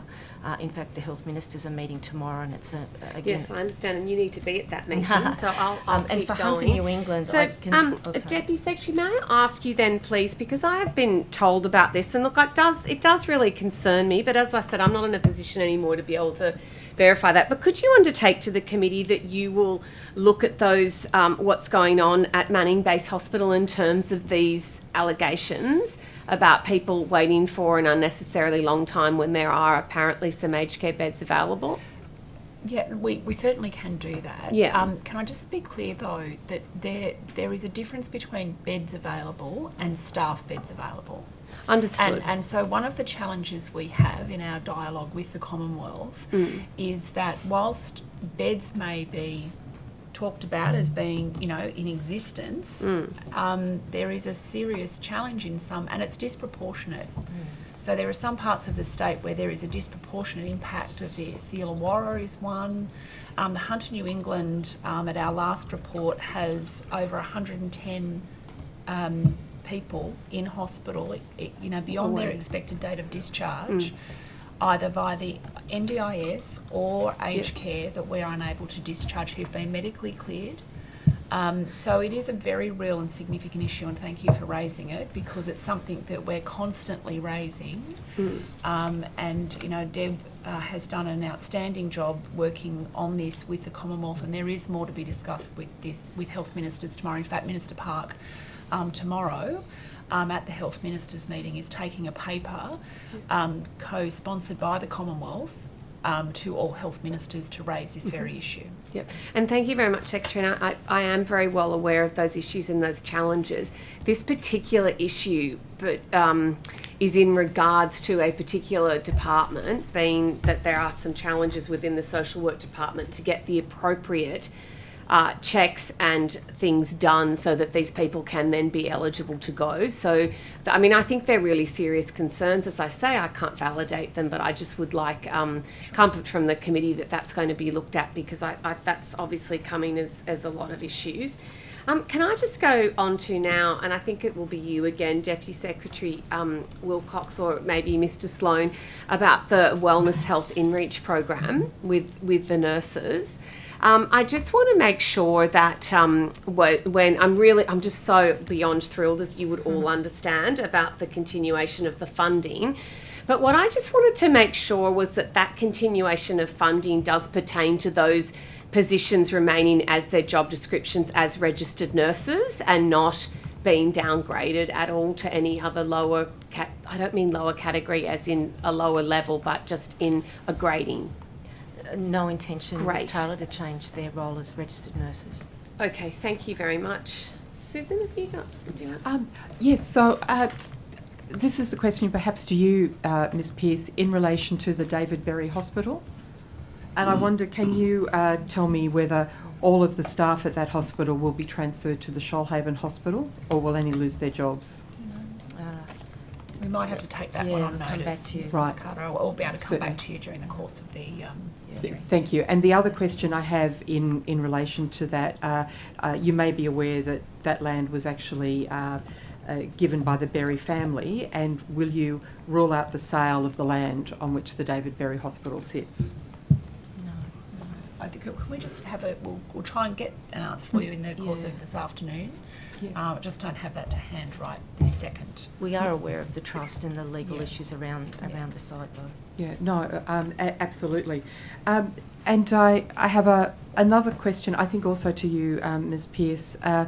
It's in relation to a commitment that was made by your minister to undertake a comprehensive gap analysis of the mental health sector to determine whether current levels of staffing and funding are adequate to meet the increasing mental health needs of the community. I'm just wondering if you could update us on if the analysis has started, if there's budget allocated to it, or what the plans are for its completion.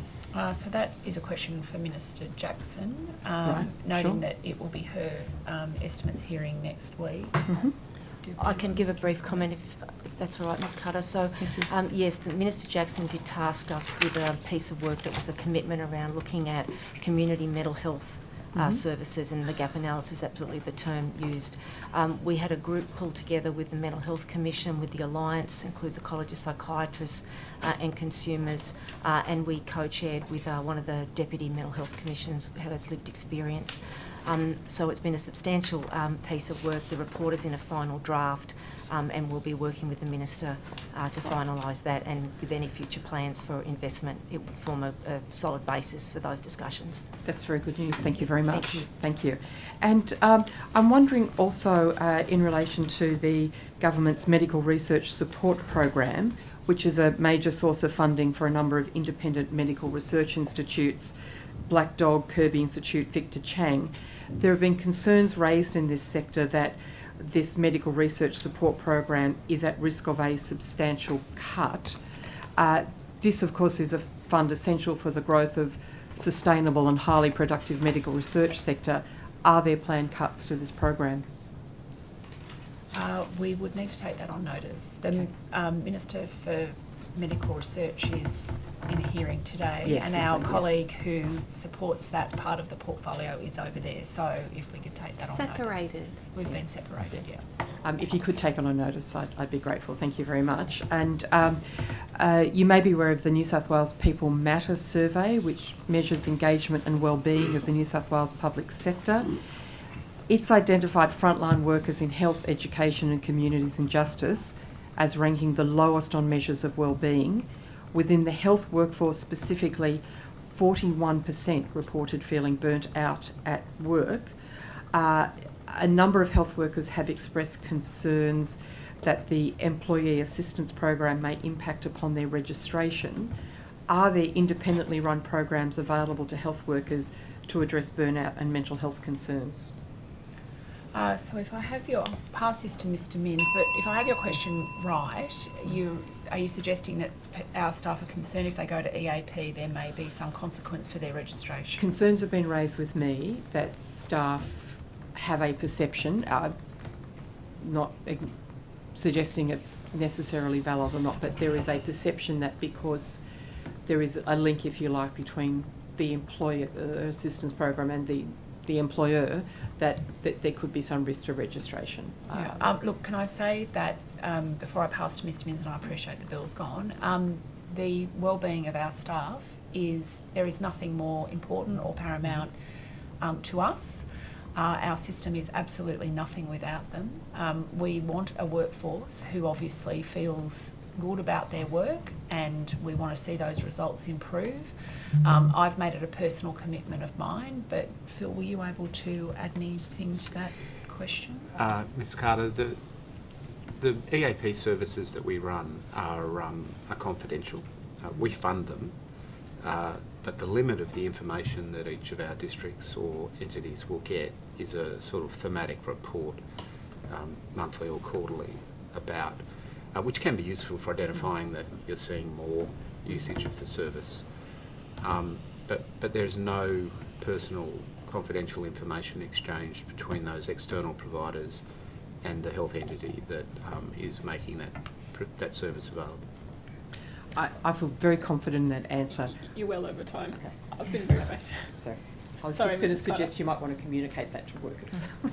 Oh, we have, but as we know, we have to repeat. Excuse me, Chair, could I, through you, am I able to respond to Ms Carter's question on David Berry? I can do that now, I just couldn't find the appropriate advice. Ms Carter, just if I could say that there's been a considerable amount of work done with the team at David Berry Hospital, and a general agreement that all of the services currently provided by David Berry would transfer those specialist services to the new Shoalhaven. So that's good news. There's a lot of connectivity with the services that are going to be from Davidberry connects to the Shoalhaven model. In relation to the use of the land, as I mentioned, as you rightly pointed out, there are some legal issues around that, and they're working through resolution, and once we know the answer to that, that'll inform what's possible. And I think my question was staff transfer as well as service transfer. Yep. So So all that'll be all staff- part of the consultation in terms of the transfer of the services. Yep. Thank you. Thank you. I've got a couple of last questions for Dr. Morgan, picking up on Mrs. Taylor's line of questioning earlier.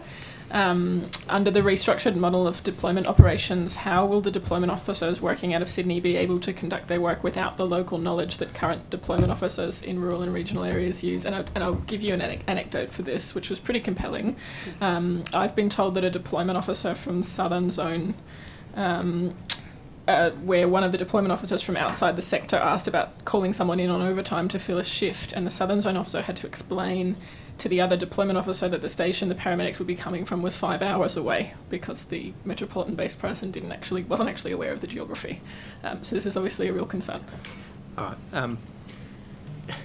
In terms of can jobs be done remotely, give you a really good example. Our Western control centre in Dubbo takes 000 calls for George Street. There are systems and processes in place that allow you to deal with that. The big important thing, it's a balance between local knowledge and the fact that we can better plan ahead and ensure consistency of deployment for our staff. A really good example that I would give back is a small ambulance station in a community that has a known vacancy coming up in 3 weeks' time. There may be another station down the road that has a paramedic on a different line. If educated and planned together and experienced, that deployment officer will actually get that person to move and go into that community, and so there's continuity of service.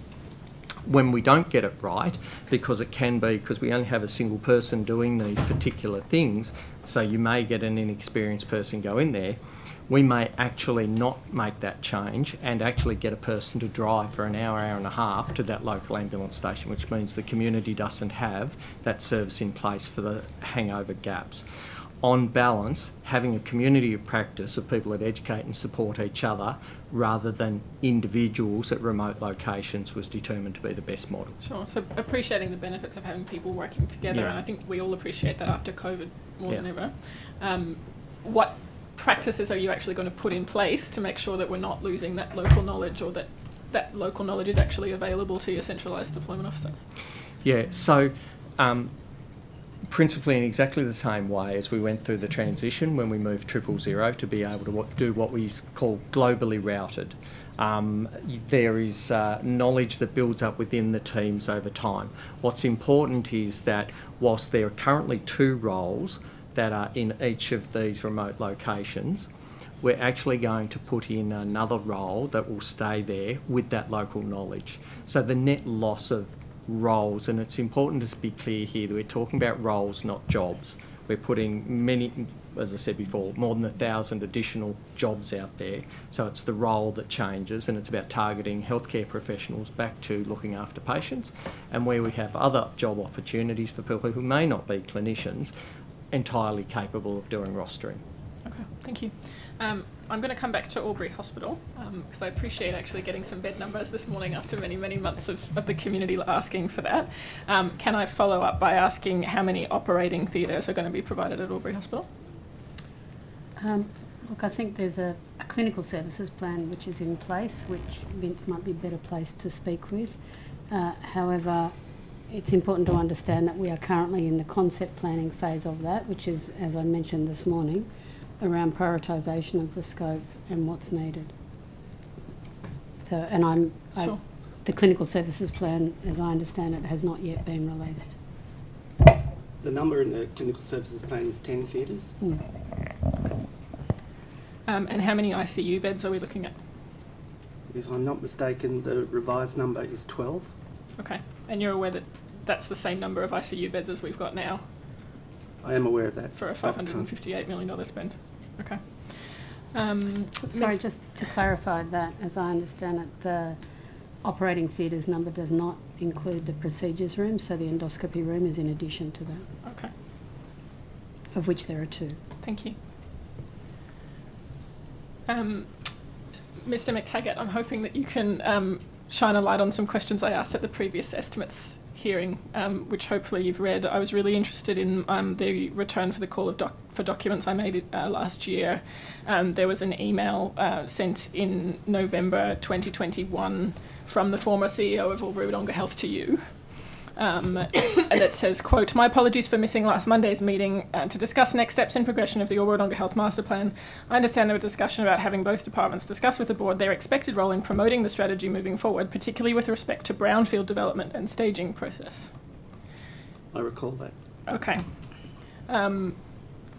Could you let me know the nature of that discussion, and particularly if any minutes were taken? I don't recall any minutes being taken. That email was from the late Michael Commonoff, one of the chief executives of Albury-Wodonga. There was discussion at the time over brownfield and greenfield, as was included in a number of the clinical services plans, the original clinical service plan. At the time, brownfield was considered an option. Yeah, so my understanding of the timing, and please correct me if I'm wrong, was that this was in the final stages of the 2021 master planning process, because that document's got a release date on it of December, even though it wasn't made publicly available until last year. So this puts, this is about a month before the document was finalised. So how is it possible that you were talking about the expected role of the board in promoting the strategy with respect to brownfield development and staging when you actually hadn't finalised a master plan process that actually then recommended greenfield? Dr. Cohn, that document recommended either greenfield or brownfield. I just put that on note. At the time that master plan was being prepared by Albury-Wodonga Health, it hadn't been reviewed or approved by either Victoria or New South Wales. My understanding is that you were on the project control group, though, that produced that master plan. As I said, it hadn't been approved and hasn't been approved by Victoria or New South Wales, Dr. Cohn.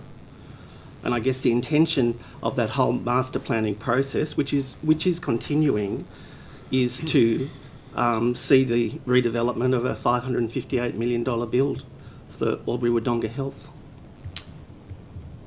My understanding is that at the time the master planning process was done, there certainly wasn't any price tag attached to it at that stage. That announcement was made about a year later, end of 2022. That's correct. And I actually had the master plan with me for the last estimates hearing. I don't have my prop this time, but it did recommend clearly that the greenfield option was preferred and would be the option for all further planning moving forward.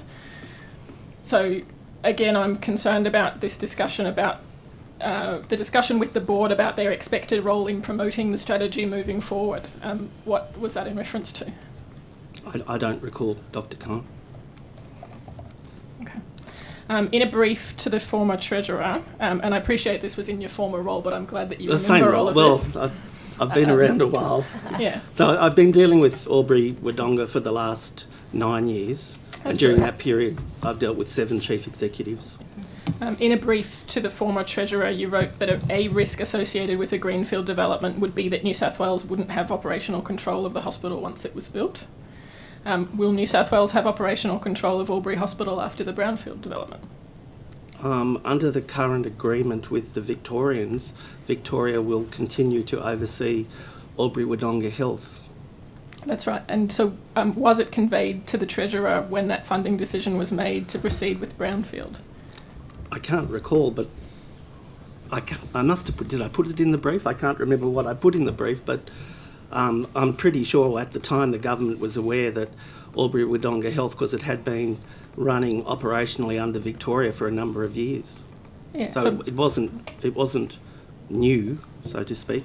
Yeah, so I guess my concern is that it was conveyed as a risk for a greenfield development, but obviously that same risk exists whether it's greenfield or brownfield. Either way, because of the intergovernmental agreement, Albury-Wodonga Health is operationally controlled by Victoria.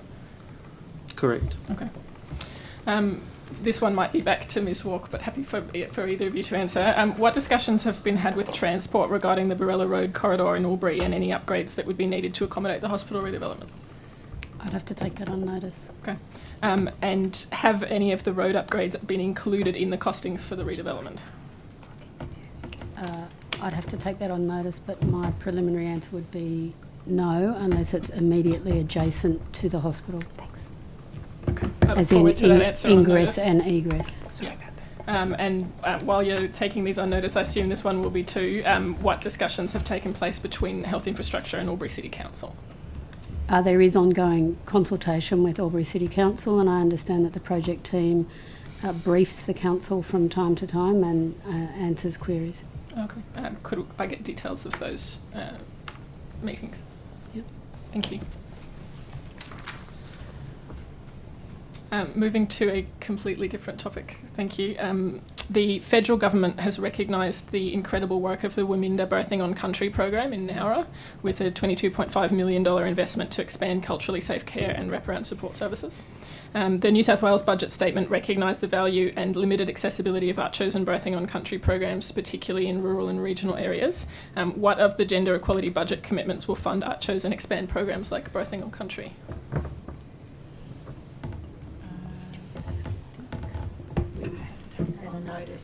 Okay, thank you. In the Regional Health Strategic Plan within Priority 1 is tailor and support career pathways for Aboriginal health staff with a focus on recruitment and retention. What is the New South Wales Government currently doing to expand the Aboriginal health workforce and particularly opportunities to work in Aboriginal community-controlled health organisations? I might start that if you wouldn't mind. We have, over the last 12 to 18 months, worked very hard on getting our structure right with respect to our Aboriginal workforce. And part of that has included encouraging all of our chief executives, whether at a local health district or one of our support services or pillar agencies, to have Aboriginal, a senior Aboriginal person reporting directly to the chief executive in order to influence their decisions around Aboriginal health and workforce at the most senior levels of every organisation across New South Wales Health. That is extended also to me, where I've changed the reporting line for our Executive Director for Aboriginal Health Ministry to me personally, to signify the commitment that we have to this. We are getting feedback from our districts and services that change is being felt, that Aboriginal people are able to have a voice at the table in decision making. The other thing, and we are doing quite well around some of our Aboriginal workforce targets across a number of our districts where they have exceeded, in fact, or at least equal to the Aboriginal population in those geographic regions. But I've challenged our system to think a little more broadly about the Aboriginal workforce in New South Wales Health. We can employ Aboriginal people from the entire breadth of our organisation, and so whilst we are very supportive of the Aboriginal health worker model and we wish to see more of that across our system, we're being very ambitious with the focus on this. Last week I met with the acting Chief Executive of the AHMRC. We're talking actively with them around what we can do to better improve our partnership. Last year, in October, we have a senior executive forum every month where our chief executives come together, talk about a range of issues. We held our senior executive forum in October last year at Tharawal AMS in southwestern Sydney. We wanted to demonstrate to the chief executives what good looks like in terms of a partnership between an AMS and a local health district. And I have to say, to the credit of southwestern Sydney, that is one of the most spectacular examples of a partnership with an AMS and a local health district that I've seen. The challenge is, and there are other good models across the state, absolutely, but the challenge for us is now to really see what we can do, and sharing staff across those services is really important. We've had Uncle Michael come from the Stolen Generation organisation from Kinchela Boys Home to address our chief executives in person to explain to them the experience that he had as a child as part of Stolen Generations and the harrowing experience. And part of that has been to, I guess, ignite in our services that we need to do better to redress the issues of the past. And that includes employment, but it includes a whole lot of other things. And I hope you can hear from me that this is, you know, along with the health workforce, that there is no greater priority. Thank you. I had 3 more questions on this topic, but you actually answered them all in that response. That's good. Thank Glad you. I did something right today. Thank you. I'll go to Ms. Fairman. Thank you, Chair. I want to turn to the two-strike diversionary scheme and the support that is being provided as a result of people that are going to be referred to what I understand is a service provided by an existing drug and alcohol service provider. I understand that is the St Vincent's Health Network. I put in questions on notice and got back that it's estimated that there'll be 2,438 tailored brief interventions required per year to June 2026. I also got back the amount of $1.63 million over 3 years, which will be provided to St Vincent's Health Network to deliver that service. By my calculations, and I think it's for you, Dr. Chan, maybe, that's $222.86 per intervention, which actually isn't that much when you consider if it is in terms of drug and alcohol intervention, people being referred to a service. What is being done to ensure that St Vincent's can handle that number? I think they're, you know, obviously an outstanding health service and facility, but what's being done to ensure that they can handle that and that amount of money doesn't seem enough? Thank you for the question. So St Vincent's St Vincent's is funded under a number of programs, and so we're also working with St Vincent's to look at how those different programs overlap, because obviously people are calling St Vincent's other call lines for help, and we see that there may well be some overlap. It's important to know that while St Vincent's will be the front door for the service, it won't be the total service. Clearly, patients will be referred as appropriate in some instances to GPs. In some instances, it will be to our own drug and alcohol services in our districts or to NGO services. And so I think we're very much looking at the service system. We're working in partnership with St Vincent's. We'll monitor this very closely and adjust service provision as needed. But I think we should see it as a service network, and St Vincent's providing the sort of front end door. And as you know, Ms Furman, the spectrum of people ringing that service and what will be appropriate will be very different depending on people's experience of drug use and their context, underlying health conditions. Is that underway? Is that underway in terms of people avoiding being charged and being referred? I can't remember. Is that started? So we've got what's the date? We've currently, it starts on the 29th of February. Okay. So it isn't as commenced yet, but we've been in recent discussions, and St Vincent's have confirmed that they will have the service operational. And as I said, as you know, there's a number of other services that St Vincent's run, and so we've also given St Vincent's free rein to look at operational efficiencies across their services. But it's very much a networked system with our local health districts as well. Okay, thank you. I wanted to turn to back to the proposal that I spoke with the Minister about earlier today for the Broken Hill Rehabilitation Centre. And just want to ask maybe you to begin with, Ms Pearce, were you aware of that proposal?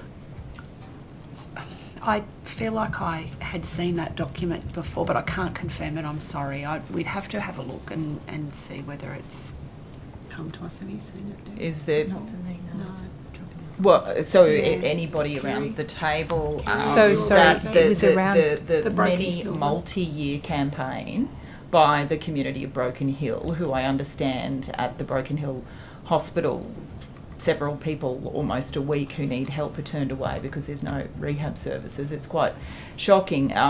Surely there has been an assessment of the need for rehabilitation centre in Broken Hill, and you're well aware of the community desperation and lobbying for a long time, including with the LHD for this service for this facility.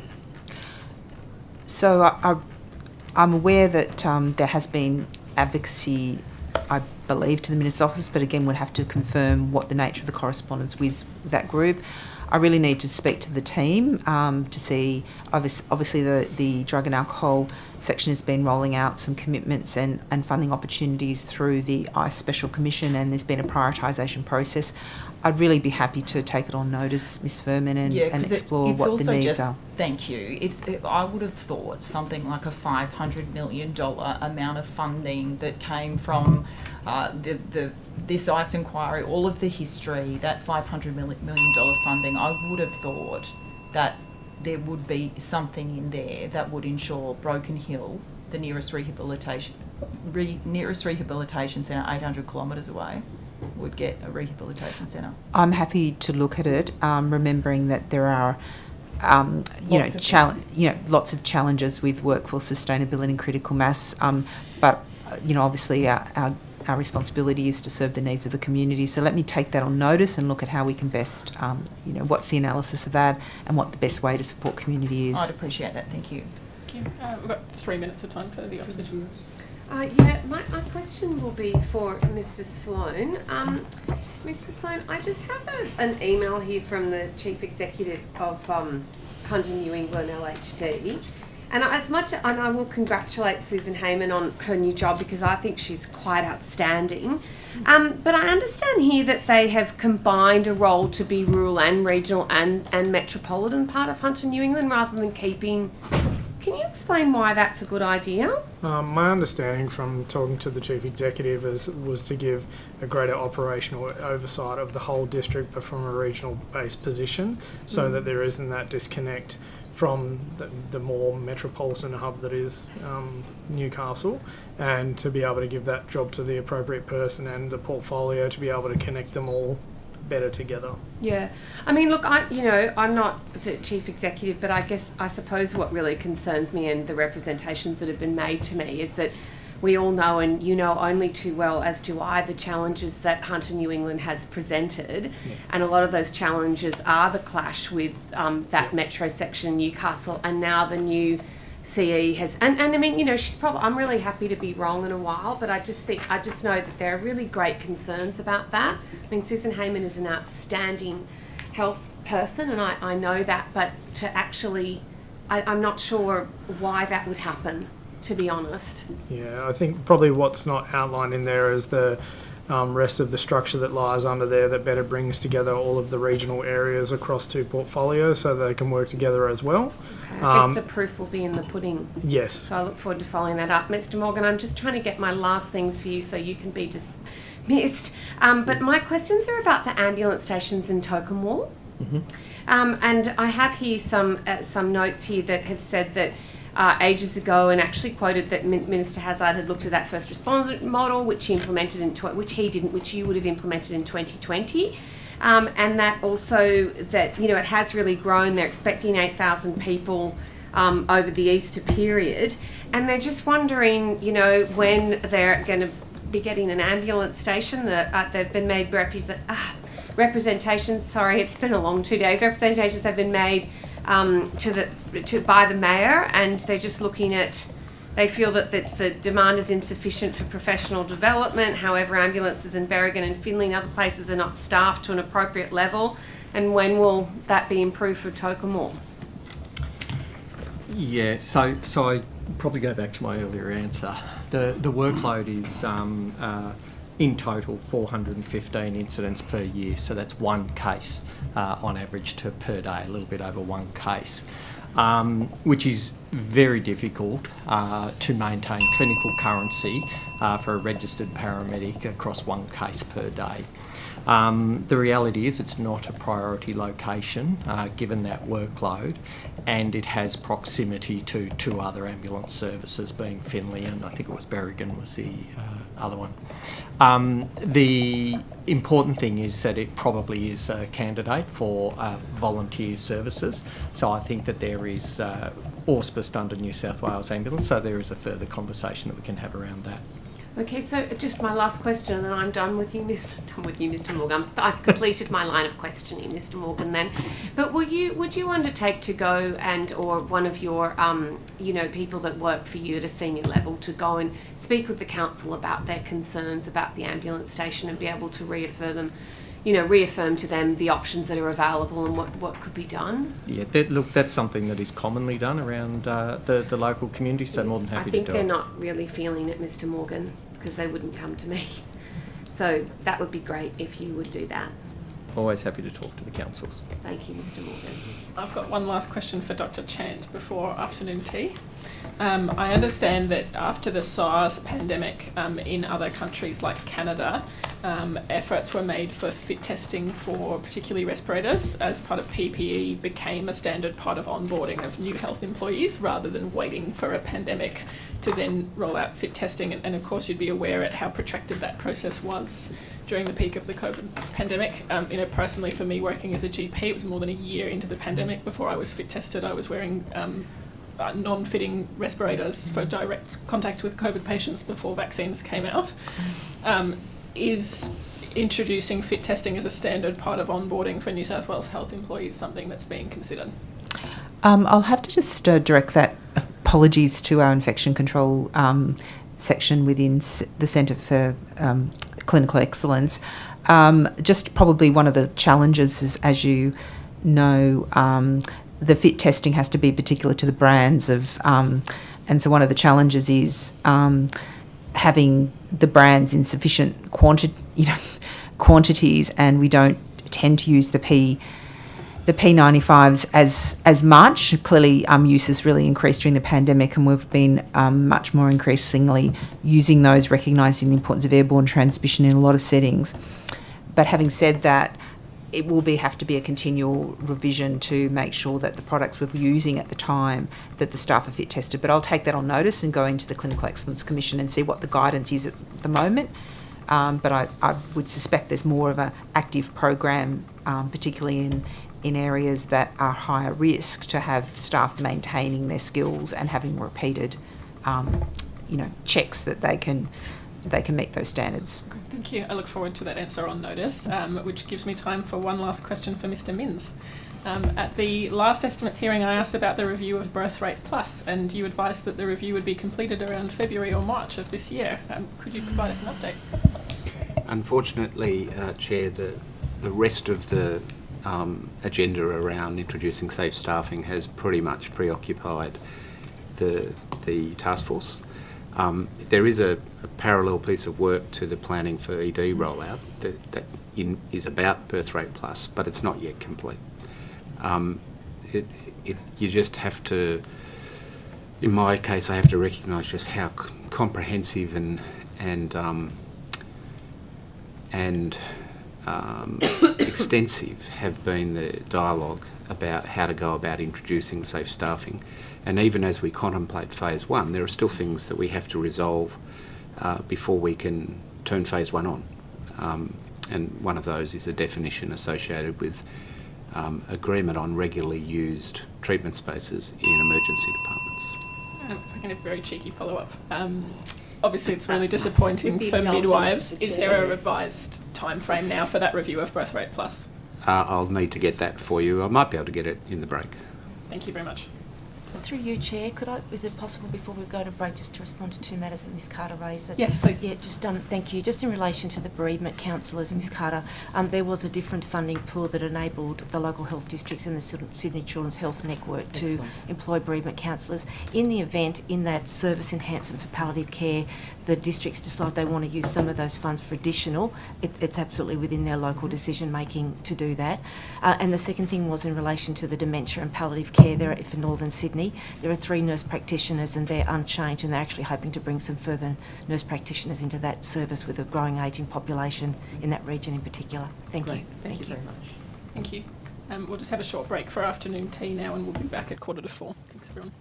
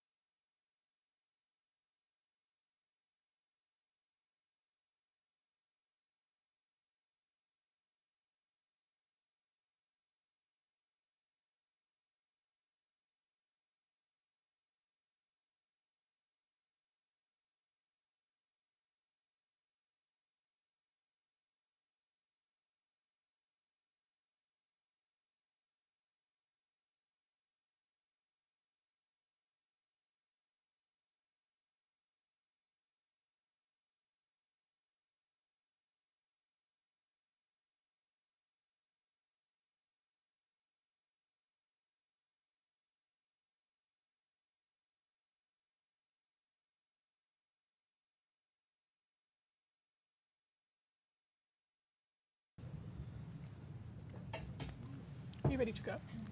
Yeah. About to start? Sure. Welcome back, everyone. It being 3:45, we'll resume the hearing, starting with questions from the opposition. Thank you. Mr. Minns, I wonder if I could start with you.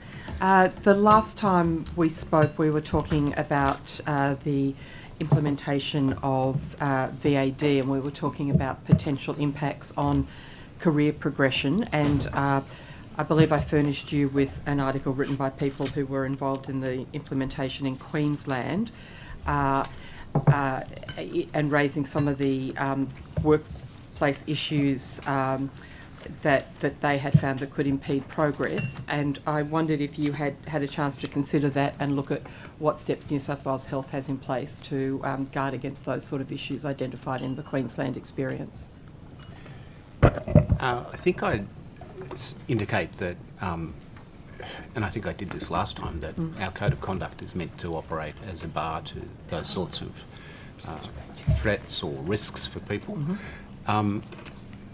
I don't know if Kerry's able to add any more on the theme of the consultation that's happened with the clinical community about implementation, and since it's gone live.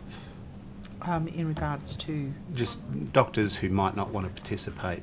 Career progression. And their concern about... The issue we raised last time, and it was documented as experience in the Queensland system, and that article that I furnished that was written by people who were directly involved in implementation in Queensland, that junior doctors in particular faced career obstacles if they were working with senior doctors who were involved in VAD, and those junior doctors had a conscientious objection. And I know the intent of the Code of Conduct and the intent of New South Wales Health is that conscientious objection should always be respected, but given that this is a live issue identified just to the north of us, I wonder what steps New South Wales Health is taking to ensure that this does not become a problem for doctors in New South Wales.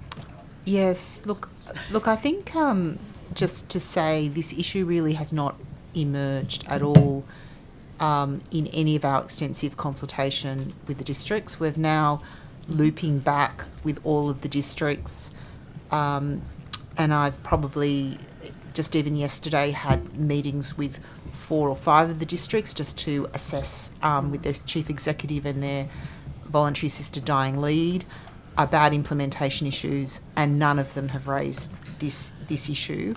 With respect, it's an issue of design though, isn't it? Because it's not an issue that I would hope we would ever get to the point of being raised, and given that it has been identified in Queensland, I just wondered what work has been done by New South Wales Health in looking at Queensland, looking at New South Wales, and seeing what steps we can take to ensure that it actually never becomes an issue for people with conscientious objections. I think in terms of the way we've implemented the model, the engagement we've done with the stakeholders and senior clinicians, the way we've worked extensively in terms of communication with both community clinicians, practitioners, our private health colleagues, it's been extensive, and I've just got to commend the work of the teams, and those teams are across the ministry and across our local health districts. So we're very conscious of any issues. It's a complex piece of work to be implemented. I'm very happy to be very vigilant about those issues. We also have staff that are going into the regions to support our regions and our metropolitan areas, so they're also eyes and ears and can help us. But I've got to say that the professionalism, we've encountered many circumstances where staff may express conscientious objection to it, but they've just been incredible. The feedback I've had is just incredibly professional. They're saying, I don't support voluntary assisted dying, but respectfully, I know it's about the patient. You have access to the patient, you're able to do it. So the experience to date has been very much affirming of the professional nature of our consultants, and we would be reinforcing that point to any junior doctors. I'm happy to speak also to the professional colleges like the RACP and the College of Surgeons, the specialist colleges to see if they're getting that coming back from their trainees. But as I said, that issue has not at all come to the fore in terms of the way we've gone about implementation in New South Wales context. Well, that's good news. What information or what educational training is given to junior doctors about options that they have if they're conscientious objectors? Look, there's been detailed webinars on there's detailed resources on our website, and there's also a series of webinars and plain fact sheet information about what is reasonable. We've also had a number of discussions around what we would expect as a reasonable engagement that a clinician would have, irrespective of their position about voluntary assisted dying. So that's within like what ethical practice would look like for you.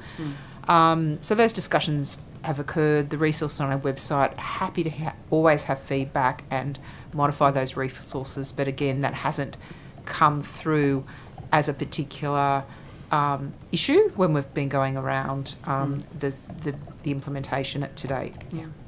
An issue that's been identified to me by various stakeholders is that when training's been rolled out in hospitals, junior doctors are being given specific advice of how they manage around senior doctors who may be conscientious objectors, and I wonder whether you thought that was an appropriate part of the health training in hospitals. Look, I think the reality is the Act gives very clear roles of what who needs to be involved in voluntary assisted dying.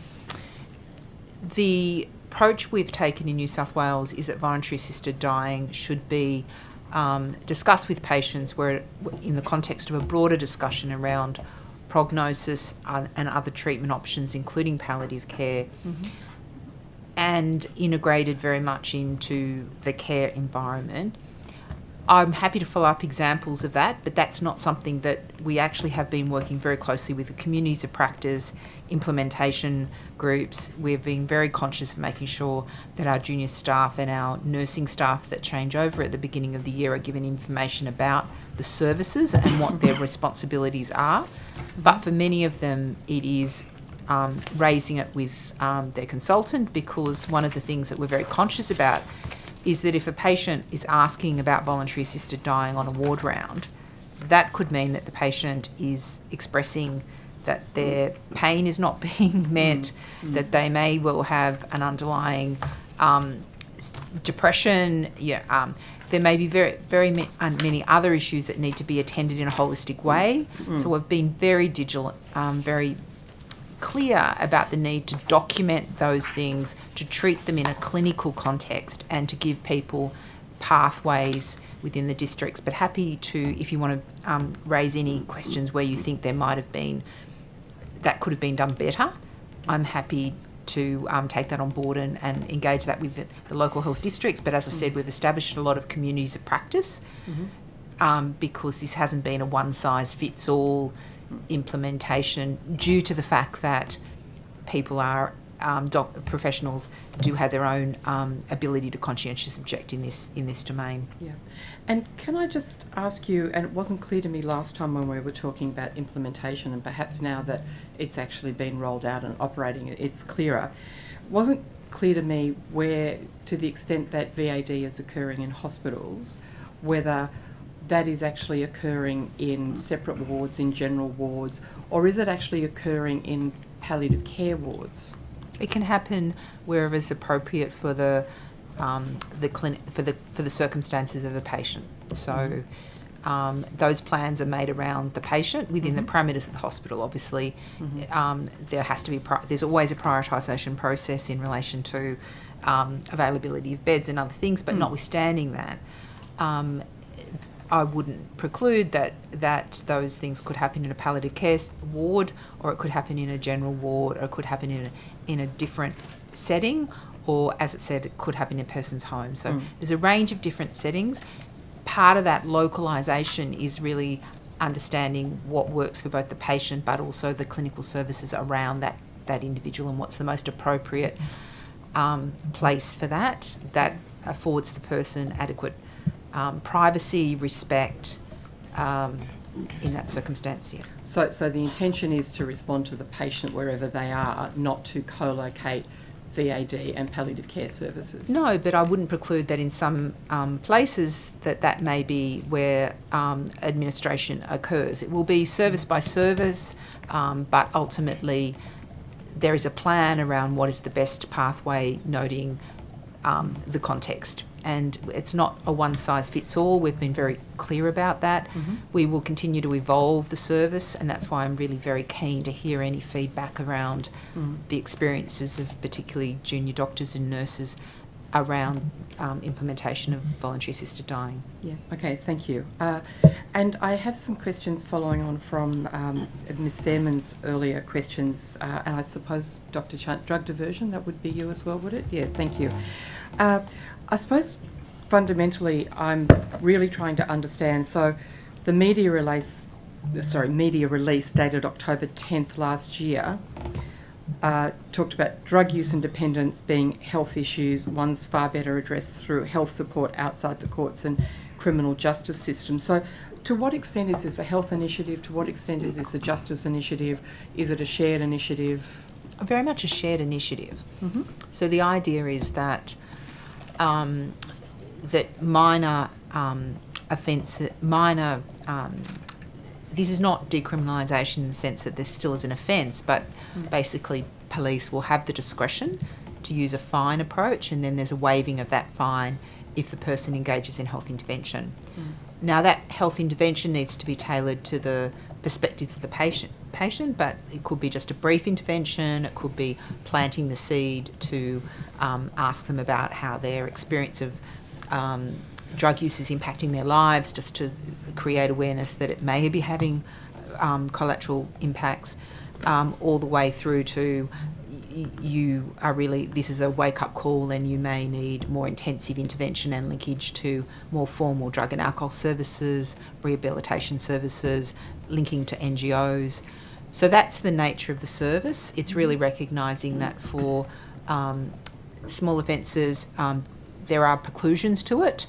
Obviously, the more serious and trafficable quantities are not picked up in this. This is really possession charges for prescribed levels of common illicit drugs. So there was what, a working party between health and justice to There was a close working party between a whole of government working party in developing the protocols and the agreeing on the parameters.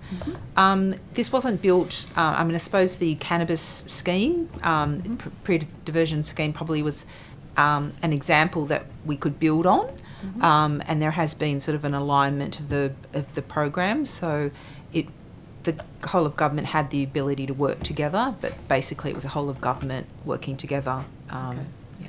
And how does this relate to the cannabis scheme? Is cannabis an exempt drug for the drug diversion scheme, or...? Cannabis, a sort of scheme runs in parallel, but the intervention will be similar and the fine levels are similar. So it's just working in the same way, but it was already in place for cannabis, and so this has broadened it to a broadened group, but the schemes are running in parallel, but we've harmonised as much as possible. So two people walking down the street, both of which come to the attention of the police, one because of cannabis use, one because of methamphetamine. They'll have similar experience of the system. But through different doorways. Yeah. Okay, thank you very much.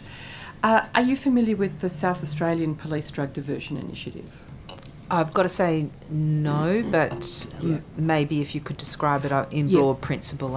Certainly. The reason I raise it is because when I asked the Attorney-General questions about the drug diversion scheme in estimates last year, he referred me to this scheme and to a 2012 evaluation which found that individuals who completed their diversion were less likely to reoffend, and use this as a research base and a comparator that had been useful in the New South Wales scheme. As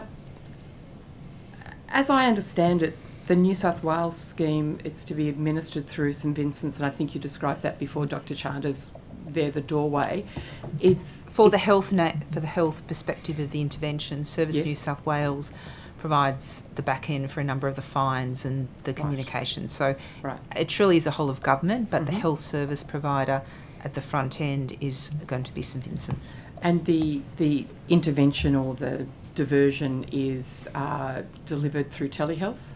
Through telehealth, but as I said, they may be linked to local drug and alcohol services. It will be tailored to the needs of the individual, and as not everyone may have everyone will be at different stages in their response. An appropriate tailored response. It's led by very experienced clinicians. Is in the New South Wales scheme, with that initial conversation, if further needs are identified, can they be required of the person or are they recommended to the person? They're linked in. Care at this point in the process is voluntary, and that the evidence is strongly for voluntary engagement in care in this circumstance. And there would be referral to appropriate services and, optimally warm referrals. We will be evaluating the outcomes and closely monitoring it and taking an approach to continue to learn. Because my understanding is in South Australia, referrals can be a required element, and that it is generally meeting with a health practitioner face-to-face rather than through telehealth. And I just wondered if you had any views about those differences in the structure of the schemes and their likely efficacy. Well, I think that we've learned that a lot of interventions can actually be delivered through a telemedicine setting. We have good evidence that a number of drug and alcohol services and mental health services can effectively be dealt with through that. Obviously, we have a local network within our local health districts where a face-to-face requirement is. I think we're open to making sure we very tightly evaluate this program, but in some circumstances, that sort of intervention may be more accessible to individuals. We also note it's a large state. There are barriers for travelling to a certain point. The level of confidentiality that affords may well suit clients. I think we've really got to... I'm optimistic that the interventions put in place are going to be appropriate. Can I just go back on something? I just want to check, because did you say that in some centres there would be face-to-face options available? Well, obviously, if the referral pathway indicates that this person may need to be followed up in a drug and alcohol service or linked in to a provider, then that service may well be delivered face-to-face. So it's a second step in the process that may well be delivered more face-to-face. And we explored issues around some of the regional areas earlier today. Broken Hill, of course, is the very strong example that we've looked at. As part of this program, are there additional resources so that appropriate follow-up treatment is actually available to people subject to the diversions? So clearly there is a large unmet need, but the ICE Commission commitment of funds from the government has been important at redressing that. There's obviously workforce challenges and other challenges at play, but I suppose just to say that the provision of telehealth has been actually a game changer, and the feedback from some of our rural regional where St Vincent's actually supporting the drug and alcohol services in those rural regionals has actually really assisted in access locally. Obviously, we want to link in and enable and work with GPs. So this is an evolution, and the investment has certainly increased the capacity and capability within our drug and alcohol services. But we need to work effectively with general practice, our non-government organisation sector, which is vital in the drug and alcohol space, as well as our own services. And telehealth, is it telephone? Is it audio? It can be video. So currently a number of the services do video. So again, it will be tailored. We will continue to learn, continue to evaluate, and also monitor what delivers, outcomes. What identity checks are in place? There is a process through the way the fines are administered and the data that will need to be shared. I'd have to take that on notice in terms of what details are captured and how we can prove it's the same person. So I'll have to take that on notice, but this is administered as a whole of government, linked to the fine, linked to Service New South Wales. And so. I mean, if you could take it on notice, I'd be grateful, because obviously for this diversion to work, the person with the problem has to be the one attending the diversion and not outsourcing that to somebody else in their circle. Yeah. The South Australian study produces some interesting figures in relation to doubling of hospital admissions for drug-related issues over the period of the diversion scheme. Have you thought about impacts on the health system if our experience in New South Wales is similar to that of South Australia? Could I just ask if they're for admissions or for acute presentations? The information I have, it was drug-related hospital admissions per capita doubled during the first 10 years of the drug diversion scheme in South Australia. So, look, I think it would be most appropriate if I reviewed that study, yes, and reviewed the scheme. I'm sure my team have got, across those details. But some of the considerations are that when we make services more accessible, when people are engaged in care, we would sometimes see corollary increases in admissions, particularly in perhaps in rehab. So I'm not necessarily surprised, but I'd like to be seeing that, and I suppose that goes along with the fact that there has been increased enhancements across the services. But I don't want to portray that there are not challenges, workforce, infrastructure, and other challenges in the delivery of drug and alcohol services. Yeah. And obviously the important role that general practice has, and some of the case complexity is perhaps not reflected in the remuneration for GPs in this area. Yes, thank you. Thank you. I'd like to come back to some of the staffing issues at Manning Base Hospital. I asked the Minister about this morning, but I appreciate understanding some more of the detail. Is it possible to understand what Manning Base is currently spending on locums and whether that's increasing or decreasing? We would have to take that on notice. Okay. Similarly, what about staffing vacancies at Manning Base Hospital? Notice, okay. Coming back to something else I asked about this morning, which was the budget commitment of $3.5 million to improve access to reproductive health services, including in regional New South Wales. And the budget statement noted the negative health outcomes for people with unintended pregnancies. Can you please break down how the $3.5 million is being spent? I'd have to take the breakdown on notice. Okay. I just have the global figure as you do. And on the same topic, the Minister gave quite a comprehensive answer this morning about what's being done to actually provide more abortion services in rural and regional areas, but I'm interested in understanding in the interim what's being done to address the significant cost and difficulty for people to access abortion in areas where there are no local services, particularly looking at places like Western and Far West. I understand, according to family planning, that AMS's, women's health centres and other organisations are incurring significant costs in providing transport and staff to attend services that are sometimes hundreds of kilometres away. The specifics I need to get some further advice on, but as you're aware, there is the Pregnancy Choices Helpline, and the intent of that service is to give people advice on the nearest place for which they can safely receive an assessment and a service provider.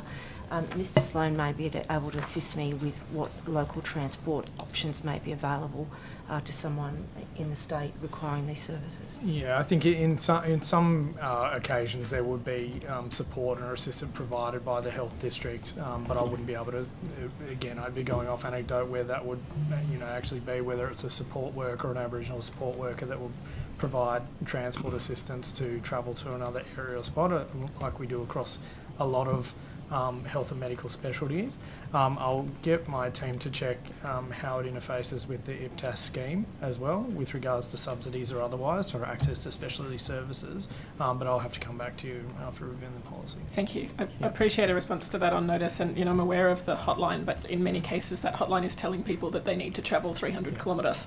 So I'm interested specifically, while we're actually addressing the lack of services, how we can get people to those services, noting how time sensitive this is as a procedure. Yeah, I understand. And also some sensitivity around the location for people in their own communities. Being very close to home may not be optimal either, and that's where I think I take your point. It's you don't want to have to travel far for that, but there will often be other circumstances for individuals where it's appropriate that we assist them with a different location. Yes, thank you. Thank you. Sorry, Chair, my team are on fire today, so yes, it is covered under the EPTAS scheme. That's incredible. Always Thank you. on fire, Mr. Sloan. Okay. I was also hoping to follow up some of my questions this morning about public dental services. Was that Dr. Chant's ready. Yes, Raring to go.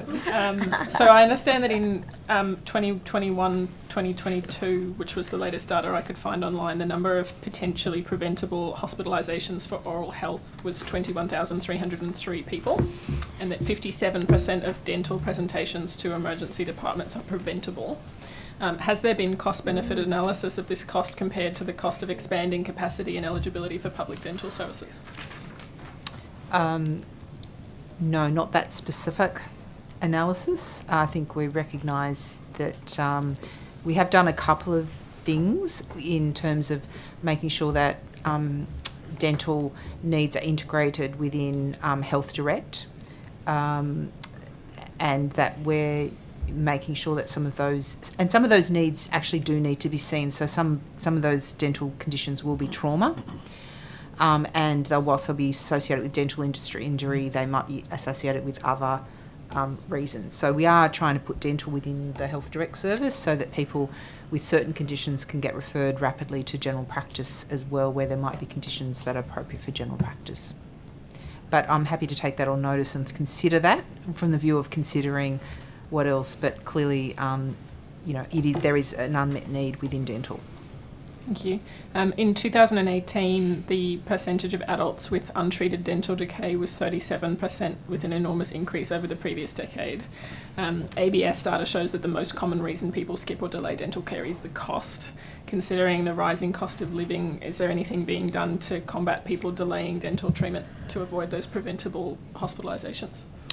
So one of the things that we're very keen that the community is more broadly aware of is the Commonwealth Family Dental Scheme, which allows vouchers for people in, I think it's Family Tax Benefit A. We think that's an important thing that we remove any barriers for people accessing that, because obviously dental health and good behaviours in relation to regular visits to dentists is important to establish young.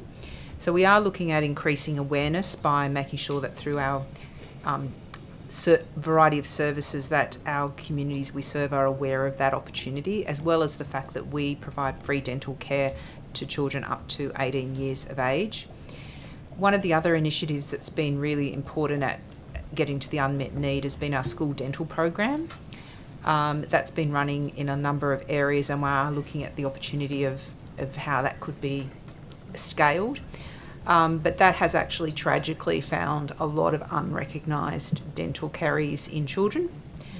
And at quite high levels, we are targeting our more disadvantaged schools. And we're also making sure that there's very good follow-up of those children. So that's one of the components. We're looking at also how we can be better at capturing that revenue from the child dental benefit, because the Commonwealth Government has allowed our services to claim that, and then using that to reinvest in expanded activity. We've also been looking at a number of other programs to increase the efficiency of our services, and I'm pleased to say that there's been a significant recovery, and I just want to thank all the dental services across the state in terms of the effort they've put in to reduce any backlogs that did accrue during COVID. And we're committed to really improving that performance. We're doing other things in terms of streamlining patients' experience, and through COVID we integrated things like telemedicine again and teledentistry to allow to remove the need for people to come in for an assessment visit. We're also trying to network our central specialty services better, and also create access to specialist services closer to home through models with private specialists. So there's a lot of going on there. There's much more to be done, and it is a really important area that is so critical. We also are trialling some initiatives with our drug and alcohol clients to more proactively engage our drug and alcohol clients. And so that might be using and reusing the mobile dental vans at times when the school holidays are on and the vans are not being used, perhaps taking them to clinics, because the feedback we've had from our drug and alcohol services really reinforces the importance of oral health, how people appear and how they feel about their appearance and their teeth really can have life-changing impacts, particularly in those. So there's some of the things that we're doing, but really want to acknowledge that there is significant unmet need. Thank you. I should acknowledge you mentioned this morning that you'd recruited a dentist to Broken Hill, which is a huge achievement. I've worked out there as a locum at an AMS, and I really appreciate how serious that need was, so well done for that. I think it's thanks to the district who put the hard work in, but it's very pleasing, and it's pleasing to see the data change. You know, we were down at, you know, not performing as we would want to in Far West, despite some service provision. I just want to acknowledge that some of our services, such as South Western Sydney and Sydney, have been rotating dentists out there. We've been working with the Sydney Uni to have students rotate. So we've been using a mix of strategies, but obviously having someone grounded there for, you know, majority of the time is just really important. So absolutely. I'm interested in the primary school mobile dental program, which you mentioned. Has it been evaluated, and what are the results? It has been evaluated. I just need to chase up whether that's been published yet. But clearly there were a number of lessons that for me came out of review of that report, and that was really around making sure that the follow-up was very tight for the children that had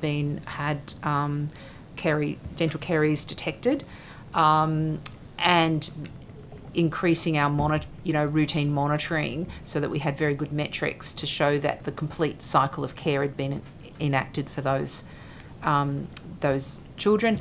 And also, I think what wasn't in the report, but it's really key that we actually use the findings from this to inform our health interventions in schools, you know, around, you know, water is the first best drink, you know, appropriate messaging around some of the sugary products that really are associated with significant dental caries.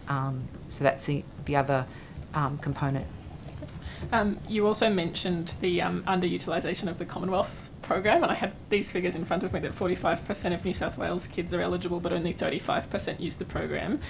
You mentioned in passing, you know, trying to encourage more people to be aware of that program and utilise it. What specific activities does that involve? So that's really about making sure that we circulate that through our services that might be touching. Like we actually have quite significant reach in ourselves, that we would touch a number of families through, say, our Sustained Home Visiting program or our drug and alcohol services. So making sure that there's the awareness of the staff, that they can prompt people that is a potential pathway. Also, our partners in Service New South Wales have been useful in raising awareness. It's just something we have to do more of. And also, I'm very keen to work with the Australian Dental Association to understand what might be barriers for people going into dentists' surgeries and claiming the CDBS, and reassuring them that even if they expend the voucher, the public system can pick up if the work is not covered. And I think there's some of those fears that families might have, that they might still accrue an out-of-pocket, because the voucher is obviously limited to a certain amount over 2 years. Yeah. So we need to do some more work at making sure the community is comfortable to both use the private sector, and I just want to acknowledge that in New South Wales there is a lot of use of it in private sector, and it's also seen as a really important intervention for the family. So, you know, bringing the child in is an opportunity to talk to the whole family about good oral hygiene. So it's actually got a ripple effect as well if we get that program from the Commonwealth utilised as most we can. I'm also interested in the oral health fee for service scheme. Is there data about how many people receive treatment at public dental facilities compared to people who've received care at private facilities through the voucher program? Yes, there is. I suppose it's just horses for courses, and we need to think about the oral. We really respect the private practitioners that participate in that scheme. It's pretty clear that we can do, where we've got large clinics, we can do activity at a very efficiently.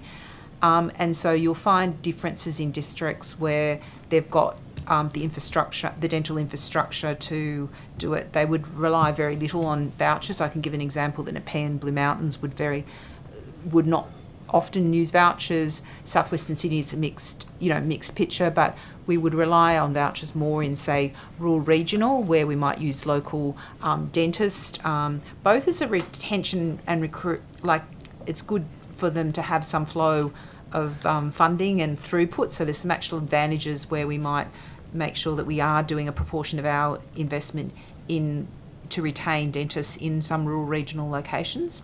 So the data is available, but it will reflect that diversity and different motivations and reasons why we might have a different mix between the oral health fee for service. One of the things that we are looking about is recruiting and engaging and expanding that program to specialists, so that specialist services, and Southwestern Sydney, for instance, has piloted some, I think it's orthodontic voucher system and some endodontics. So again, learning from that and looking at how we could scale that, because obviously recruitment and retention of some of those specialists, particularly in rural regional areas, is challenging. Thank you. The New South Wales Oral Health Strategic Plan states that public dental clinics will promote gender-affirming spaces and inclusiveness in providing dental care to patients. How is that goal being implemented?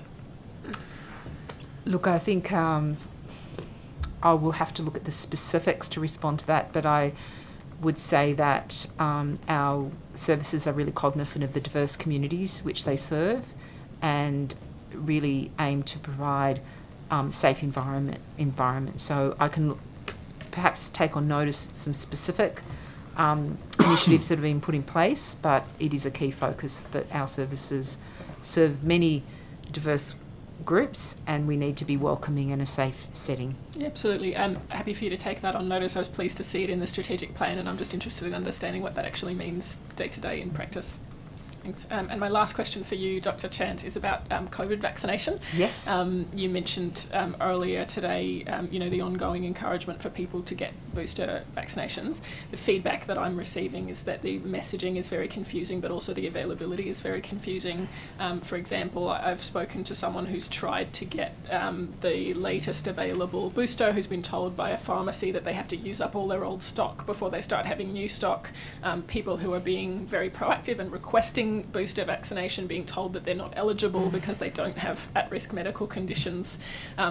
What's being done to actually make sure that the messaging's consistent and that vaccines are actually available when people are requesting them? So at the moment, the Commonwealth is responsible for distribution of the COVID vaccines. New South Wales did put up and do a pilot to support the transition, but there was that was not transition. There was a decision made by the Commonwealth Government not to transition that at that time.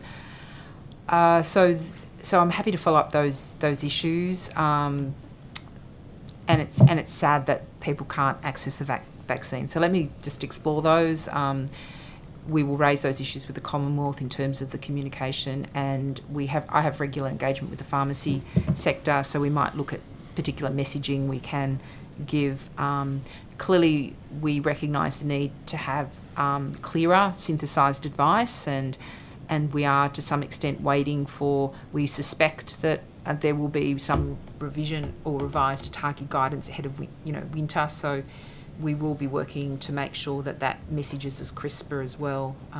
But happy to take up, acknowledge those experiences, and really will take them up and work with the Commonwealth and our pharmacy and GP colleagues.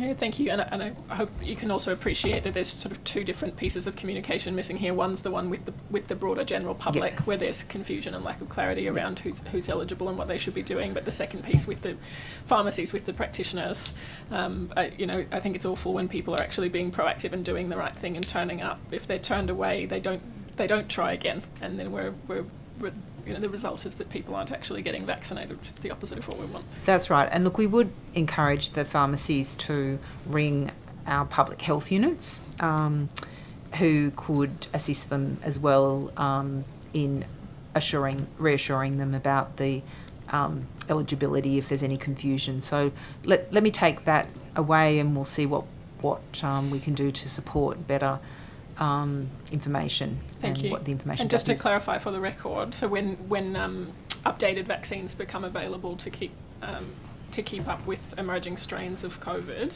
that it's not the case that practices or pharmacies have to use up the old stock before they're able to use new vaccines. That's a matter for the Commonwealth, and I would just need to check whether the Commonwealth has put any guidance out. I wouldn't have thought so. I think it was, though, important to say that all of the vaccines help, and clearly the newer vaccine is the preferred one, but the vaccine you have is better than the vaccine that you don't have, particularly in the context of high community transmission where your likelihood of coming into contact with COVID is high. So that's been one of the issues that we were trying to get out last year when everyone knew the new vaccine was coming and perhaps waiting. If you're in a very high-risk category, that's probably not desirable. But let me take that on notice in terms of understanding what the Commonwealth might have been communicating. Yeah, thank you. And the last follow-up to that is, are you aware of any supply issues that might mean that people are being told that they're not eligible? So if a fit, healthy adult wants to do the right thing and have a booster, is there a reason that they shouldn't be eligible or told they can't have one? I'm not sure there should be any supply issues, but again, it may be the fact that obviously the ATAGI advice is requiring a very nuanced approach to those outside. It's very clear for the over 65s, and it's a little bit more nuanced for the other groups. So that may be adding to the confusion about what pharmacists are permitted to do. So let me follow that up, and I'll talk to the Commonwealth about any materials they've sent them out and see if we can be a bit more clearer in our advice. Thank you very much. Opposition? We love vaccine and we love pharmacists. My question, Mr. Sloan, is for you, and I think we should talk about some good news. So I'd like you, please, to say, firstly, Mr. Sloan, I did hear as well that the recent graduates from the Country University Centre in Broken Hill, I think there were 42, and half of those graduates were health graduates that will be staying to work there. So that's exciting news. And the second thing is, I'd like you please to update the committee on the great work of the Rural Incentive Scheme, and also I did read somewhere that other states were now looking at it because it's been so effective. I'm not too sure about the other jurisdictions, but thank you for your question, Mrs. Taylor. Did you want to give me good news? I can give you lots of good news from the 21st of February. Yeah.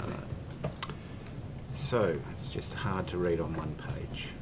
But we are at a position now in terms of full-time equivalent employees where we have 7,373.41 FTEs who are the beneficiary of a retention arrangement. Mm-hmm. In a headcount sense, that is 9,427 employees. And if we talk about recruitment... Since it started, Mr. Minns, or the financial year? No, that's since commencement. Okay. And if we talk about recruitment of FTE using incentives, we are at 1,600.76 FTE. Mm-hmm. And a head count of 1,894 employees. Okay. And Mr. that's really exciting, and congratulations to all of you, because there are many people here who worked very hard on that, and you should be really, really, really proud of that, Mr. Minns. You spent a lot of time crunching numbers to get to that, so that's really great. I just wanted to know about with the allocation that was there in the first year, what the underspend, are you allowed to tell what the underspend of that was that's now been put towards increasing that payment? Is that a reasonable question? I'm not sure I follow what the question is. So the allocated money that was put in for the Rural Incentive Scheme for the first financial year, the underspend of that, I'm just thinking that the whole thing wasn't spent because now you can actually get more. Yeah. So this came into operation in this financial year, or did it start in last one? Last one, yeah. So we wouldn't have got to scale that we're at obviously in that first period of the budget year, and money that was not spent. We did invite districts to come back to us for a request for things that would be additional workforce strategies to the regional and rural districts. So therefore you could flex up what was being offered? Not so much that, more complementary strategies. So some of them sought some money that they weren't going to be able to spend on incentives in that first year allocation. They sought to use it for accommodation initiatives. Yeah, so part of the package, which was originally what it was supposed to be about, right? It wasn't just about the wage, it was about all of those adjuncts too. But it's still, I'm making a different point. I'm not following you, Mr. Min, so can you explain? So the districts were able to ascertain that given what the balance that was left in the financial year, they weren't going to be able to spend to full capacity. And so we invited them to, if you like, pitch to us for additional strategies that would complement their efforts to recruit people rural and regionally. And so it was quite diverse.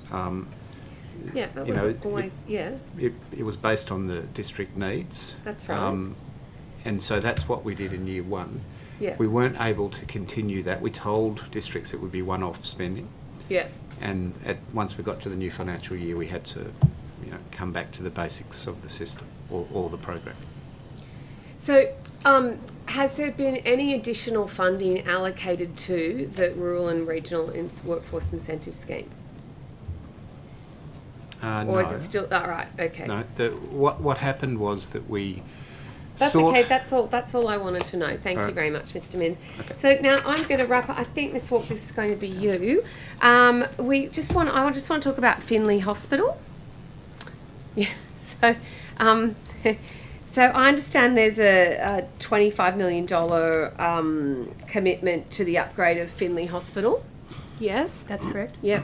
I'm also told, and again I wasn't there, so I'm just told that the community has been disappointed with the concept plan, and that there was a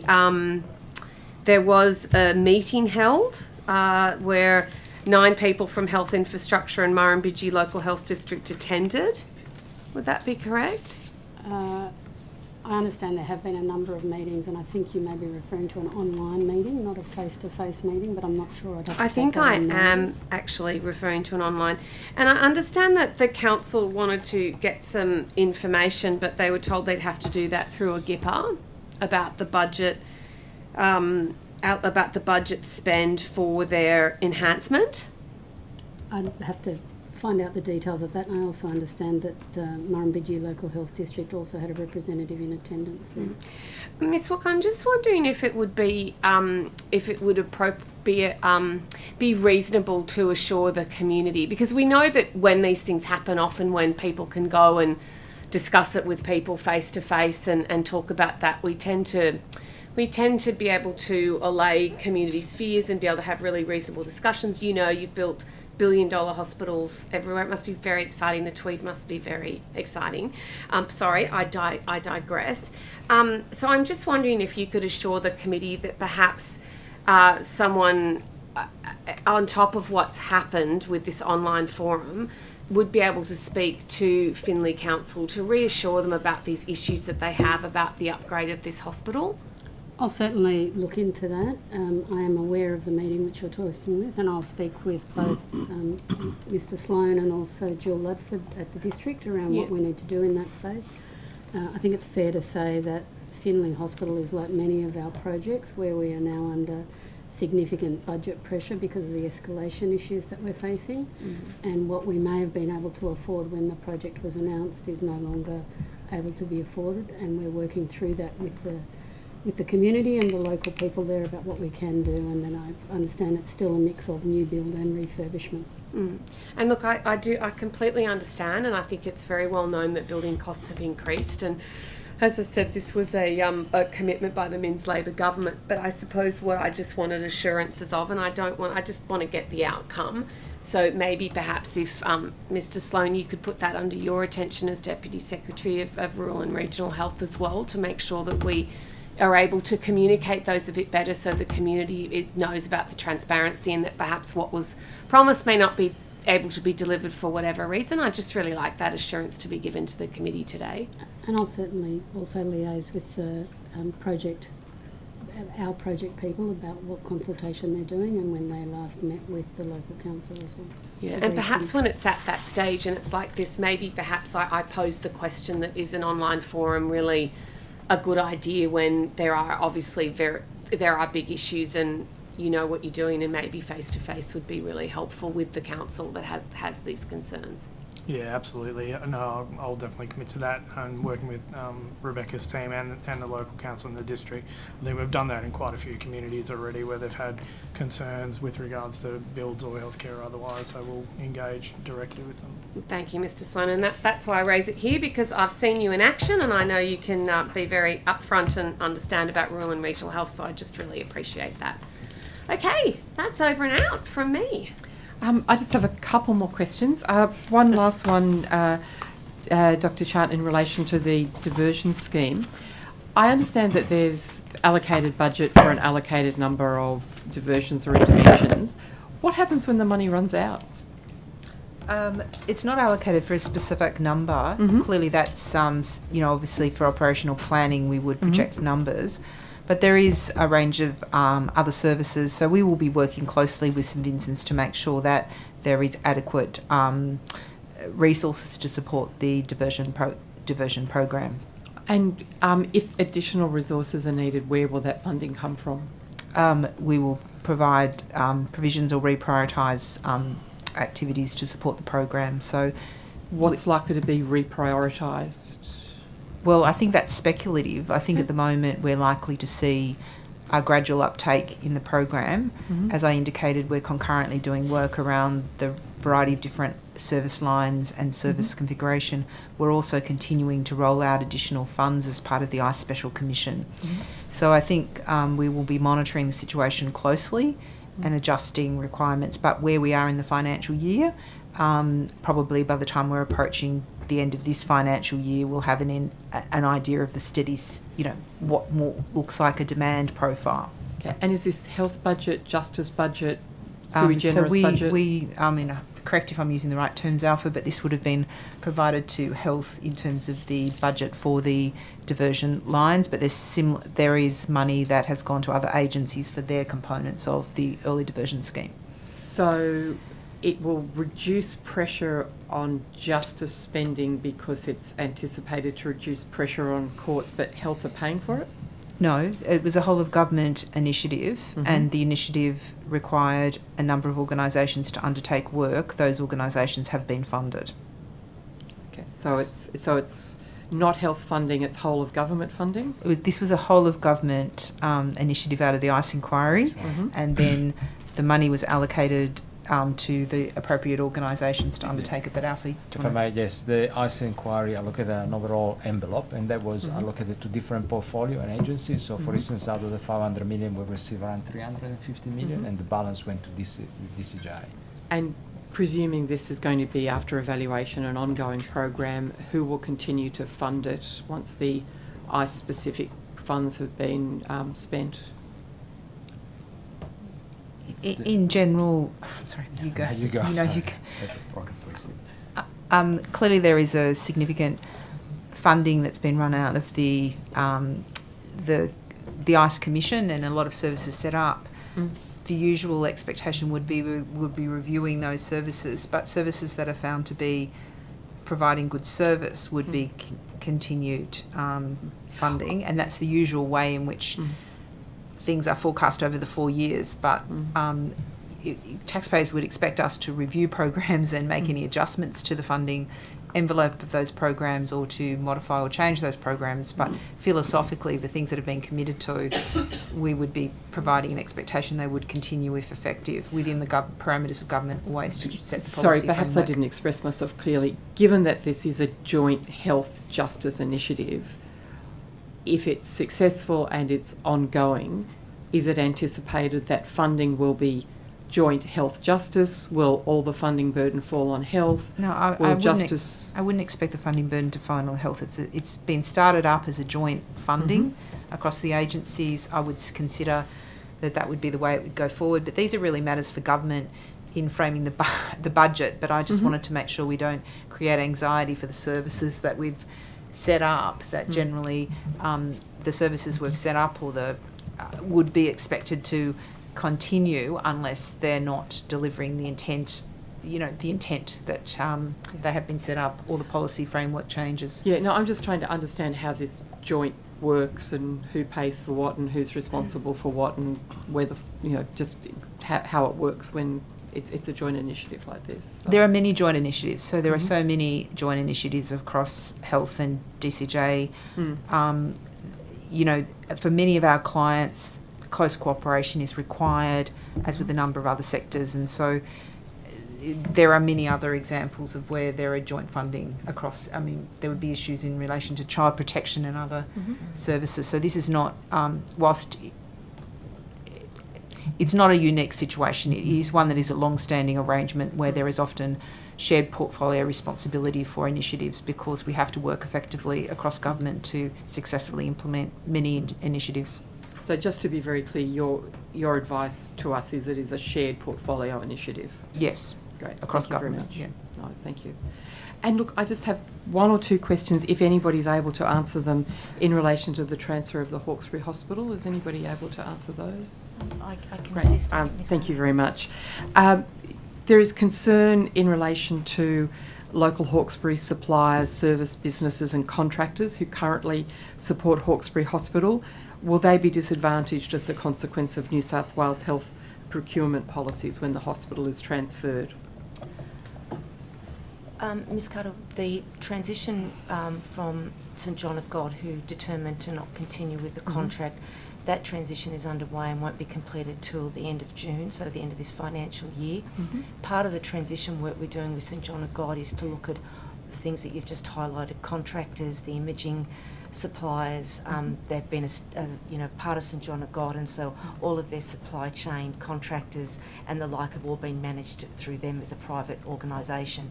So as we step through the transition, that will be a critical part. Firstly, supply chain needs to be maintained, but as you'd be well aware, we have Health Share, which provides food and linen and some warehousing services for our local health district. So we would expect there would be some changes from private suppliers back into health supply chains, and we would obviously be looking to optimise value for money for our health services. We do, led by Mr D'Amato. The procurement activity is pretty significant across health, and we'd look to get those opportunities for Nepean local health district as St John of God moves in. But we'll work with all the suppliers and the contract staff who are currently caring for patients in St John of God.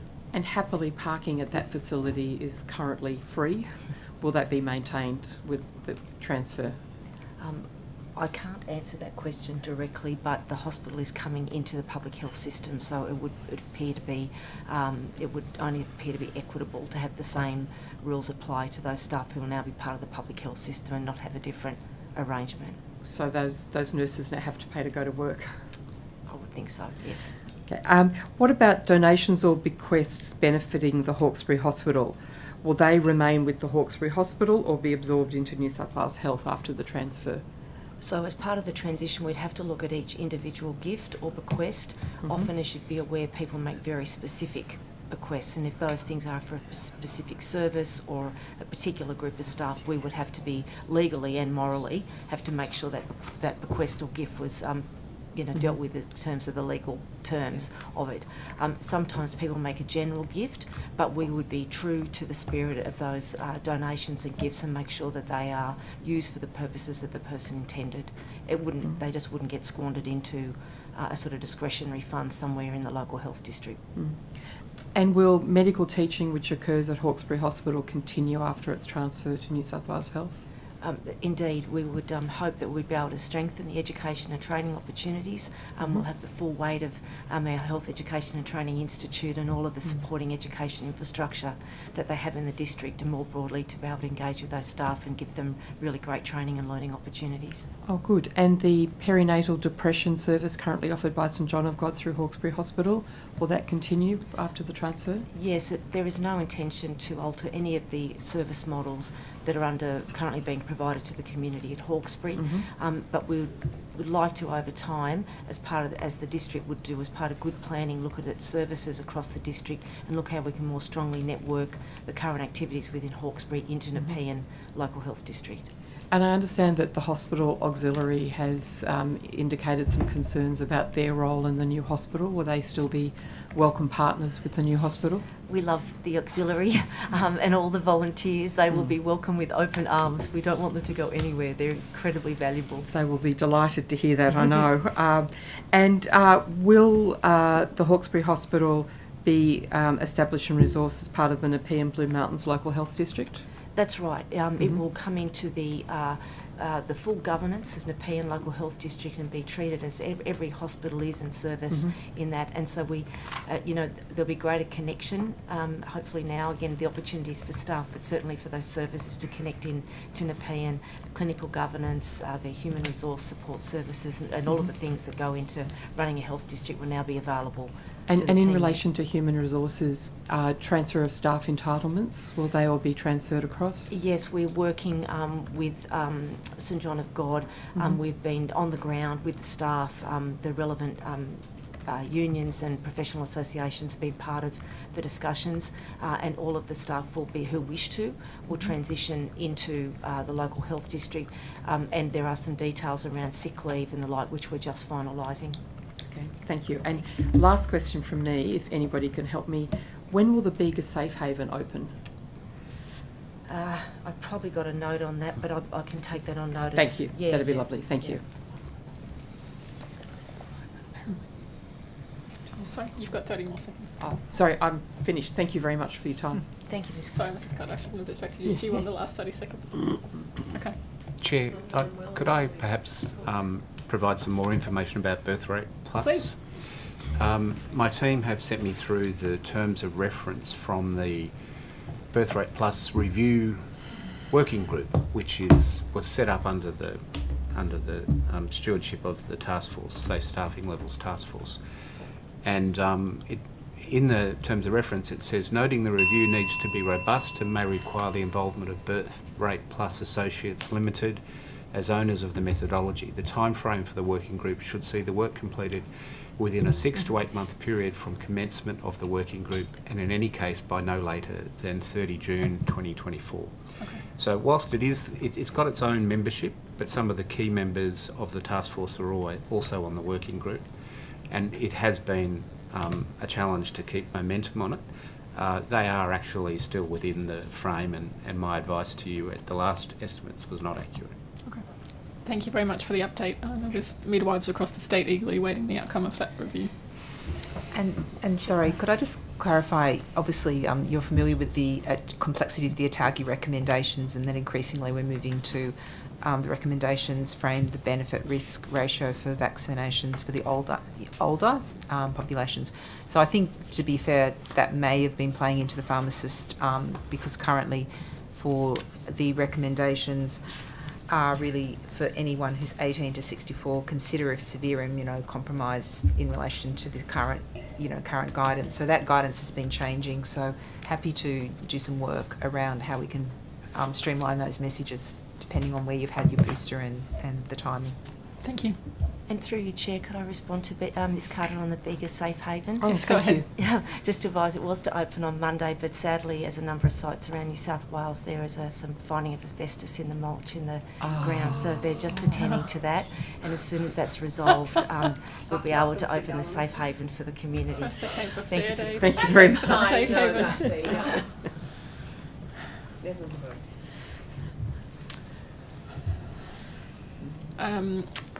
Sorry, I'm just sorting out the last of my questions for today. I asked at the previous estimates about what is being planned for the old Tweed Hospital site now that the new Tweed Hospital's opening. Ms. Walk at that hearing advised that the deliberations was underway.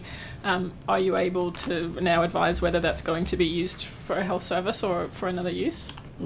I think those deliberations are still underway, and we are liaising, or my colleagues in the Ministry of Health Property are liaising with Property New South Wales about the ongoing use of part of that site.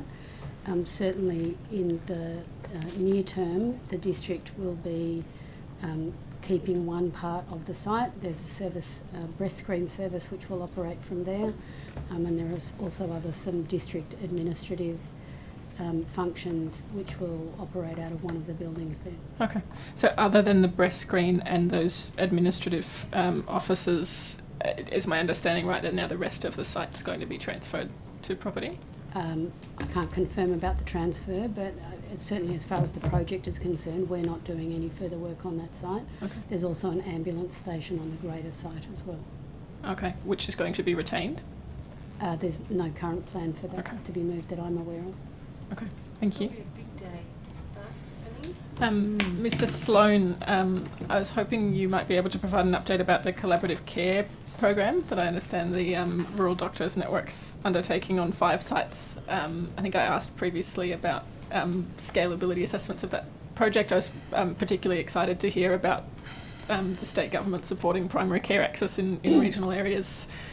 How's the project going? Yes, thanks, Chair. The scalability, as you may recall, we work with the Sachs Institute to work with all the stakeholders at those 5 sites to conduct the scalability assessment. That has been finalised, and I'm more than happy to provide you with a copy of that. It validated a lot of our thoughts and thinking around small communities and how healthcare in those spots where the collaborative care is currently set up work and rely on trust with the community, really great communication and connecting all the different parts of what's the provision of healthcare in those areas. So we're now working through the process of identifying further areas where we'll work with Rural Doctors Network and the other stakeholders in communities to roll that out further. We have 2 tentative sites that we're working with at the moment, one being Leeton and the other one being Weewar. We've had early conversations with both of those towns, their communities, and more so with Leeton at this stage with their council as well. To be able to work with them and coordinate it all and get that in place. So it's very positive at the moment. We're also very aware that there is other models of collaborative care that perhaps aren't documented or written up, and we know there's really strong work happening in that space in places like Gunnedah, where they've got primary care working with the Aboriginal Medical Service and the LHD and other stakeholders in the one spot to be able to divert people away from emergency, as well as provide that really good quality holistic primary care.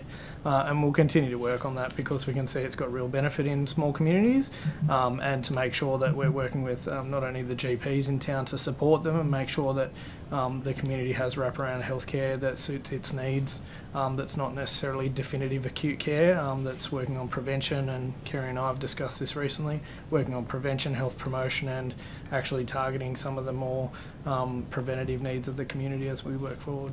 Thank you. I'm also interested in understanding the uptake of the New South Wales Rural Generalist Single Employer Pathway, which I will forever refer to as the Murrumbidgee model because I'm very proud that it came from Murrumbidgee. How's the uptake of the program been? Have you filled all the places? Yeah, so I can give an update on that as well. I'm very excited to inform the committee that we have secured the Memorandum of Understanding with the Commonwealth for 2 collaborative trials that cover the entirety of the state. We also have the option of a 3rd trial to use in a different or innovative way. We're just working through how we'll do that at the moment. The first 2 collaborative trials allow us up to 80 exemptions under the 19.2 insurance exemption for primary care. To date, because of some, I would say, we'll say delays with regards to getting all of the appropriate documentation signed by everybody. We were sort of late to the bandwagon with regards to advertising for the training and recruitment pathway, but I'm pretty pleased to announce that we, including the 5 Murrumbidgee model trainees, we've got an additional 16, so 21 for the first year of the collaborative trials spread across regional New South Wales, which doesn't go to solve all of our GP training problems or our primary care problems or our, in fact, acute and hospital problems for medical officers, but it's a very good step in the right direction. And what we heard through the rural and regional inquiry was that that was one of the major barriers to people taking up general practice and rural generalism, and so we've now removed that roadblock, especially for the next 4 years through these pilots. Thank you very much. It's a wonderful update, and I agree. I think it's a really strong step in the right direction. Do you think that there might actually be benefit in having a single employer model for all GP registrars, not just rural generalists? Oh, look, I don't think I could comment on that. I think there's really strong private practice training, and the collaboration and consultation we've done with a lot of primary practice across all of the state, and I really want to give kudos to GPs and primary practice in all of the regional towns, because they do an amazing amount of work, and the provision of care that they provide that somewhat goes unseen in communities in regional areas, remote and rural areas, probably isn't given the kudos that it's needed. So with regards to the single employer model, I think it's just one option, and we've had some really good consultation from GPs that present a variety of different options, one of those being single employer, but other people definitely don't necessarily want to take that pathway, but we have ticked that off the list as one of those barriers. So look, we'll keep working through that, both with the Commonwealth, as it is their main jurisdiction, primary care in communities, but we know we have a role to play, and definitely have a good appetite with regards to forming how that comes from New South Wales Health for rural, regional and remote communities. Yeah, thank you. In terms of the other models that are being considered, I know things have been put forward, like some kind of collaborative arrangement for leave portability for registrars that might be employed in private practice. I also note that Victoria has recently announced basically a cash handout that they're just supporting GP registrars to cope with the pay cut they take when they leave the hospital, and also the costs of their exams. Are any of those sorts of models on the table in the absence of single employer? Oh, look, I don't think anything's necessarily off the table, but I'm not going to be firm on, what model's going to suit each and every one of the people we know we have. And, Phil and I are always talking about this, a continual, and just last week was down in Melbourne at a conference with the Royal Australasian College of Surgeons about discussing the drop-off of medical graduates taking a career in GP. So I think we need to work through some of those problems and understand exactly from the people that are taking the career choice to go into general practice and or into rural generalism, and understand exactly what their needs are to prop them up and make sure that they're going to stay in and work in regional, rural and remote communities. Thank you. Best place to live, isn't it, Mr. Sloan?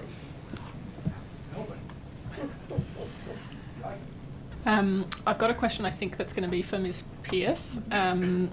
There's been a lot of coverage in the media of the government's proposed legislation to ban conversion practices in New South Wales. That was an election promise that's been somewhat delayed. Given that there are some instances of conversion practices occurring in health settings, what consultation has been sought from health? Have you been contacted by the Attorney General? No, I'd have to take that on notice. Okay, thank you.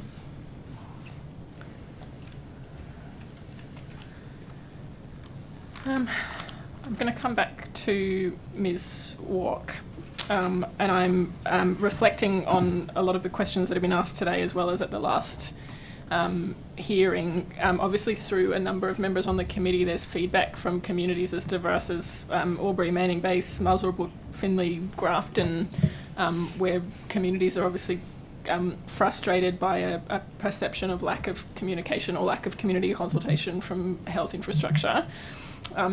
Is there any work going on to improve the way that you're actually collaborating with communities so that they don't feel they have to resort to contacting members of the upper house on a regular basis? I asked a cheeky question this morning about, should people have to have an order for documents to understand the number of beds at the local hospital? But I sort of genuinely, there's clearly a frustration across a huge range of regional communities.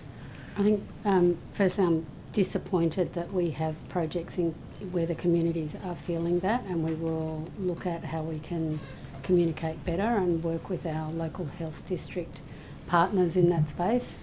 I think we do a lot of work around community consultation at particular stages and phases of projects, which includes setting up pop-up stores in shopping centres, having community information sessions.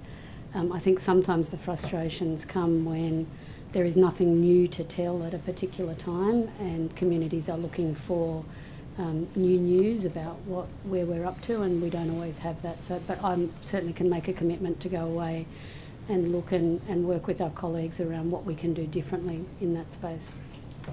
Thank you very much. Sorry, I've just missed one about Tweed Hospital. I asked about the previous site. I understand that the new Tweed Valley Hospital's a 40-minute trip by public transport, and that there's some concern from practitioners and consumers of the methadone clinic, that's now being relocated to the new hospital. Is anything being done in the short term to support those patients who are now having to travel quite a long distance to access the methadone clinic? I'm not familiar with that program, but we can certainly take it up with the local health district chief executive. Yeah, look, I'd be happy to follow up that program. One of the things that we're very keen to do is also partner with our colleagues in pharmacy who can provide both methadone but also buprenorphine long-acting. And we've really got a strong focus in supporting pharmacies improve access to that option for clients. But I'm happy to follow up the issue in relation to the clinic. Thank you very much. Coming back to Mr. Minns. Sorry, I'm very out of order at the end of the day. I'm interested in coming back to junior doctors. You would well be aware of the class action in both New South Wales and Victoria regarding unpaid overtime. What work's being done to address this issue? I'm sure you're aware of the issue where junior doctors feel bullied or pressured by hospital administration not to claim overtime, and that's affecting their career progression. I have to object to that, Dr. Con. I think that's an unfair statement to say that they feel bullied or pressured by hospital administration in this case. That's a very broad statement, and I don't think it accurately reflects what has in fact led to that within the supervision of junior medical doctors over many years, which is also part of the problem. Sure. I'm aware that that's the experience of some junior doctors. I'm happy to correct the statement to make it less broad. Chair, I can't talk about the class action matter. It is the subject of ongoing legal conversations, including mediation. The department, the ministry, together with all of the LHDs and networks, has done an extensive amount of work over a 4 or 5 year period to try to create dashboards, policies, frameworks, information, new opportunities to claim overtime, an app for junior doctors to be able to easily claim their overtime. And I think it gets tracked in the annual survey that occurs with the Australian Medical Council. I think there's a question in there that asks about their ability to claim overtime. And if I can take that on notice, I'll get you the most recent data from that. We have seen improvement, and my memory is, but the data will prove it on notice, that New South Wales' percentage of people saying they regularly claim their overtime is better than the rest of the states. But that will be confirmed, if my memory is completely accurate, by what we supply as a response on notice. Thank you. I really appreciate that data on notice. It'd be very interesting. I'm just Kyle, having a look. Sorry, I just wanted to, if I may respond to your question on the conversion practice bill. Please. Apologies, just not quick enough getting to my note. So you're probably aware that the bill is planned to be introduced this year. We've done some consultation in partnership with DCJ, the Department of Community and Justice. We've had almost 150 organisations as part of 8 roundtables, and there's been 134 written submissions received, so good engagement. And so obviously key groups, advocacy group, victim survivor groups, faith-based groups, all the ones you would appropriately expect. So that drafting work is underway, and as I said, with a view to introduction of the bill later this year by the government. Thank you. Thank you. I'm just looking at the time. I did have an earlier conversation. I understand Ms Pearce and Ms Wilcox need to catch a flight to Melbourne. I'm seeking leave of the committee to release those witnesses to catch a flight. Much appreciated. Thank you very much. Thank you so much. Appreciate it.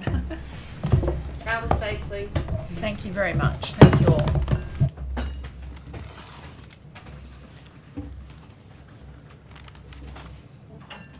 Everyone else is looking like, can we go too? They are. Look on I think your all of face, my Mr. questions have either been Sloan. answered or taken on notice at this stage. That's how I feel too. I'm happy to go to questions from the government if there are any. No, Mr Vince, you're here You till wanna start? 6 p.m. Excellent. I've got one question, probably to Mr. Minns, which is, So let what's them the go. latest retention rate for nurses? And is it still improving? All right. I've just got to re-plug everything in. I think you can say How good Yes. the rule and safety scheme While is. I'm finding it, I can say it's improved.